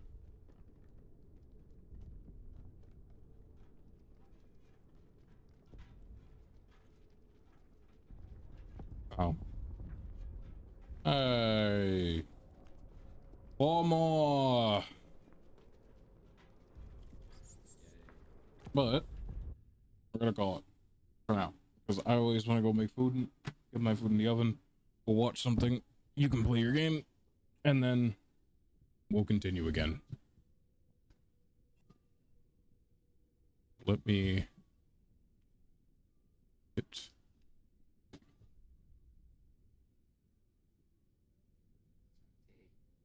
Oh my god. 7 hours. Holy shit. what, the download? Yeah. Is it normal or 7 not? hours. Yeah, is that normal or is that not normal for you? Usually the games I download aren't this big and take this long. But here, they don't take that long.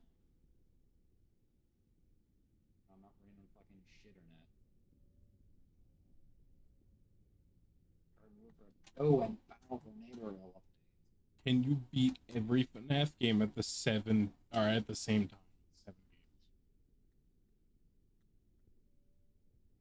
It's night by night, so it's like every night 1 and then 2. He doesn't start the next night until he finishes the first. Oh, you already watched it? I think. Oh shit. I'll be on Um, the omelet. What do you mean The omelet. you seen this one? Yes. Good. It's hard. There's flunky 1, 2, and 3. Sure. It's stronger. There we go.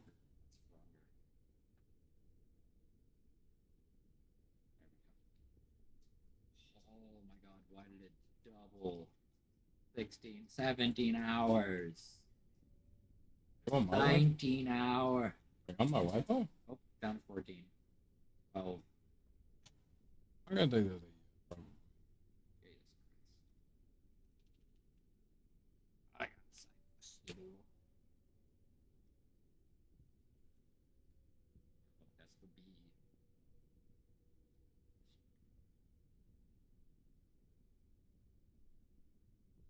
It's the B. Be Of Five Nights at Freddy's is mostly based around the horror of Five Nights at Freddy's is mostly based around one thing: atmosphere. The gameplay of the first few games is slow-paced, with the player using the cameras to gather limited information about their surroundings, then in the downtime between those camera checks, taking in the quiet, unnerving atmosphere. The atmosphere is unsettling. It slowly causes the player to panic before they eventually miss something and lose the night. Begging, okay, that's not the bear. The bear's not. God damn it! Fucking hippo! it seems that you... These moments where the player is forced to do absolutely nothing but be alone with their own thoughts about their surroundings is what makes FNAF FNAF. But FNAF was made in 2014, and now we are in 2026, and we no longer have the attention spans to worry about horror or whatever. She is such a bad bitch. Previously on the Bones 5 YouTube channel on YouTube, we've filled this dead space with more tasks and more games. With more threats to worry about, the information gathering process never stops, eliminating that downtime. But today, I wanted to keep us contained within one game at a time, and instead of increasing the space that we control, increase the time. That's right, in this series of videos, we're going to be going through the max modes or hardest custom night challenges in each of the Five Nights at Freddy's games and modding them to make them as fast as possible, with the end goal of determining what kind of speed multipliers we can get up to in each of the games before they become completely impossible. So let's get into the rules of this challenge. We'll be using an external program called Cheat Engine to modify the in-game speed. Cheat Engine has an option that allows us to speed hack, or change the internal speed at which the game runs at. We can go all the way up to a 500 times multiplier with Cheat Engine, and we'll be testing each individual max mode to see what exact multiplier we can get to while the game is still possible. However, aside from Cheat Engine, we won't be allowed to use any external programs to help us with playing at high speeds. So auto clickers, macros, or FPS limiters are banned. If applicable, we may discuss a theoretical limit within some games when using tools, but for this challenge, we're mostly trying to focus on a possible human limit. We will be allowing glitches if they provide us with any kind of advantage and could potentially lead to a faster possible speed up, though we can only perform glitches that are possible without violating any prior rules, so no FPS slowdowns to stall Foxy's timers. In the case that a glitch does provide us with a faster possible speed up, I'll also try my best to calculate the human limit for playing that max mode legitimately, without any kind of glitches. With the rules now out of the way, let's get into our first max mode, the classic and original 420 mode from Five Nights at Freddy's.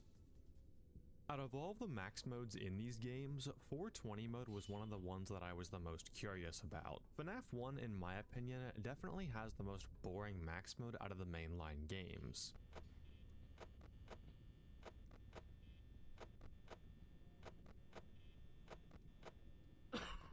Might be a bit of personal bias talking here, but even still, I was interested to see how speeding up the game would change things. I'm sure you're all familiar with the concept of movement opportunities by now, but because of how crucial they are to the challenge within this video, I think it's important that we give a brief rundown. Essentially, every animatronic rolls a chance to move based on their AI value, with that chance increasing at higher AI levels. However, throughout the entire game, the frequency of their rolls or their movement interval always stays constant. FNAF 1 is weird in that all of the animatronics have slightly different and very specific movement intervals, likely to make the game feel more random when multiple characters attack at the same time. Since the in-game difficulty of the animatronics is always tied to their movement chance and not their movement interval, we've never really seen what the game would look like if the animatronics were directly made faster until now, and soon enough, it would make quite the difference. Considering how slow-paced FNAF 1's 420 is, I figured that I would start out with a 2 times multiplier off the bat, and while we're still at speeds that are relatively manageable, I'm going to take some time here to explain the strategy that we'll be using for 420 mode. Essentially, we're going to be stalling the 2 camera characters by constantly flipping the cameras so that the only real threats throughout the night are Bonnie and Chica. Freddy would normally be able to quickly move into our office if we didn't keep a close eye on him, as his movement interval is significantly shorter than the other animatronics. However, in order for him to enter the office and go into his attack phase, a few conditions must be met. In FNAF games, sudden movement is often triggered through some sort of transition animation, like a camera being pulled up or down, or moving through locations in a room. This enhances the horror of the game by limiting the visual movement of the animatronics right up until the jump scare. Freddy is no different. Once at the East Hall corner, he requires the cameras to be pulled up and the right door to be open in order to enter the office. But if you're still selected on the East Hall corner, he'll be stalled until you click off of it. This means that as long as we never leave camera 4B, we never have to waste power and, more importantly, time on closing the right door for Freddy. This also means that we won't be able to monitor Foxy's progress in the cameras. But Foxy doesn't actually require you to be looking at Pirate's Cove in order to stall him. You just need to open the cameras to initiate his locked timer. Since we can pretty much eliminate Foxy and Freddy from the night, this just leaves Bonnie and Chica at our left and right doors as our only main threats. In order to deal with them, we just have to follow a very simple loop throughout the night. Check one light, pull up the cameras while moving towards the next light, check that light, and repeat. If we see one of them, close their door and continue the cycle. At 2 times speed, we only have 2.5 seconds to close the doors once Bonnie and Chica arrive at our blind spots. But with enough speed, this strategy was proving successful, and I was able to beat 420 mode at 2 times speed with relative ease. Moving on to 3 times speed, I had to get a bit more creative. Bonnie and Chica are now moving roughly every 1.6 seconds, and having to constantly scroll across the office was wasting too much time. If Bonnie and Chica were to rush the office at the same time, I just wouldn't be fast enough to close both doors in time. Thankfully, there is one more optimization we can make to our 420 strategy to reduce this office scrolling as much as possible. We know that we're pretty much locked in camera 4B for the entire night, and with Freddy just staring at us, we aren't really getting much information out of this camera. But you'll notice that when Chica moves into this camera with Freddy, the sprite within the camera changes. It isn't luck-based which one you'll see either. If Chica and Freddy are both in camera 4B, the game will always show Chica's sprite, and we can use this to our advantage. If we look at a graph of Chica's movement throughout the building, you'll notice that in order to reach our door, she always has to pass through camera 4B. So until we see Chica in camera 4B, we have no reason to ever check the right door for her. This not only saves power, as we're using the lights half as much, but it also allows us to be much more consistent with Bonnie, who is easily reactable within 1.6 seconds so long as we're already on his side. With this new strategy, it wasn't much longer until I was able to complete 420 at 3 times speed and 4 times speed. Things were going very well with this strategy, and it was clear that all of the speed I had built up from playing much more difficult max modes was paying off. But I was about to run into a complete brick wall when I increased the multiplier to 5 times speed. At 5 times speed, Bonnie and Chica now only give you 1 second upon reaching the door to close it on them. And I was starting to wonder if this was the limit for 420 mode. 1 second is not a lot of time, especially if Bonnie and Chica happen to enter the door blind spot when you're in the cameras. And if they happen to appear at the same time, there's pretty much nothing you can do. He could only have gotten that idea from Benjamin Netanyahu. Making the mode pretty RNG based at this speed. I kept trying and kept failing at 5 times speed. If this ended up being possible, it was definitely my limit for a legitimate 420 win. However, FNAF games are pretty glitchy, and I was wondering if there were any glitches that we can use to possibly increase this multiplier even higher. Put a pin in that 5 times multiplier for a legitimate completion, as we'll come back to that later. Let's see how high we can push FNAF 1 with glitches. There are only 2 main glitches that I think would have any impact on FNAF 1, and they both have to do with Foxy. It's been known for a while now that messing with the frame rate of the game has some weird interactions with Foxy. Once he leaves Pirate's Cove, lower frame rates cause him to move slower, and with low enough frame rates allow you to beat the night while doing nothing at all. We are messing with the speed of the game here, but Cheat Engine's speed hack ensures that both normal timers and frame counters work as intended, so there's nothing for us to exploit here. This leaves the only other major glitch in FNAF 1, the sprite overwrite glitch, or as it's more widely referred to, the Foxy glitch. This is probably the most frequently covered glitch on my channel next to the FGP glitch in FNAF 3, and I'm sure you're all tired of hearing me explain it, so I'm gonna keep it brief this time. The sprite overwrite glitch basically allows you to kill Foxy using the door lights and puts the game into a weird state. The way we do this is through coordinating Foxy's arrival at the door with the door opening through a tight timing window. Essentially, when the door is opening or closing and Foxy arrives at the office, he's always going to wait for the door to finish its transition between open and closed before performing the expected action. This means means that if the door is currently in the opening state, Foxy is going to wait to enter it until it's fully open. But if you press the door lights in the short window when Foxy is at the door, but not yet in the office, his sprite gets overwritten by the lights. After Foxy is overwritten,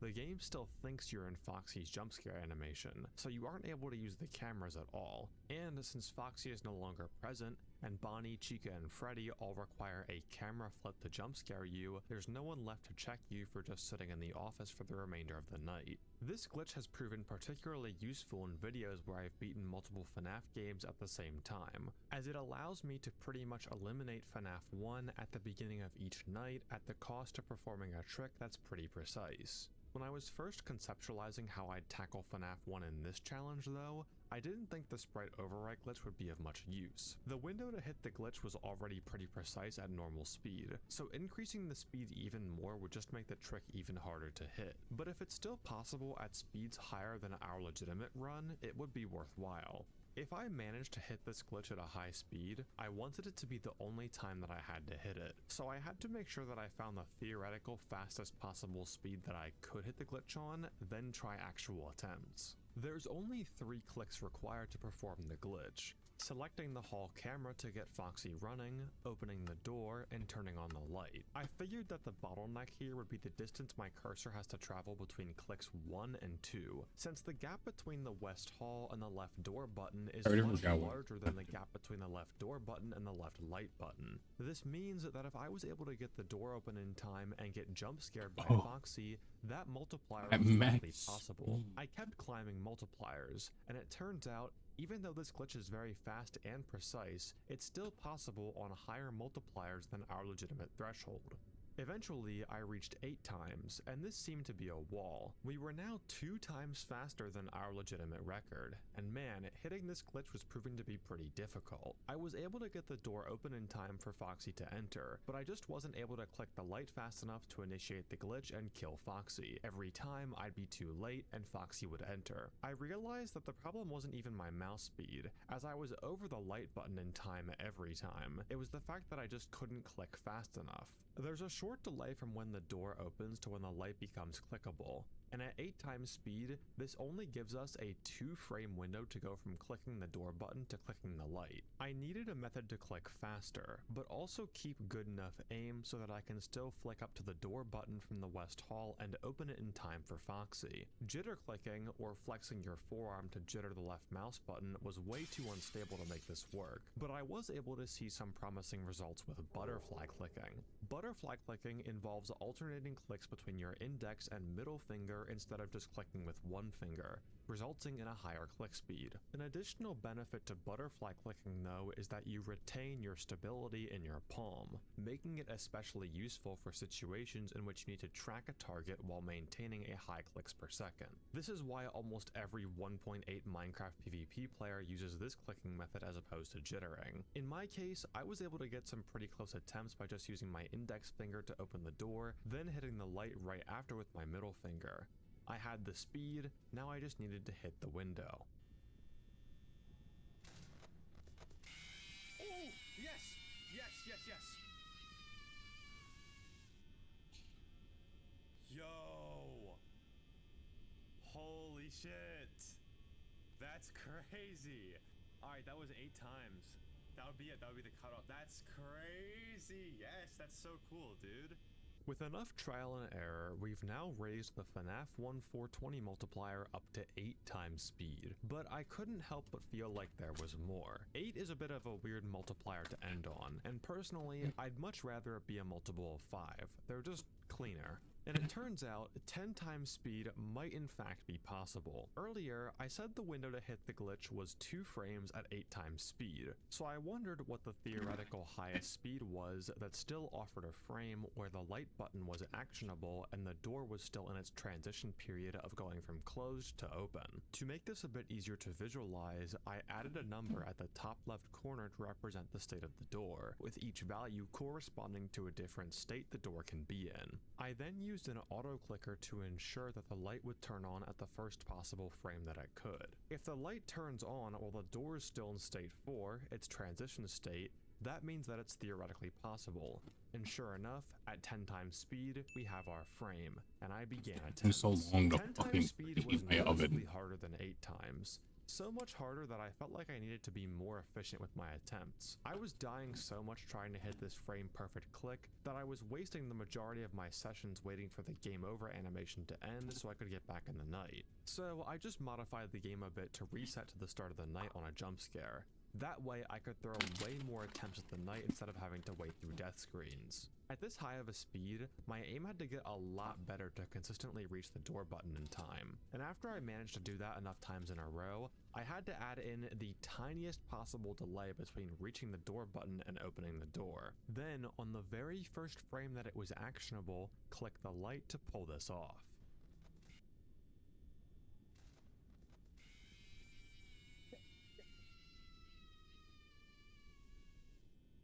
Oh my god, I got it. You know how stupid this is that like he dies and like the second the jump scare shows up, That it's took over. me an hour We to started. do. Oh my god. Finally, bro. There we go, 420 mode. And with that, we had reached what I believe to be FNAF 1's max mode speed up barrier, at 10 times speed. Beyond this speed, at least from my testing, it seemed like there weren't any actionable frames to click the light in order to initiate the Foxy glitch. But if you guys think you found any strats, or have managed to pull off this glitch on any higher speeds, let me know down in the comments below. And while you're at it, please consider subscribing to both this channel and my second one. It helps me out more than anything else and allows me to keep making these videos for you guys. It's completely free, but of course, only do so if you're enjoying the video thus far. Now, let's get back to it.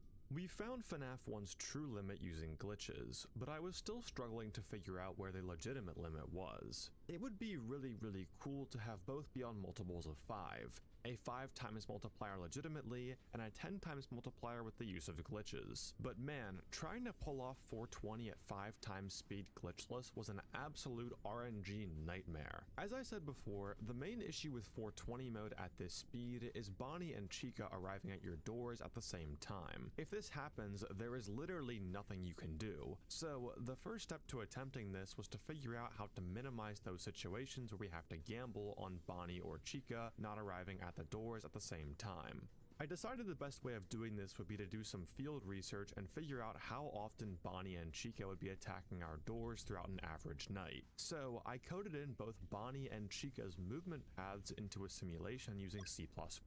Once their paths were mapped out, I took the total night length in seconds and divided it by Bonnie and Chica's movement intervals to get the total number of movements for a night. Once that was done, I just had to record the amount of times Bonnie and Chica arrived at the doors per night, then average them across all simulated nights. With the program complete, I ran the program over 100 million simulated nights, and the results were actually pretty interesting. Despite both Bonnie and Chica being set to 20 AI, Bonnie on average would arrive at the left door approximately 16 times per night, while Chica would only arrive at the right door 8 times per night, half as frequent as Bonnie. Now, why is Chica so much less frequent than Bonnie? Well, once you look at their movement paths expressed as directed graphs, it makes a bit more sense. In order to reach the door, Bonnie can choose to either go through camera 3 or camera 2B, whereas Chica only has one camera she can reach the door from, camera 4B. So what does this mean for our strategy? Well, it means that we can gamble a bit more efficiently when we're trying to survive a possible sync-up. A small optimization you can make in FNAF 1 strategies to save some power is occasionally skipping checking the lights when you know it's safe to do so. With our existing strategy, the only case where this is useful is right after Bonnie attacks our door. Once Bonnie leaves, he's guaranteed to not be back at the door until 3 intervals have passed, which I just measure out as 3 camera flips. This might not seem like a big deal, but this is absolutely huge for us. If we know Bonnie has no chance of returning to the door in 3 intervals, and Chica happens to show up in camera 4B anytime in these first 3 flips after Bonnie leaves, we can safely move over to the right door, close it, flip twice, open it, then move over to Bonnie's door as fast as possible to catch him if he happens to bomb rush our office. We don't check the lights here, as scrolling over to the right side of the office is already a massive time waster. And since we know that Chica can only get to our door through camera 4B, shutting the door as soon as possible is our #1 priority. As long as you're fast enough, this should always result in you successfully dealing with a synchronized attack, so long as Chica arrives after Bonnie. However, if Chica arrives in camera 4B before Bonnie has attacked, you're just going to have to pray. Once in cam 4B, Chica has a 50% chance to move to your door and a 50% chance to move backwards. It's going to be less risky to just take the 1 in 2 chance and hope that Chica moves back instead of scrolling over to the right side of the screen and hoping for the best with Bonnie, since we've already determined that Bonnie is nearly twice as frequent as Chica when it comes to door attacks. So if we're going to gamble on one, gamble on Chica. In short, we only want to go and deal with Chica if we've just seen Bonnie at the door and dealt with him. Otherwise, try and gamble with the 1 in 2 chance that Chica moves back from camera 4B into the upper half of the map. This is about as consistent as we can get with Bonnie and Chica, and as I was playing more and more, I began to notice another problem on the particularly lucky runs: Foxy. Now, I don't know about you guys, but just looking at this footage, it seems like I'm pulling up the cameras frequently enough for Foxy to be locked constantly, but it appears that this isn't the case. Like Bonnie and Chica, Foxy has a movement interval that is approximately 5 seconds, with each successful movement resulting in him progressing in Pirate's Cove. But Foxy's additional mechanic, where he's stalled upon pulling up the cameras, is what has a bit more randomness. When the cameras are pulled up, Foxy rolls a random amount of time, anywhere from 0.83 seconds to 17.48 seconds. Throughout this time period, Foxy will fail all subsequent movement opportunities, preventing him from progressing. This does create a bit of a problem for us. If Foxy rolls a super low lock window, like 1 to 2 seconds, that's only about 0.3 seconds for us. And if that window happens to desync with Foxy's movement intervals, there's pretty much nothing we can do to stop him from progressing. Foxy was especially punishing when it came to dealing with Bonnie and Chica's sync-ups. If I got the situation where Chica happened to arrive in camera 4B after dealing with Bonnie, I'd move over to Chica's door while flipping the cameras for Foxy, close the right door, flip twice, then instantly snap back to the left light before flipping again. This means that if Bonnie happened to be at the left door right as we were getting back from the right side of the office, we'd do a full office scroll, light check, and door close all between camera flips, which really stretches Foxy's timer, and in most cases causes him to move. For example, in this clip here, we go a full 1.05 seconds without pulling up the cameras, which adjusted to normal speed is 5.25 seconds, more than enough time for Foxy to progress. There wasn't really much that I could do other than hope and pray with Foxy. Either we got really lucky with his lock time interval being on the larger side throughout most of the night, or if he did attack, he would happen to attack when we had the left door shut for Bonnie. Hours and hours of attempts passed. I had some attempts that showed a glimmer of hope, but always fell short to either a Bonnie and Chica sync up or some Foxy RNG. We needed both to get the challenge done, and it was proving more and more unlikely as time went on. I have been attempting 420 mode at 5 times speed for 10 hours now, and doing the same repetitive motion of pulling up the cameras and checking the left lights at this speed was really starting to wear out my wrist and arm. I know I've done plenty of challenges that require more speed than this, and you can even argue I had to endure more wrist pain from beating 420 mode in real time, but the fact that it was just the same repetitive motion over and over again led to a lot of strain on my muscles. And I found that my session lengths for specifically this challenge had to be cut short a lot of the time due to fatigue. Eventually, after 17 and a half hours of praying for good luck, I started up one more attempt.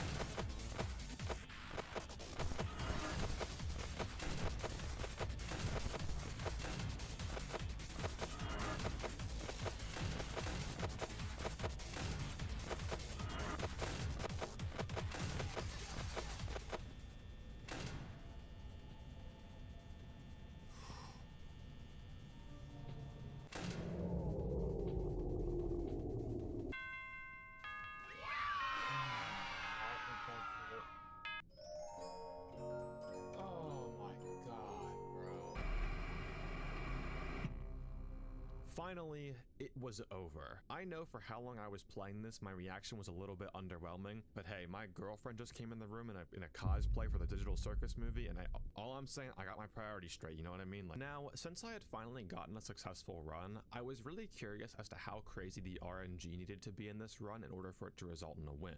Remember that I've always had bad luck in situations that mattered the most. So let's see how good my luck was here. The main RNG factors to examine here have to do with Chica. We want to know the chances of both her attack frequency and the chances that she leaves me alone when I happen to gamble on Bonnie being here instead of her. In this run, Chica showed up in camera 4B a total of 13 times, with 4 of those times being right after a Bonnie attack, allowing us to successfully block her. If we change Chica's target in the FNAF 1 simulation to camera 4B instead of the right door, we see the chance of Chica reaching camera 4B 13 times or less throughout an entire night is around 24%.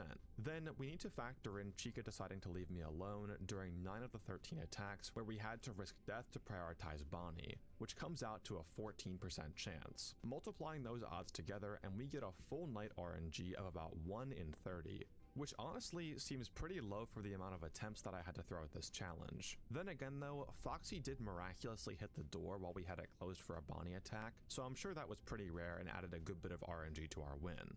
Regardless, I was happy that I could finally put FNAF 1 to rest, ending on 2 clean multiples of 5 for total speed up, with 420 being possible at 5 times speed glitchless and 10 times speed with glitches. Now we can move on to our next game, FNAF 2.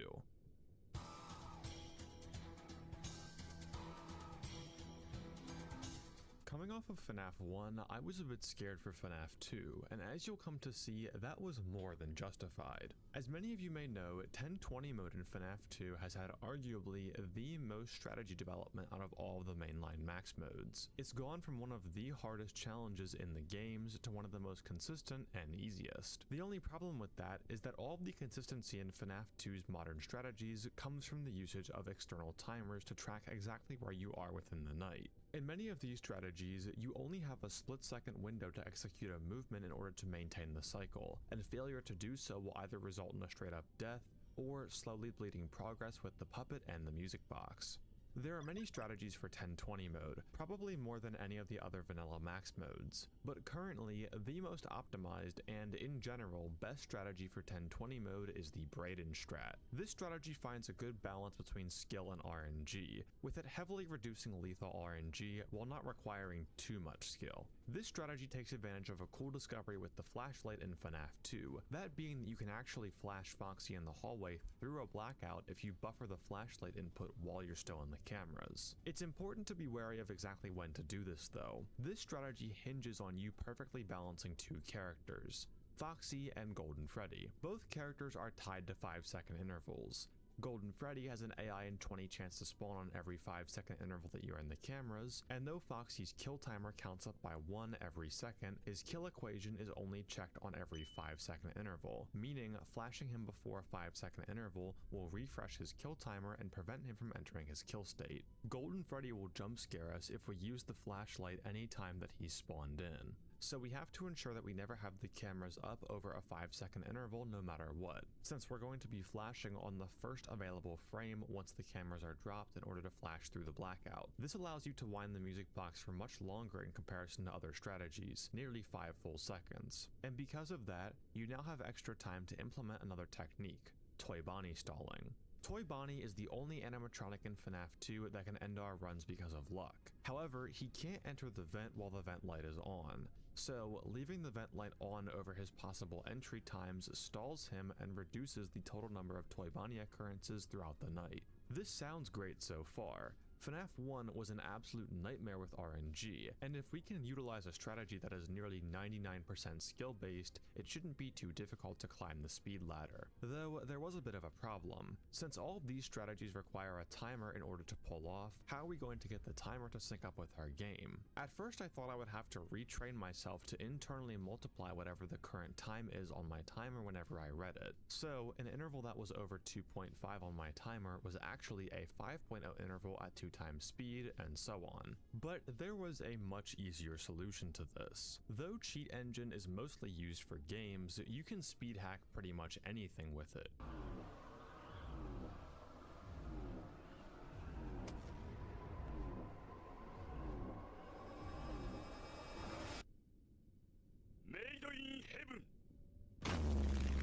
cheat engine can recognize every single executable that is currently running on your computer, including itself. So if you want, you can even have cheat engine speed hack itself.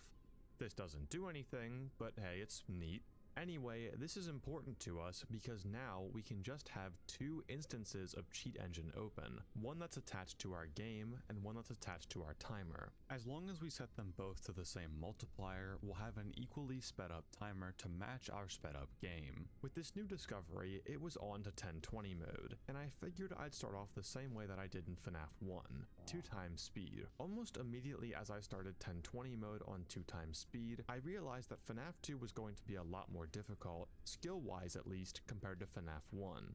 Every single strategy on FNAF 2 follows a simple loop. You wait for a few seconds, then execute a short burst of inputs, then go back to waiting and repeat. For example, in the Braden strat, you wind the music box for around 4 seconds, then once your timer is half a second away from a 5-second interval, you have to buffer the flashlight with control, flick off of the music box button to drop the cameras, move the mouse up and down again as fast as possible to put on the mask, then do the blackout. All of these inputs are executed one after another extremely quickly, and the more we increase the speed of the night, the smaller the execution window will become. Thankfully, at 2x speed, this is still pretty manageable, and within a few tries, I was able to get a win. The real challenge began once we moved up to 3x speed. Oh man, fuck 3x speed.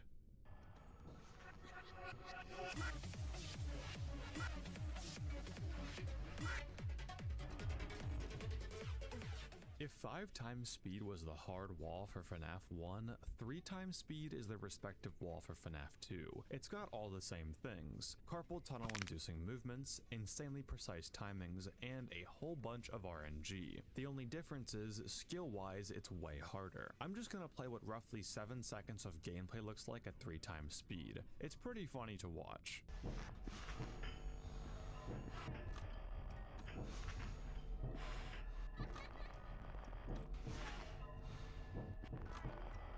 Like FNAF 1, at this level of speed, there are some aspects of our strategy that just fall apart. The first problem that I immediately noticed was how fast that I would bleed music box progress between cycles. You see, in the Braden strat, the closer you can cut your camera flips to Foxy's interval, the more music box wind time you'll get per cycle. But as our game speed gets faster and faster, it's harder and harder to hit these windows, not only because our timer is moving so fast, but more so that I physically just can't move my arm as quickly as I would like to when flicking to put on the cameras and put on the mask, or pull up the cameras and snap to the wind box button. At first, I thought that I could maybe change my strategy a bit to avoid these precise timings in the Braden strat. The strategy that preceded the Braden strat, the Shooter 25 strat, still used a timer, but didn't feature Toy Bonnie stalling or flashing through blackouts. You'd simply pull up the cameras, wind for 7 ticks of the music box, then pull them down and repeat. However, this strategy has a lot more room for RNG and weird cases. One such weird case is when the blackout animatronics decide to force your camera down, which they can do when you're in the cameras over a 10-second interval. Normally, you're always pulling the cameras down, then immediately putting the mask on, essentially pre-firing the blackout animatronic in your office. But in this case, you have to react to the cameras being pulled down. The time that you have to react scales with the night number, and on 1020 mode, you only have 0.75 seconds to have the mask fully on before the blackout animatronic is flagged to jump scare you. Considering that the animation to throw on the mask is 9 frames, that gives you 0.6 seconds to react at 1x speed, 0.3 seconds at 2x speed, and 0.2 seconds at 3x speed. Now personally, I have a reaction time of around 150 milliseconds, but I was never able to move my mouse enough to catch a blackout animatronic in time. The Shooter strat also happens to have another reactionary situation occur more, when you drop the cameras after winding and there's no blackout. On the surface, you might think this is a good thing. With no blackout, we don't have to slam our arm down and risk missing that precise input sequence. But in reality, blackout animatronics actually do a lot for us on 1020 mode. You might have noticed that over the course of this entire video, I've never once went over to check the left vent like you might have seen in some older 1020 videos. Well, in this case, 1020 with some pretty big quotation marks, but you get the idea, old strategies. Well, one of the first big discoveries in FNAF 2 1020 mode was the fact that standard vent characters will always leave if you have the mask on for 5 full seconds. Blackouts from the withered animatronics and Toy Freddy last 5 seconds, but because you take time to pull down the cameras and put on the mask, pulling up the mask as soon as possible will cause these vent characters to stay in place and not leave with the blackout animatronic. So, by slightly delaying the action of pulling up the mask, you can guarantee that whenever a blackout occurs, Mangle, Toy Chica, and Balloon Boy will never be present once the blackout is over. Since the left vent only contains regular vent animatronics, we have no reason to ever check it the entire night, unless we drop the cameras and don't get a blackout. If this happens on 3 times speed and you have a regular vent animatronic in the left vent, it's GG, you lost. By the time you've scrolled the screen over to the left, seen the vent character, and put the mask on for 5 full seconds, your box will be pretty much gone and you'll be totally offset with the cycle. This scenario is far less common in the Braden strat than the shooter strat, as the Braden strat has more downtime in the office, allowing blackout characters to stack up in a nice queue for us. And since the shooter strat provides no real advantage in high precision movement sequences, I decided to stick with the Braden strat. This means that we have to endure 2 cases of RNG, praying that Toy Bonnie doesn't show up in the right vent so we can recover our bleeding music box, and if there's no blackout and no Toy Bonnie in the vent, pray that no left vent animatronics also happen to be waiting for us. It would be cool to get the exact chances for things like this happening, but I wasn't really sure if I was able to make any simulations for FNAF 2, just because there's so much user input and variance in our strategy, whereas in FNAF 1 we were pretty much relying on characters not reaching a certain point a given amount of times. Even still, the RNG that I was relying on didn't seem to be all that bad, at least in comparison to FNAF 1. Within about an hour of playtime, I had almost gotten to 5 minutes on my timer, or about 4:30 AM in game, and that run didn't feel like it was a super lucky outlier, so I just pushed on and tried to hone my speed a bit more. But man, pulling the cameras down and putting the mask on in time consistently was proving really difficult. This sequence of movements is so hard. I don't know if this is because I'm just a low sensitivity player, but I felt like sometimes when I would try to quickly move my mouse up and down in time with the cameras dropping, my brain would short circuit and my muscles would tense and spaz out a bit. Typically I do this motion with my fingertips in normal gameplay, but I just couldn't generate enough force to move the mouse fast enough with just my fingertips on 3 times speed. I had to use my arm, and it was really hard to move my arm that fast with such a short cursor path. In one of my recordings, I was moving my arm so violently that you can literally hear my mic shaking in its boom arm on my desk.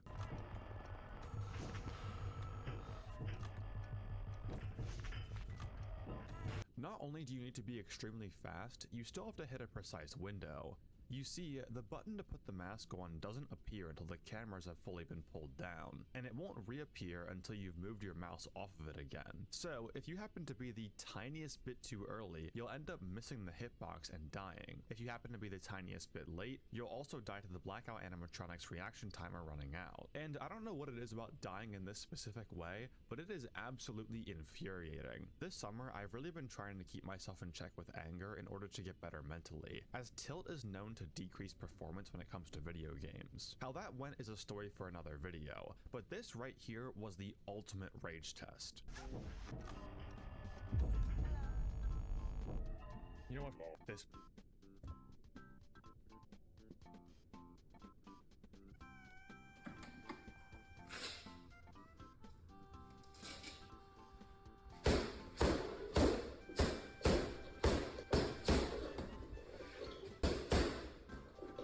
The best way that I found to keep my muscles in check was to count out my flicks. When I would drop the cameras, I would count 1, 2, for the flick to drop and the flick to put the mask on. This was somewhat effective, but only if I was able to get my eyes focused on my mouse in time. Since the timer was moving so fast at 3 times speed, I almost never had any time to look away from it. So in situations where I was constantly spamming recovery wines after a Toy Bonnie attack, it was really hard to keep my aim in check. Easily harder than FNAF 1's 420 mode at 5 times speed when looking at it purely from a skill perspective. It's a bit hard to calculate exactly how precise this movement is, but we can use the frames of each animation to get a rough idea. The camera animation is 11 frames, and the mask animation is 9 frames. If we convert those to seconds and speed them up by 3 times, we get 0.06 seconds for the cameras and 0.05 seconds for the mask. We know that blackout animatronics give you 0.75 seconds to react on night 7 at normal speed, so speeding that up by 3 times gets us 0.25 seconds. However, this kill timer is only avoided once the mask is fully on, so we subtract the 0.05 seconds from the mask to get 0.2 seconds. This means that once you pull the cameras down, you have to perfectly judge and wait for 0.06 seconds, then put the mask on within 0.14 seconds to survive the attack. And you need to do this every time you pull the cameras down. I was starting to realize the more I played this that, dude, this is hard, like really hard. Usually there's 2 types of FNAF videos on this channel: deep dives and technical investigations into the vanilla games, or brutally hard mechanical challenges in FNAF fan games. Occasionally, you get an intersection of the two, and that's where we are today. I had put so many attempts into this challenge that I didn't get not 1, but 2 insanely rare Easter eggs: the Paper Pals and Shadow Bonnie. That's a 1 in 16,000 for Shadow Bonnie and a 1 in 2,000 for the Paper Pals. If you want a better idea of how hard this really is, anyone remember Ye-Girl from the One Night at Frogger's video? The character that carried the entire cast? Her timings are within 0.2 seconds, and sometimes even 0.3 seconds. And those are clicks, not mouse movements. Way easier to time and pull off. And remember, Frogger's is 100% skill based. We're still dealing with the load of bullshit we get from the Toy Bonnie and Puppet combo.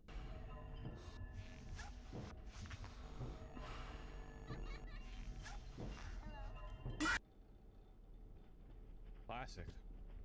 Since day one. Since the dawn of this f***ing channel.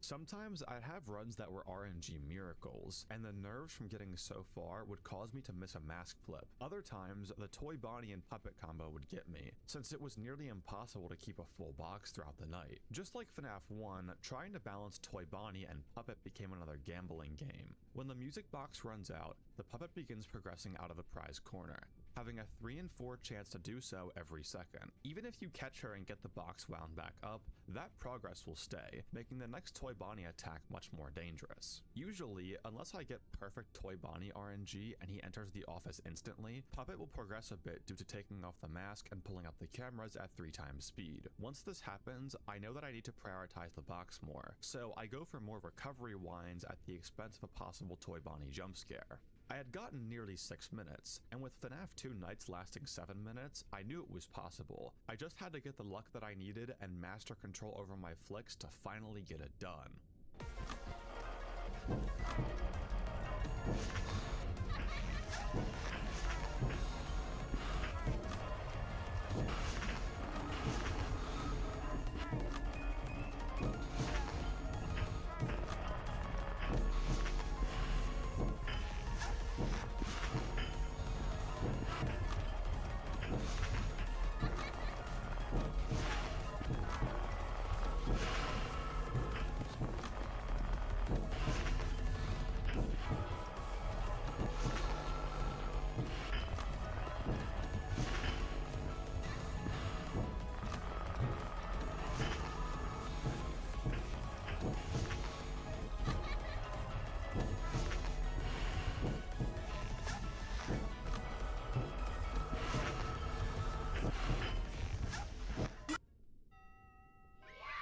Oh my god!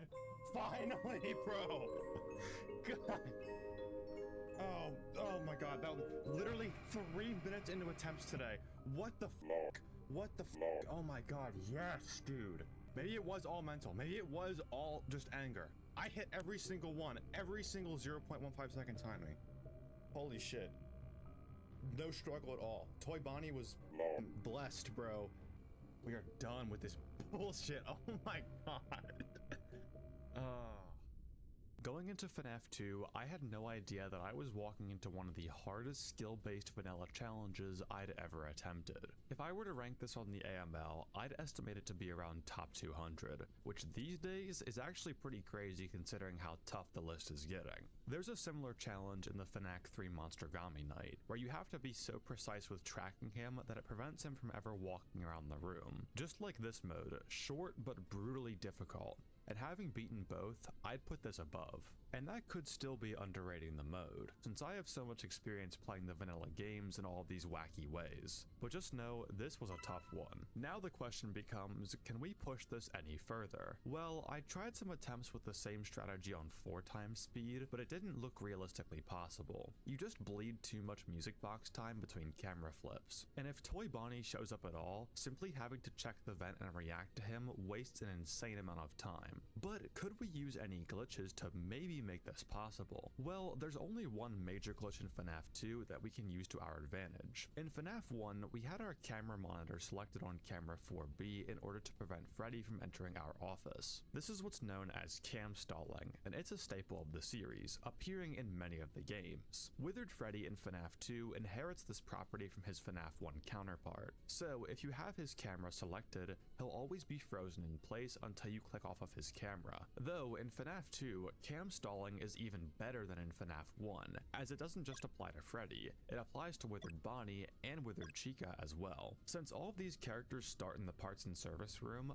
by selecting that camera the entire night, we would permanently stall all of them, making Toy Freddy the only remaining blackout character. Though there's one big problem with this. If we're on the parts and service camera, we can't wind the box in the prize corner, and we'll die to puppet pretty quickly. This is where our glitch comes in. You see, the game only saves what camera you're selected on every 0.2 seconds. So if you select a different camera, then drop the camera monitor before this save runs, you'll be on 2 cameras at once. This would allow us to both stall the animatronics in parts and service and wind the music box. I thought this would be our key to getting to some higher speed ups, as the blackout characters were our biggest concern throughout most of the 3 times speed journey. But I realized that unfortunately, this won't work for us. Pulling off this glitch in real time already requires you to move your mouse insanely fast. But in 4 times speed, we have to go from clicking the parts and service camera to dropping the cameras in 0.05 seconds. And that's assuming that we get a perfect interval lineup. We have no idea where we are within a given 0.2 second interval, so 0.05 seconds is the absolute best case scenario. I tried to get this to work for a bit, and I couldn't seem to get it. Maybe one of you guys can, but from my testing, this glitch isn't going to I am. Greg's playing a different game. Bringing our total max speed up for FNAF 2 1020 mode to 3 times speed. With 2 brutal nights under our belt, we can move on to what might be the most unorthodox game for this challenge. FNAF 3 and its max mode, Nightmare Aggressive only. Bye. Oh, FNAF 3. See, this was going to be a very weird one for this challenge, and out of all of the games we've played so far, it was by far the game that I was the least excited for. Why? Well, it has to do with how crucial of a factor luck is in FNAF 3. You see, I've done multiple videos where I alter the randomness in each FNAF max mode and observe how large the difficulty spread can get between the best possible luck and the worst. When I was analyzing each game's max mode with the best possible luck, FNAF 3 was unique in that you could beat its max mode, Nightmare with the aggressive cheat on, by doing absolutely nothing. Given good enough luck, Springtrap is never interested in you and just decides to bounce between cameras in the back half of the map. At high speeds, we can throw attempts at these games much faster. And since FNAF 3 can be beaten by doing literally nothing, what does that make our theoretical maximum speed up? Well, it's infinite. That is, if we can actually get a run where we win by doing absolutely nothing. Nightmare Aggressive only while AFK has been a sort of limit for FNAF RNG as a whole. Though it is theoretically possible, sometimes that isn't enough. Sure, something can theoretically happen, like me walking through a wall due to quantum tunneling, but the chance of that actually happening is so low that in reality it's still impossible. We need to not only know that it's possible, but that it's realistically possible. FNAF 3 is particularly difficult for this, as up until now, the RNG for things like Nightmare Aggressive only no cameras and Nightmare Aggressive only AFK have been pretty much uncalculable. For example, let's compare Nightmare Aggressive only while doing nothing to a similar RNG challenge, beating FNAF 1 while doing absolutely nothing. When beating the main game of FNAF 1 while doing nothing, you only have to worry about one character, Foxy, since the other three require a camera flip to get into attack or initiate their jump scare. So we can just use a bit of math to calculate the chance that Foxy never progresses out of Pirate's Cove and reaches our office door before the night ends. Foxy has the highest AI on night 4, so if we just lowball his AI for the entire night at 6, calculate the total number of movement opportunities in a night, and adjust for the 20 seconds that Foxy takes to go from stage 3 in Pirate's Cove to our door, we get a result of 1 in 6 trillion. From this mathematical analysis, we can safely say that this is not realistically possible, and it would be a waste of time to ever go for it. But how would we mathematically analyze FNAF 3? Sure, we have Springtrap and we have his movement equation, but once you get to actually writing it out, things get too complex too fast. Where is Springtrap gonna spawn as his starting camera? Then what path does he take? What's the chance of him going down this path, or this path? It becomes far too complicated to perform a simple mathematical analysis on, whereas a character like Foxy, who's really just a timer, can be easily predicted with math. In cases where we can't rely on statistics, we have to put in a bit more effort if we want to get some accurate values. The only way to truly get an estimation of FNAF 3's RNG is to recode FNAF 3 in a different language. If I could get a good estimation of how rare an AFK run of FNAF 3 truly is,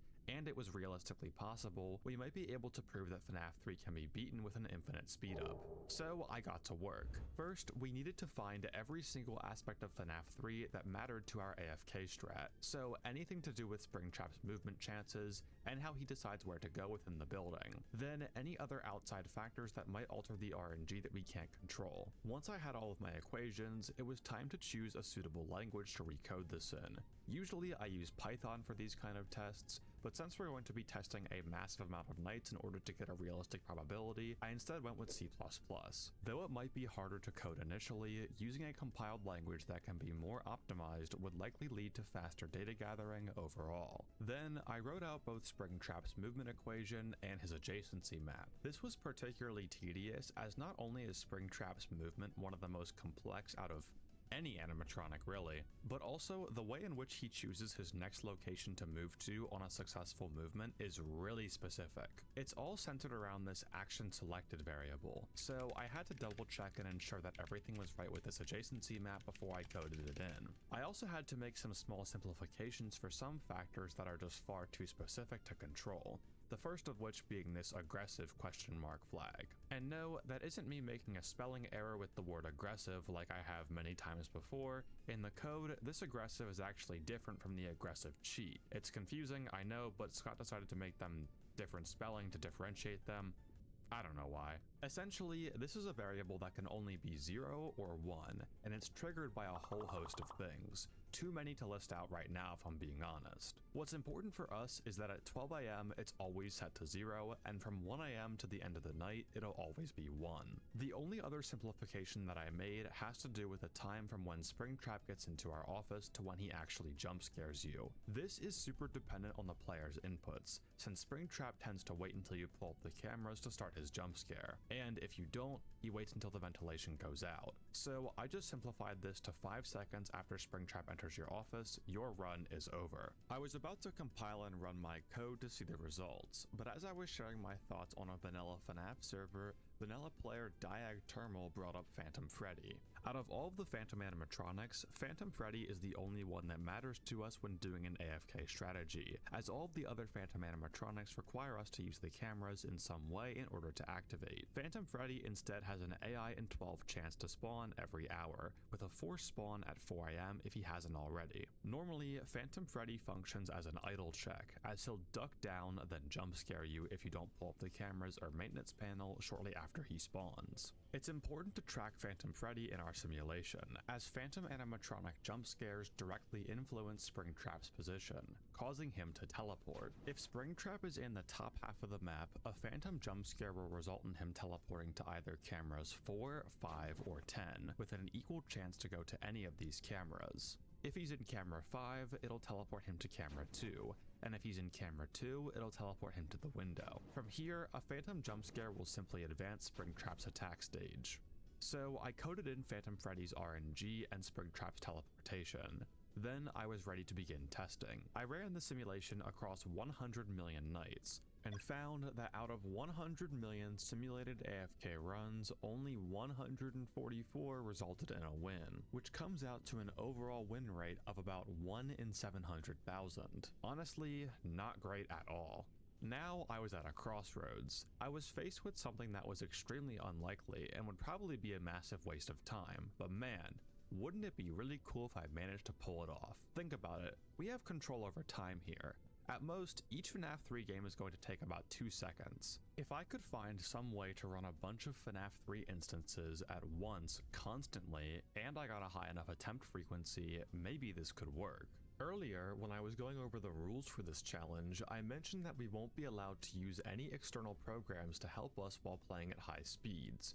But that doesn't mean we can't use any external programs to help us start the game extremely fast, then do nothing at all once we've entered the night. After all, the program isn't helping us play the game, just starting it. Knowing this, I realized that I could automate the process of grinding for this 1 in 710,000, and in order to do that, I had to construct the system. I wasn't going to waste any time that I could be spending on other challenges or other games by just watching FNAF 3 loop on my main computer. So I took a spare older computer that I had, hooked up some cheap monitors, and got to work. I now needed to figure out how to have this machine constantly running 24/7 in order to ensure that we get as many FNAF 3 attempts per day as possible. There were 2 ways of going about this. I could either design a separate program that automatically restarts a night upon death, or just add a condition to restart the night after dying within the game. For some reason, the second option didn't cross my mind until I had already spent 3 full hours coding a Python program to auto-detect the nightmare button on the screen, but adding in a restart was still far more reliable. I had already done this for the previous 2 games to avoid all of the menuing between runs. With how fast we were playing, the menuing would oftentimes take longer than the actual run, so I didn't see any problem with it here. It just goes to show that you should always consider all the possible solutions for a problem before you dive headfirst into the first one that comes to mind. Now I just needed to open as many FNAF 3 windows as possible, and an equal amount of cheat engine windows to ensure that every single FNAF 3 window was sped up to the highest degree. Now, once I started playing around with the speeds of FNAF 3, I noticed that the whole infinite speed thing might not exactly be true. I first noticed that any speed beyond 405 times resulted in a win the moment the night began. I'm not exactly sure why this happens, since I'm not an expert on the inner workings of Cheat Engine, but I think whatever keeps time within FNAF 3 reaches 6 AM before anything else in the game can even load in, resulting in an instant win every time. This wasn't the first time that I'd noticed some odd behavior from speed hacks and Cheat Engine. In FNAF 1, the power seemed suspiciously less strict at higher speeds. I was even able to leave the left door closed for the last bit of my 420 run and didn't even make it to stage 2 on the power out. Maybe that was just due to my inexperience at green running FNAF 1, since I wasn't really familiar with how much power you can save with the optimized strategies that I was using, but it's definitely possible that the Cheat Engine speed hack was somehow messing with some of the checks in these games. This means that technically all of the games are possible at an infinite speed, except for FNAF 2 for some reason. I guess Withered Foxy is immune to our time speed up powers. I don't know, man, this is getting more and more confusing. Regardless, even though we see the win screen, that's still kinda lame, because this is clearly unintended behavior. So instead, I just tried to find the highest possible speed multiplier that still caused the game to function as intended. From 405 times speed, I went down to 100 times speed, but that seemed to cause some weird behavior with the window animations in Phantom Freddy. Not really sure what's going on here, but it seems like Phantom Freddy isn't able to recognize that we're idle when the game is at this speed, so he never jump scares us. I kept going down to lower and lower speed multipliers to try and find the fastest possible speed where everyone still worked as intended, and eventually I landed on 25 times. Phantom Freddy seemed to always jump scare us if he spawned at this speed, and Springtrap had no issues getting to our office as well. So I set up the system with 15 instances of FNAF 3 and let it run. Because I had FNAF 3 set up to always restart the current frame after death, I knew that if I happened to walk by the system and one of the FNAF 3 windows made it to the menu, then we got a successful win. For extra insurance, I also edited my save file to only have 3 stars on the main menu, as you get the 4th star from beating Aggressive Nightmare. So if we saw a completed menu at any point, It'll be easy to find the winning run in the massive recording. I went upstairs to clean the house for a bit and came back down after about an hour, and to my surprise, a few of the games had already gotten winning runs. This seemed impossible, so I thought that maybe 25 times speed was still messing with some of the RNG elements within the game. So I went all the way down to 10 times speed, left for another hour, and again, there were still a few games with wins. It seemed that even if I decreased the speed, the win rate was still unreasonably high, so I decided to do another experiment, running only one instance on the system for a full 24 hours, and when I came back, it hadn't gotten a win. So perhaps part of the odd behavior was from Cheat Engine, but I think having 15 total games along with 15 Cheat Engine windows running on your computer at the same time was going to cause things to lag a bit, and I think that lag was what was leading to a higher win rate. To fix this, I kept closing windows until I found the highest amount of windows that I could run at the same time without my computer lagging at all, settling on 6. Now I just had to let the system run and see what would happen, and after about 30 hours, we had ourselves a full AFK win of Aggressive Nightmare Mode, proving that FNAF 3 can in fact be beaten at an infinite speed. Now, is this perfect proof? Honestly, I'm not sure. This seems very system dependent with how Cheat Engine and system lag can cause unintended behavior, and 30 hours was definitely faster than I expected for having only 6 instances. Though I think regardless, it's safe to assume that FNAF 3 is possible at an infinite speed. Even though we weren't able to get a true test without the jank of high speeds on Cheat Engine, by running some quick numbers, I think it's more than reasonable. Considering that the C++ simulation gave this night roughly a 1 in 700,000 win rate, and that the system is capable of running 15 instances of FNAF 3 at once, 24/7, we can get an estimated time of how long this would realistically take, assuming we didn't have any unintended behavior. On average, a sped up FNAF 3 night is about 5 seconds long, which means per FNAF 3 window, we'd be getting approximately 17,280 runs per window per day. Multiplying that by 15, and that's 259,000 attempts per day in total. This means that just after 1 day of running the system, the chance of us encountering a winning run would be about 30%. 1 more day and we're up to 52%. 3 days, 66%. By a week, we'd have over a 92% chance of getting a winning run. So even if Cheat Engine had a perfect speed up that didn't affect the game at all outside of the speed, I think it would still be reasonable to come to the conclusion that FNAF 3 can be beaten with an infinite speed multiplier. And don't worry, I'm sure the system will return for a future video. I'm not done with insane FNAF 3 RNG just yet. With that said, I hope you guys enjoyed part 1 of this video. I know I haven't done a 2-parter since the Worst Luck series, but this video was in a bit of a weird spot with these first 3 games, and I think all of the jank that we encountered in this video was more than enough for a full video. Within the next 1 to 3 videos, I'll have part 2 up covering the next 4 FNAF games, so I hope to see you guys there. Sorry that it took so long to get this video out. I've been trying to balance this video with a different challenge that's much more on the It's Hopeless Pursuit. That's what the video is. But I'm trying to think. What's a good game that we could, or a good video?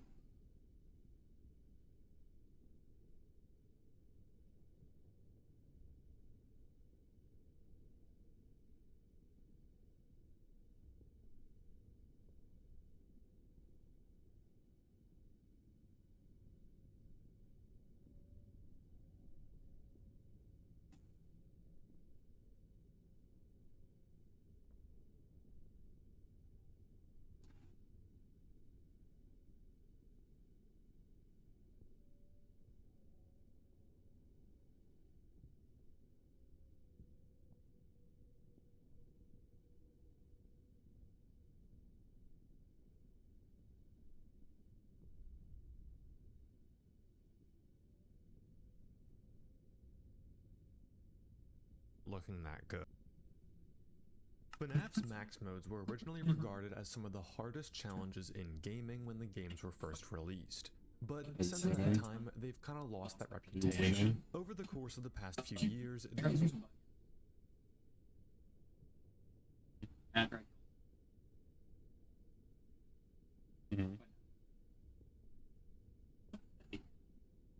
once insane challenges have now been regulated to mere stepping stones for beginners when starting out in the FNAF Max Mode community. We've seen these beaten with insane percentages of power remaining, multiple of them beaten at once, or even on this channel, beaten all in a row in sequence without dying in the FNAF lock. So today, I've once again found another way to make these max modes even more challenging. In the FNAF lock, I took the traditional rules from a Pokemon Nuzlocke and applied them to these max modes, essentially creating a max mode gauntlet, where I had to go through each and every max mode from the first 6 FNAF games in sequence without dying a single time. And if I did happen to make a mistake, I'd have to go all the way back to the beginning. But since then, I've improved drastically as a player, and I think it's time that we up the stakes a bit. And maybe, this time, why not bring a friend to suffer with us? This is the FNAF Lock Soul Link.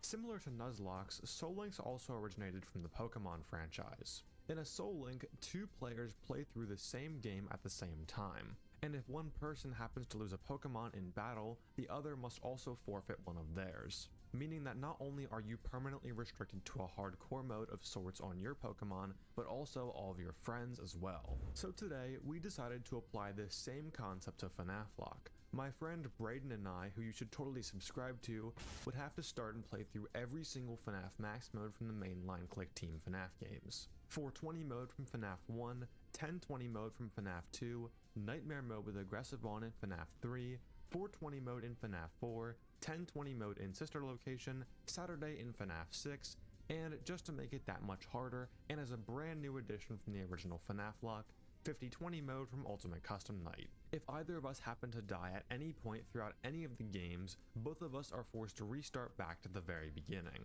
But before we even started attempting this challenge, we first had to figure out the optimal order to play the games in. You see, unlike traditional gauntlet challenges like the FNAC gauntlet, where the player is forced to play the games in a certain order, usually in release order, part of the FNAF Lock experience is figuring out which order of games is best for you.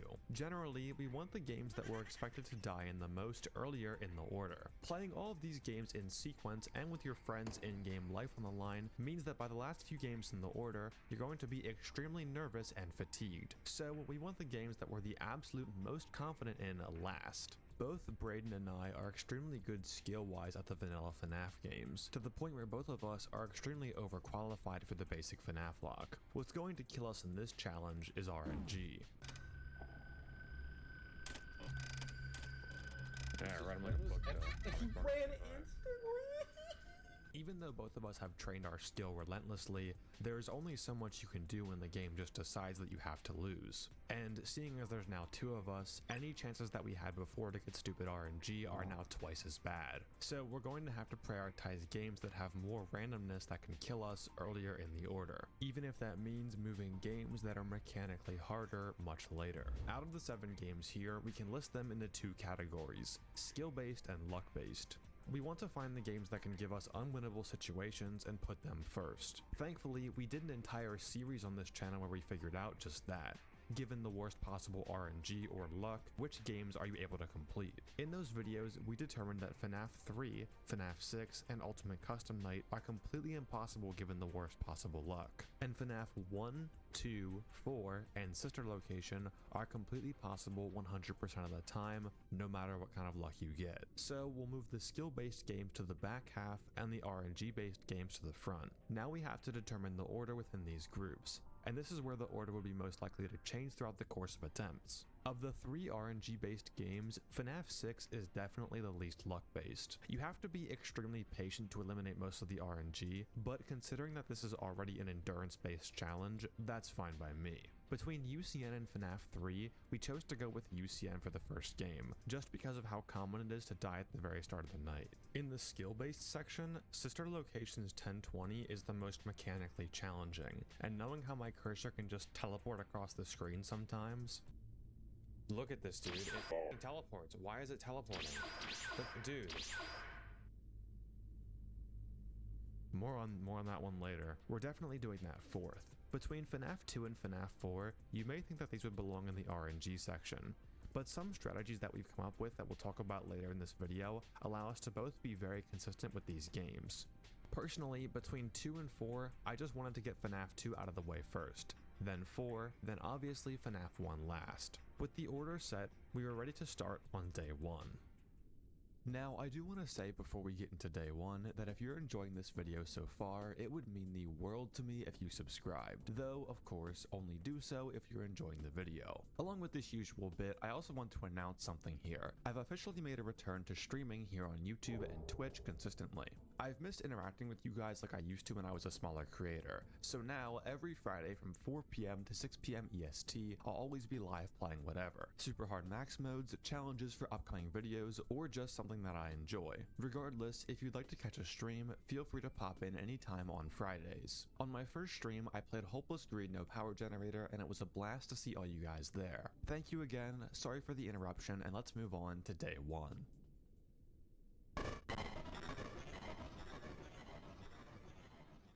Starting off on day 1, signs for this challenge were actually looking pretty good. We were running UCN first into FNAF 6, then into FNAF 3. Now, knowing how bad FNAF 3 was in the original FNAF lock, taking up nearly 81% of the total playtime, you may be a bit confused as to why we're playing it third in our order. The way that we have this laid out, FNAF 3 would be considered the least RNG of the first 3 games. Well, we decided to bend the rules a bit compared to the original FNAF lock. In the original FNAF lock, there was a strategy that was explicitly banned for FNAF 3 called the FGP strategy. This strategy works to reduce some of the unwinnable RNG that Springtrap can give you by stalling him in the office using camera flips. I've explained this strategy many times before on this channel, so here's a short summary. Basically, there aren't any natural ventilation errors in Night 6, unlike every other night. And because Springtrap can only progress through his attack stages when either the cameras are up, the maintenance panel is up, or when the screen fades to black when the ventilation goes out, we can keep Springtrap stalled right behind us once he gets in our office. However, even though we don't have any naturally occurring ventilation errors, we still have an idle timer that prevents us from just sitting in the office. If you don't pull up the maintenance panel or cameras for around 10 seconds, then wait another 20 seconds, the ventilation will go out regardless. As long as you have no more than 10 seconds between camera flips, the ventilation won't go out. However, you only have 1 cumulative second in the cameras before Springtrap has a chance to jump scare you, meaning you want to flip as fast as possible, as every flip you do adds however many frames you were in the cameras to Springtrap's counter.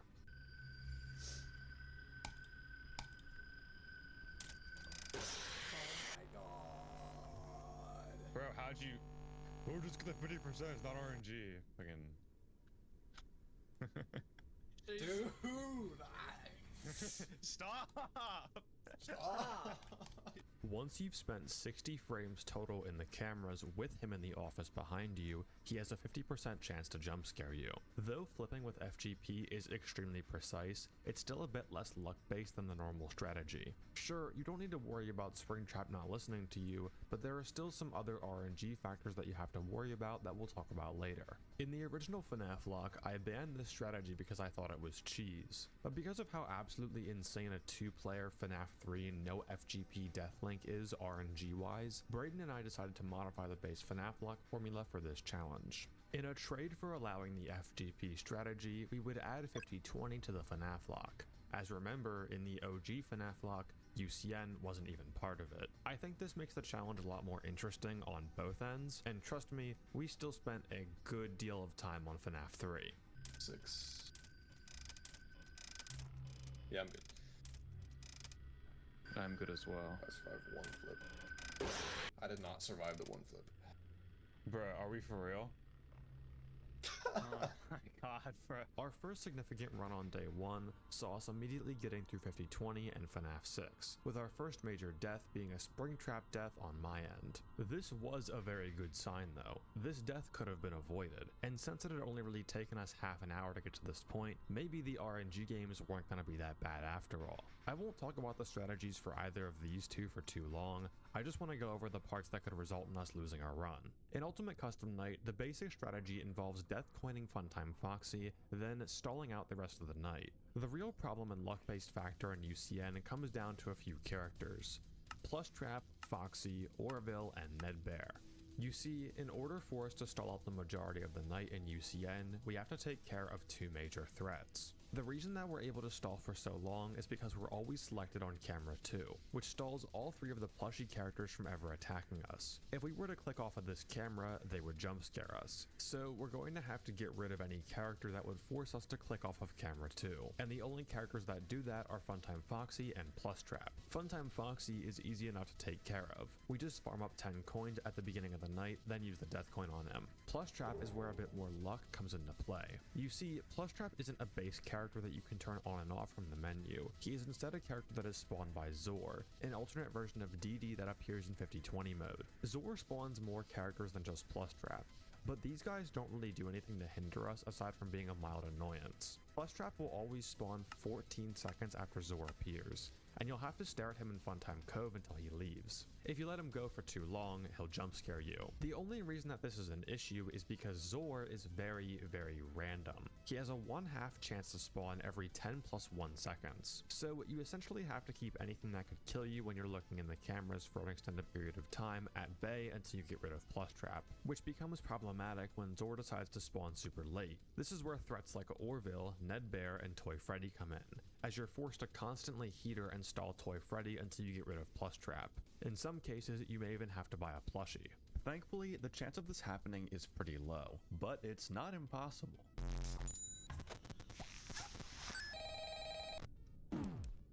My Zor's being fat. 31 probably. Nope, 41. Same. Still nothing. You same. What the f is this? Like, This it is, you have to. hey, bro, I'm not even 51. Dude, not- it's still not spawned. Is yours also not what the? This is a world record. What the fuck? No. Dude, hold on. There's no way. Okay, Dude, it's still not. What is happening? What is it for you? What is it for you? No fucking way. Still not. Oh my god! Thank you for depositing 5 Toy Freddy's dead, but like. I kept him alive. Oh my god. Okay, Yeah. so that was. We gotta run this back. That was a 111 for me and a 141 for you, no? Yeah. Okay, so what is that? So that's 2 to the power of 15. No way. That's crazy. Bro, what? Oh my god. That's I think that's the insane. latest XOR I've had in general, and we just got it like. That's crazy. Dude. Aside from extremely rare flukes like that, Ultimate Custom Night is definitely the game that gives us the most opportunity to improve our odds by playing skillfully. And considering that both of us have crazy experience with UCN, whether it be modded UCN in my case, or just doing crazy things in vanilla UCN in Braden's case,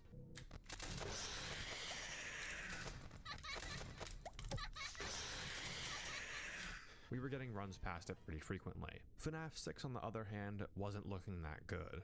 Even though both Braden and I have done some crazy things in FNAF, FNAF 6 is definitely the game that we were both the least practiced on. Mainly because FNAF 6's night sections are just honestly really boring. You can't tell me you'd ever willingly get on your computer and think, man, now's as good of a time as ever for some Saturday runs. The general issue for FNAF 6 came down to getting pincered. The strategy for FNAF 6 is one of the simplest of all the games, but that doesn't mean it's 100% consistent. The most important thing to know about FNAF 6 is how the flashlight works. We do have tools that we can use, but your flashlight and ears are far and away your best means of defense. There are 4 animatronics in FNAF 6, and they all behave pretty much identically, with random movements around the building that are skewed towards your office. Once they enter a room next to you or a vent next to you, you'll hear a sound cue depending on how close they are. This is your cue to whip around and shine your flashlight down that vent. No matter what, an animatronic cannot progress towards you if you're facing them. However, you can't flash both vents at once, so sometimes someone will sneak up behind you. From here, you're at the mercy of RNG, but you can mitigate it a bit. The fan, terminal, and any noises you make doing tasks will add noise to a noise meter. Depending on how much noise you're making, the likelihood of an animatronic hearing you and then jump scaring you increases. So the idea here is to make as little noise as possible whenever an animatronic gets in close. This has another hidden benefit. With both the fan and terminal off, the strength of your flashlight will increase. Normally, animatronics are sent back to this middle square here when cleared with the flashlight, but with nothing on, they are sent all the way back to this corner. This also increases the range of your flashlight, with you now gaining the ability to clear animatronics from both the adjacent vent and the room next to it. This flashlight mechanic will be the backbone for our strategy. We're going to stall out for as long as possible while making noise when doing tasks. Then, once a task is finished, turn everything off and clear any animatronics in the hallways by waiting 4 seconds on each vent, as animatronics are cleared on 4-second intervals. This will send them back pretty far, so we just have to hope they don't come back fast enough while we're still doing a task. The issue with this comes down to when you get caught mid-task and don't even hear anyone. Supply tasks and maintenance tasks are easy enough, but advertising tasks were what was often getting Braden and I killed. These tasks take up the most time, but much more importantly, make a ton of noise when completing them. And I don't mean noise as in the in-game noise value, as they still add less than either the fan or the terminal. I mean noise in the sense of trying to hear any animatronics within the vents. No, I didn't hear anything. Some of the vent sounds the animatronics make are extremely quiet, and they can very easily sneak up on you while you're mid-advertising task. Even though FNAF 6 was bad, we were starting to wonder if putting FNAF 3 third was even really a good choice here. 6 seemed to be a minor roadblock, but FNAF 3 was a straight up wall. Even with the FGP strategy, there's still a good bit of RNG in FNAF 3. You see, in order for the FGP strategy to work, you not only need to flip fast and, if Springtrap enters too early, get reasonably lucky, but also you have to get rid of Phantom Freddy. Phantom Freddy works as another idle check in FNAF 3. When he appears and you're not in the monitor or maintenance panel for around 3 seconds, he'll jump scare you. Since we're stalling out Springtrap for roughly 10 seconds at a time, this would mess up our stalling a good deal. Thankfully, we are able to get rid of him. Once any Phantom animatronic jump scares you in FNAF 3, they won't show up for the rest of the night. So if we can bait Phantom Freddy into jump scaring us, we'll be able to stall out much longer. The only problem with this is that Phantom Freddy spawning is RNG, as on night 6, he has a 7 in 12 chance to do so on every hour change and a forced spawn at 4 AM. For this reason, sometimes we get too far into the night to be able to comfortably tank a Phantom Freddy jump scare, as getting jump scared by a Phantom causes Springtrap to be teleported forward. Point being, even with FGP, FNAF 3 was starting to be a literal nightmare. Regardless of where we put it in the order, we had been playing for an hour and 30 minutes and still hadn't gotten one single FNAF 3 win. It was so bad, in fact, that we were even considering putting it first in the order. Ran instant. See, bro? FGP doesn't even matter. Like, we do no FGP, same shit. Like, Dude, since when was FGP this hard? see, the IQ play here is to do FNAF 3 before UCM. Honestly.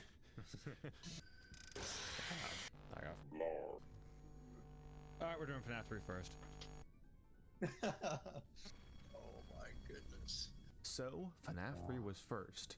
In theory, with the most luck-based game out of the way, right away, we should be able to actually make something happen. So, let's see.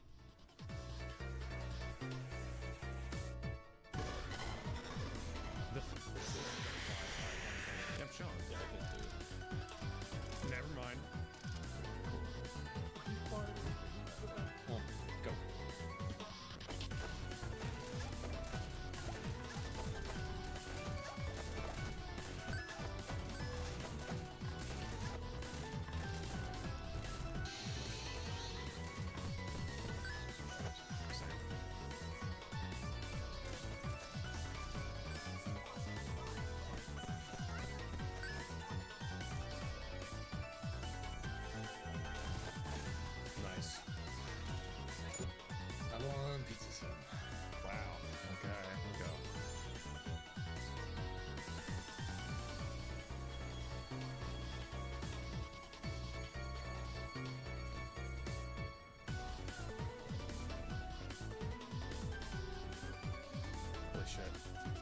in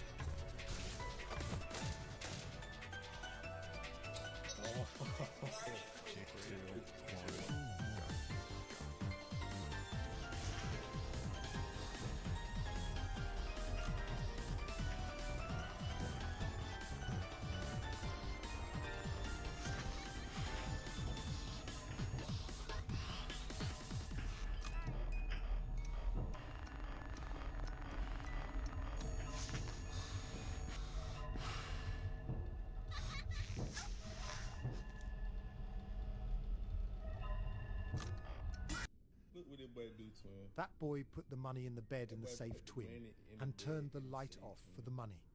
And turn the light off for the money. Are we for real? What the? Yo, how'd you die? Wait, excuse me.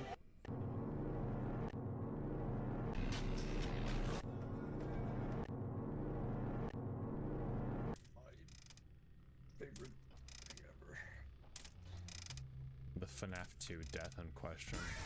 Dude, if we die past, like, sister location. Dude, I might. I'm fucking FNAF 2. I'm so -7 brain that I can't play it normally anymore. As per classic FNAF lock tradition, there is always some complete nonsense that happens in FNAF 2.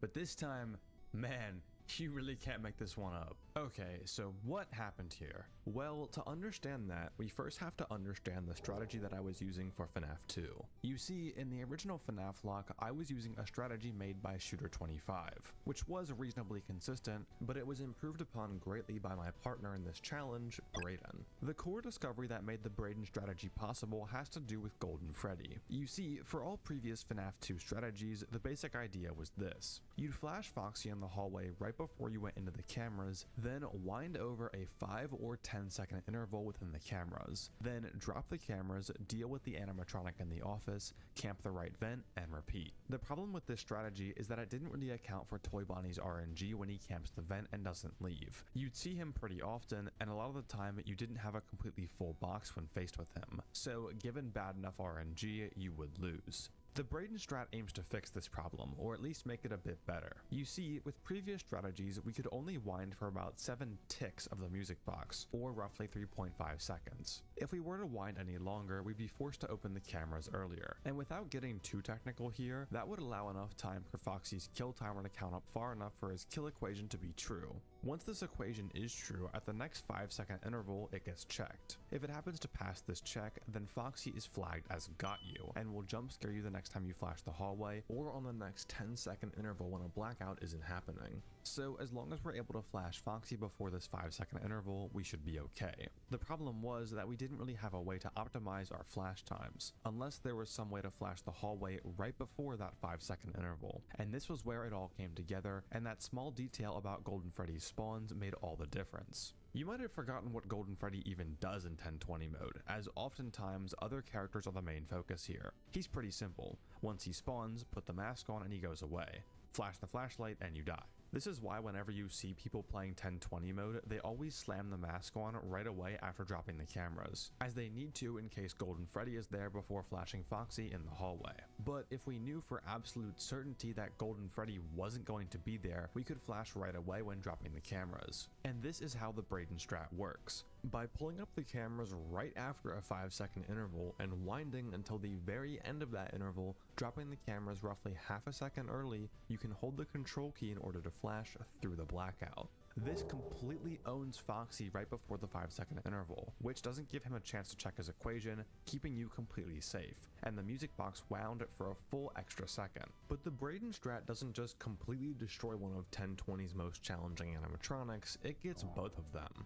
By keeping the mask on until the next 5-second interval once you drop the cameras, Mangle, Toy Chica, and Balloon Boy will never appear in the vent, meaning we only have to worry about Toy Bonnie. Now, once the blackout is done, go over and hold the right vent light. If Toy Bonnie isn't already there, this will stall his movement into the vent. Basically, once Toy Bonnie is in the camera right before the vent opening, he has a 500 frame counter that begins counting down. If you happen to have the vent light on when this counter reaches 0, Toy Bonnie is stalled and is unable to move into the vent opening. Because this counter is 500 frames, it will always reach 0 on the intervals of 3.33 or 8.33. So as long as you have the light on over this interval, it will stall him. The reason that this is important is it will now always force Toy Bonnie to enter the vent while a blackout is happening, which gives him a 1 in 3 chance to leave on his own every second.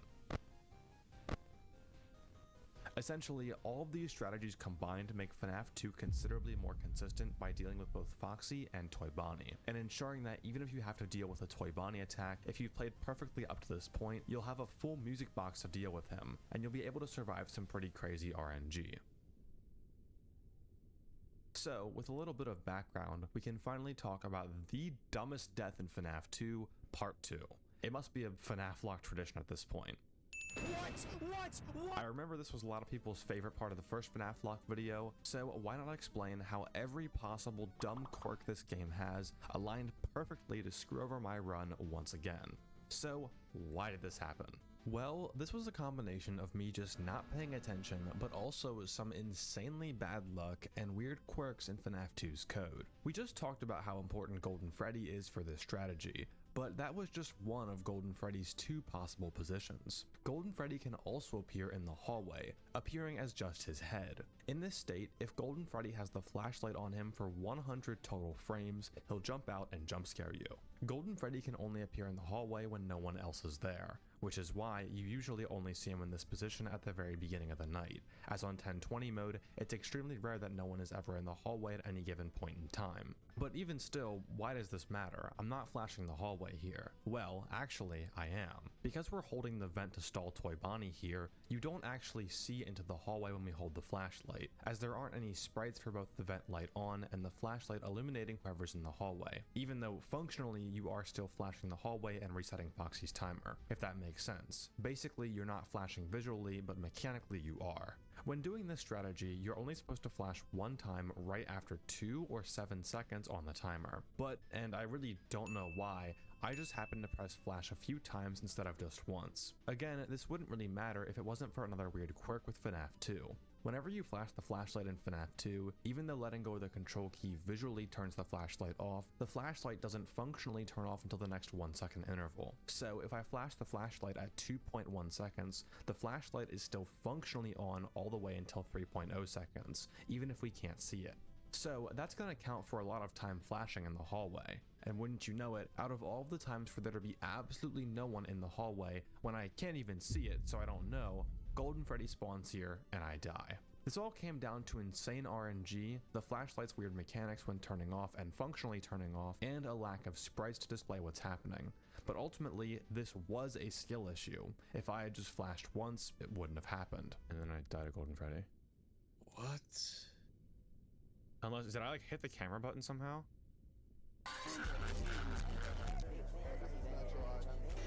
The only way that's possible is if Golden Freddy was in the hallway and I flashed him, and then hallway was like static, I'm pretty sure. Because oh, you know what? I'm flashing it while the light's on. I don't know who's in the hallway. Oh, you hold it? No, I don't hold it. I like tap it every now and then. I probably held it when I was going up. Yeah, because tapping, remember, the flashlight turns off at 1 second intervals, so it runs it up even when it's not on. Technically, all that when you're not holding it. That's exactly what happened. So you think Foxy wasn't there? What the f is the chance of that? No one was in the hall, and you couldn't see that you were tapping it, so it was. Oh my goodness, that sucks. That's insane. Wow, bro. So, if you are doing the Brayden strat, do not, and I repeat, do not flash more than once. Flash at 2 or 7, and that's it. Aside from how stupid this death was, it did prove one thing. Putting FNAF 3 first in the order was definitely a good choice. Within 20 minutes of playtime after this order change, we'd already made leaps and bounds to basically 5 AM on game 5 of 7. and it proved that RNG was truly what was holding us back here. I didn't even get a chance to mention Sister Locations 1020 mode because we both just first tried it. The way that things were looking, if we could at least get one run past the RNG games per day, we should be able to close this out in around 2 to 3 days. It was getting late, so we decided to stop for the day. Even though I died, Braden did go on to finish out his run, with his official first FNAF lock plus UCN win. Morning, Bones. Dude, shut the f up.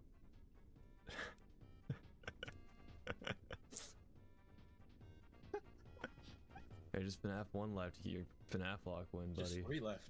There's my FNAF lock. My fault. Yeah, No, he's going to get his own personal I win. would not hear. Oh my god. Well, you done FGP. Actually, no, you didn't. You didn't use FGP. Wait, you didn't use FGP, did you? Wait, really?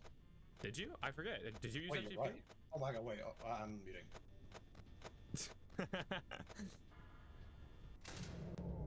Dude, I can't lie. My nerves shot up 10 times when you said I didn't know FGP. Well, there's a good chance my power's gonna go up because of it. I have never locked in more. Hey, my power may cut out in the middle of With this. an honestly very solid personal best on day 1, it was time to move Alright, on to day 2. If that's the case, let's fucking hurry up.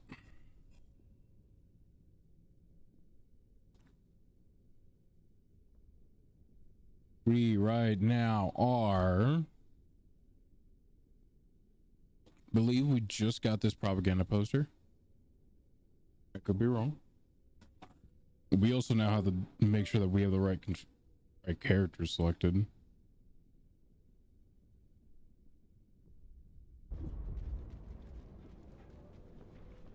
Yes. Okay, so as of right now,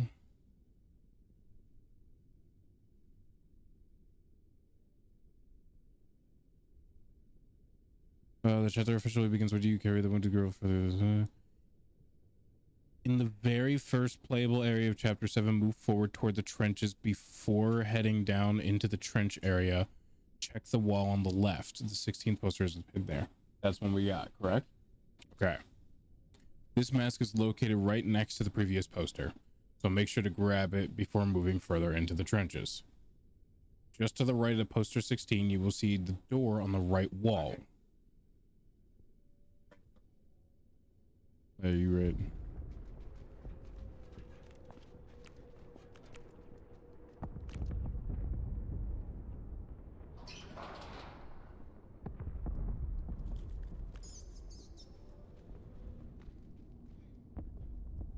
Oh my god, is that a fucking plane?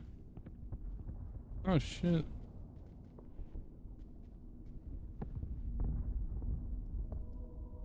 Put your crown back on. Put your crown back on. Be that one. I don't care. Then be the bird. I don't care. Then why aren't you the bird? I'm not the... I am actively not the bird. Let me see what's next. Oh, you're fine. After grabbing the previous mask, return to the poster area and head straight down into the trenches. Follow the path where you witness 3 soldiers eliminate themselves. In other words, watch 3 soldiers kill them. After passing the 3rd soldier, stay close to the right side of the trench. Look for a narrow gap in the wall you can squeeze through. Okay. Easy as shit.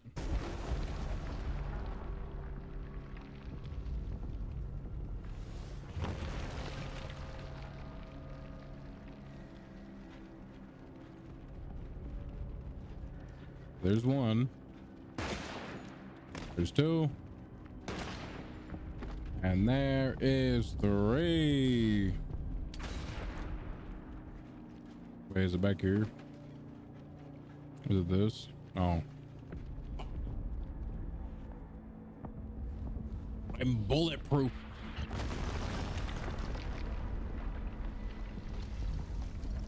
I'm actually kind of surprised we missed that one. This.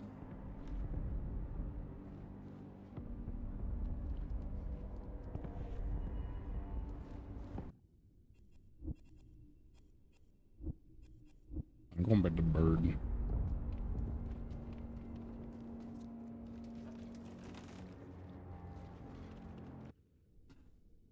All right. The last hidden statue, the mask, and secret number 4. The previous mask moved forward to until. Oh, wait, it's just this. Okay.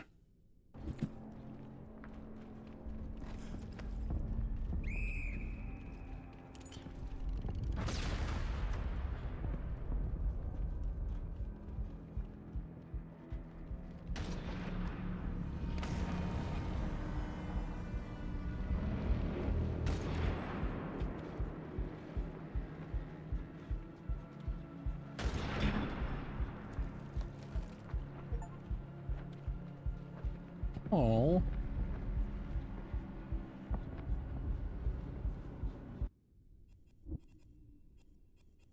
I guess it was here. So, what are these two? Won't be fish.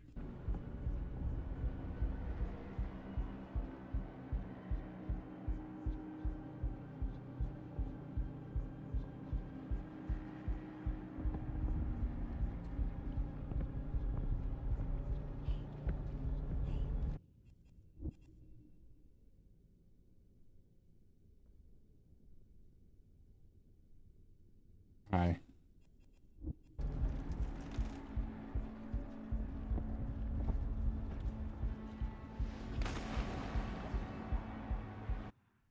Hold on, wait, there was.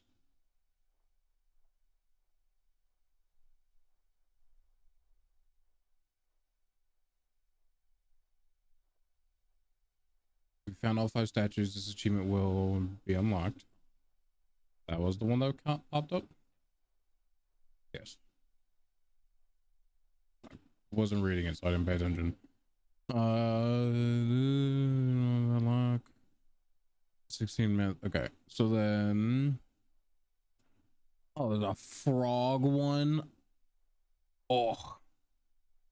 After the intense chase with the giant sheep, you will arrive in at a bunker and descend at a very long ladder. As long as you reach the bottom of the ladder and exit, move toward the bottom of the screen, look toward the camera, follow this path, and then find a 617th poster. Okay. So, get into a chase sequence.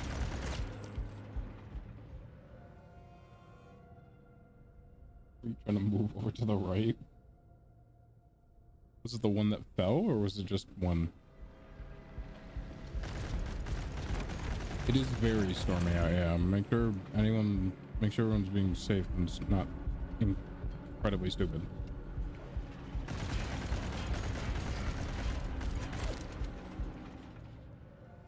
You went with the last 2 bullets in his gun. I was hoping it was gonna just fire it. And then the one bullet went. I'm pretty confident he wouldn't have ended up doing that, but hey, it's probably fine. Really, the one bullet towards me, and then.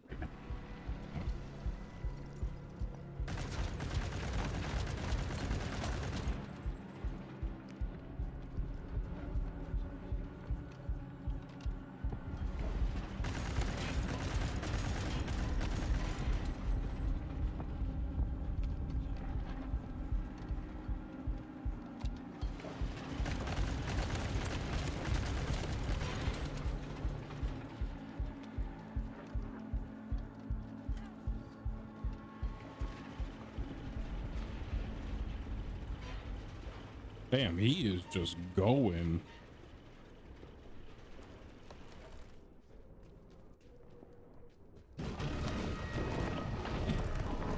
Okay, so it's after this.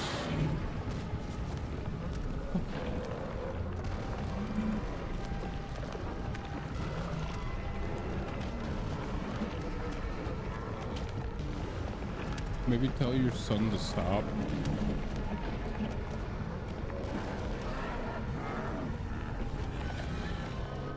But I'd rather him not.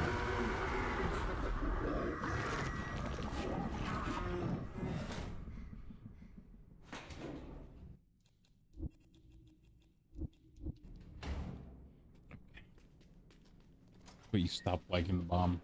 It's alright, but like.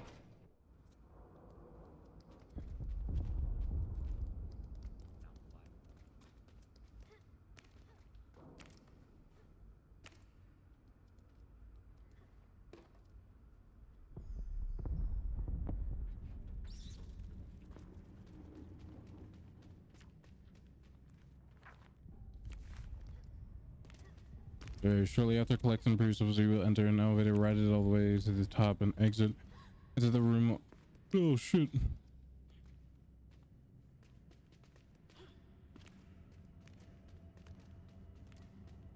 Enter the room on the right, the operating room. Go to the far right side.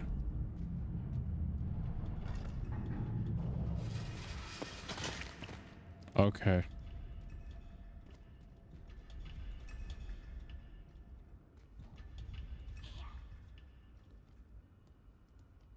Raining. Hey.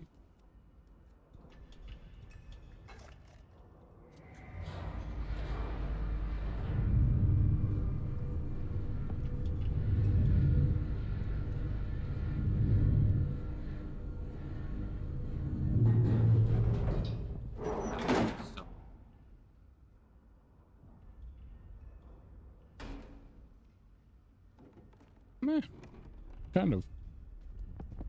Still looks like the girl from The Ring.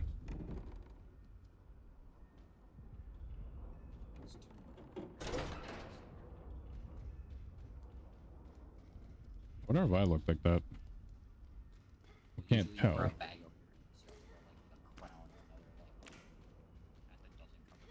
It would have to be the crown.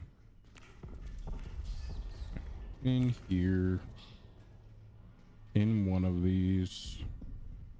Okay. I think it's under the desk we go? Or under the table right here? Yes. It's a frog.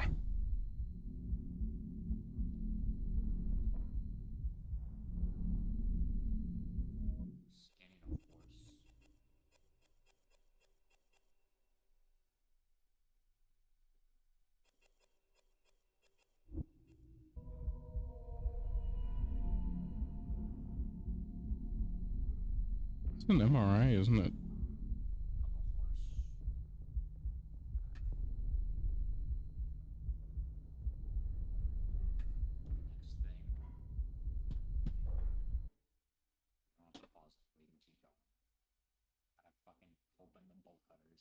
I have to pause it every time.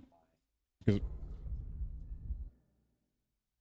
if I try and alt tab, that does that. And then if I unpause, it breaks my mouse down here again. So I can't. This is how the game is not prioritized. This is the final call from the final requirement to unlock the secret ending at the end of the game. The explosion. After using the bolt cutters to pass the corridor with exploding soldiers. I'm assuming this. Wait for the soldier in the back right corner to explode, blowing the yeah. Proceed to the next corridor and run past the soldiers on the beds. As soon as you take a right turn, a wall behind you will explode and a wheelchair will be pushed toward you. Turn around immediately and enter the newly opened hole in the wall.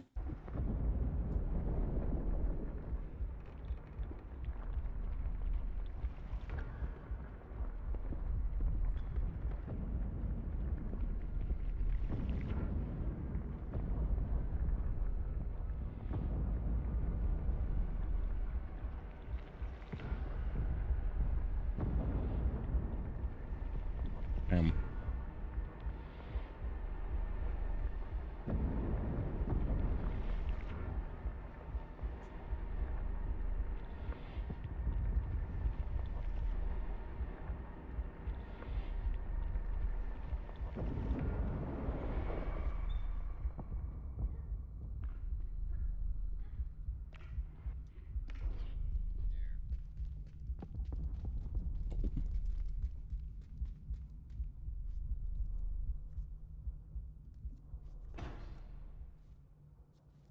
Is it this way? Is it this way?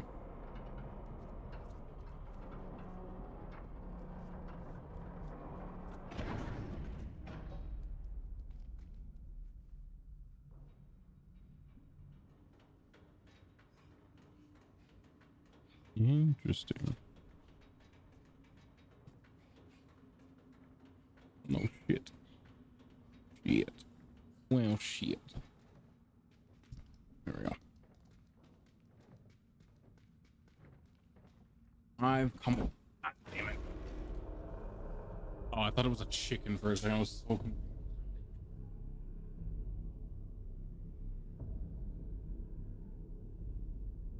We've seen one of everyone, except for you, but the one that technically represents you is the rabbit. Yes. That should have been the fifth. There's an achievement for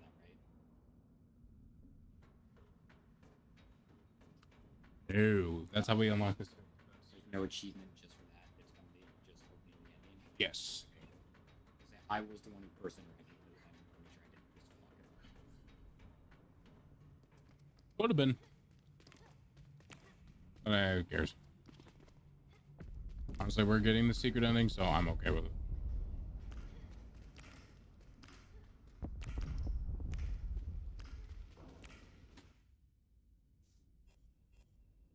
Okay, so now we're on chapter 8. I'm gonna go quickly get my dogs. Make sure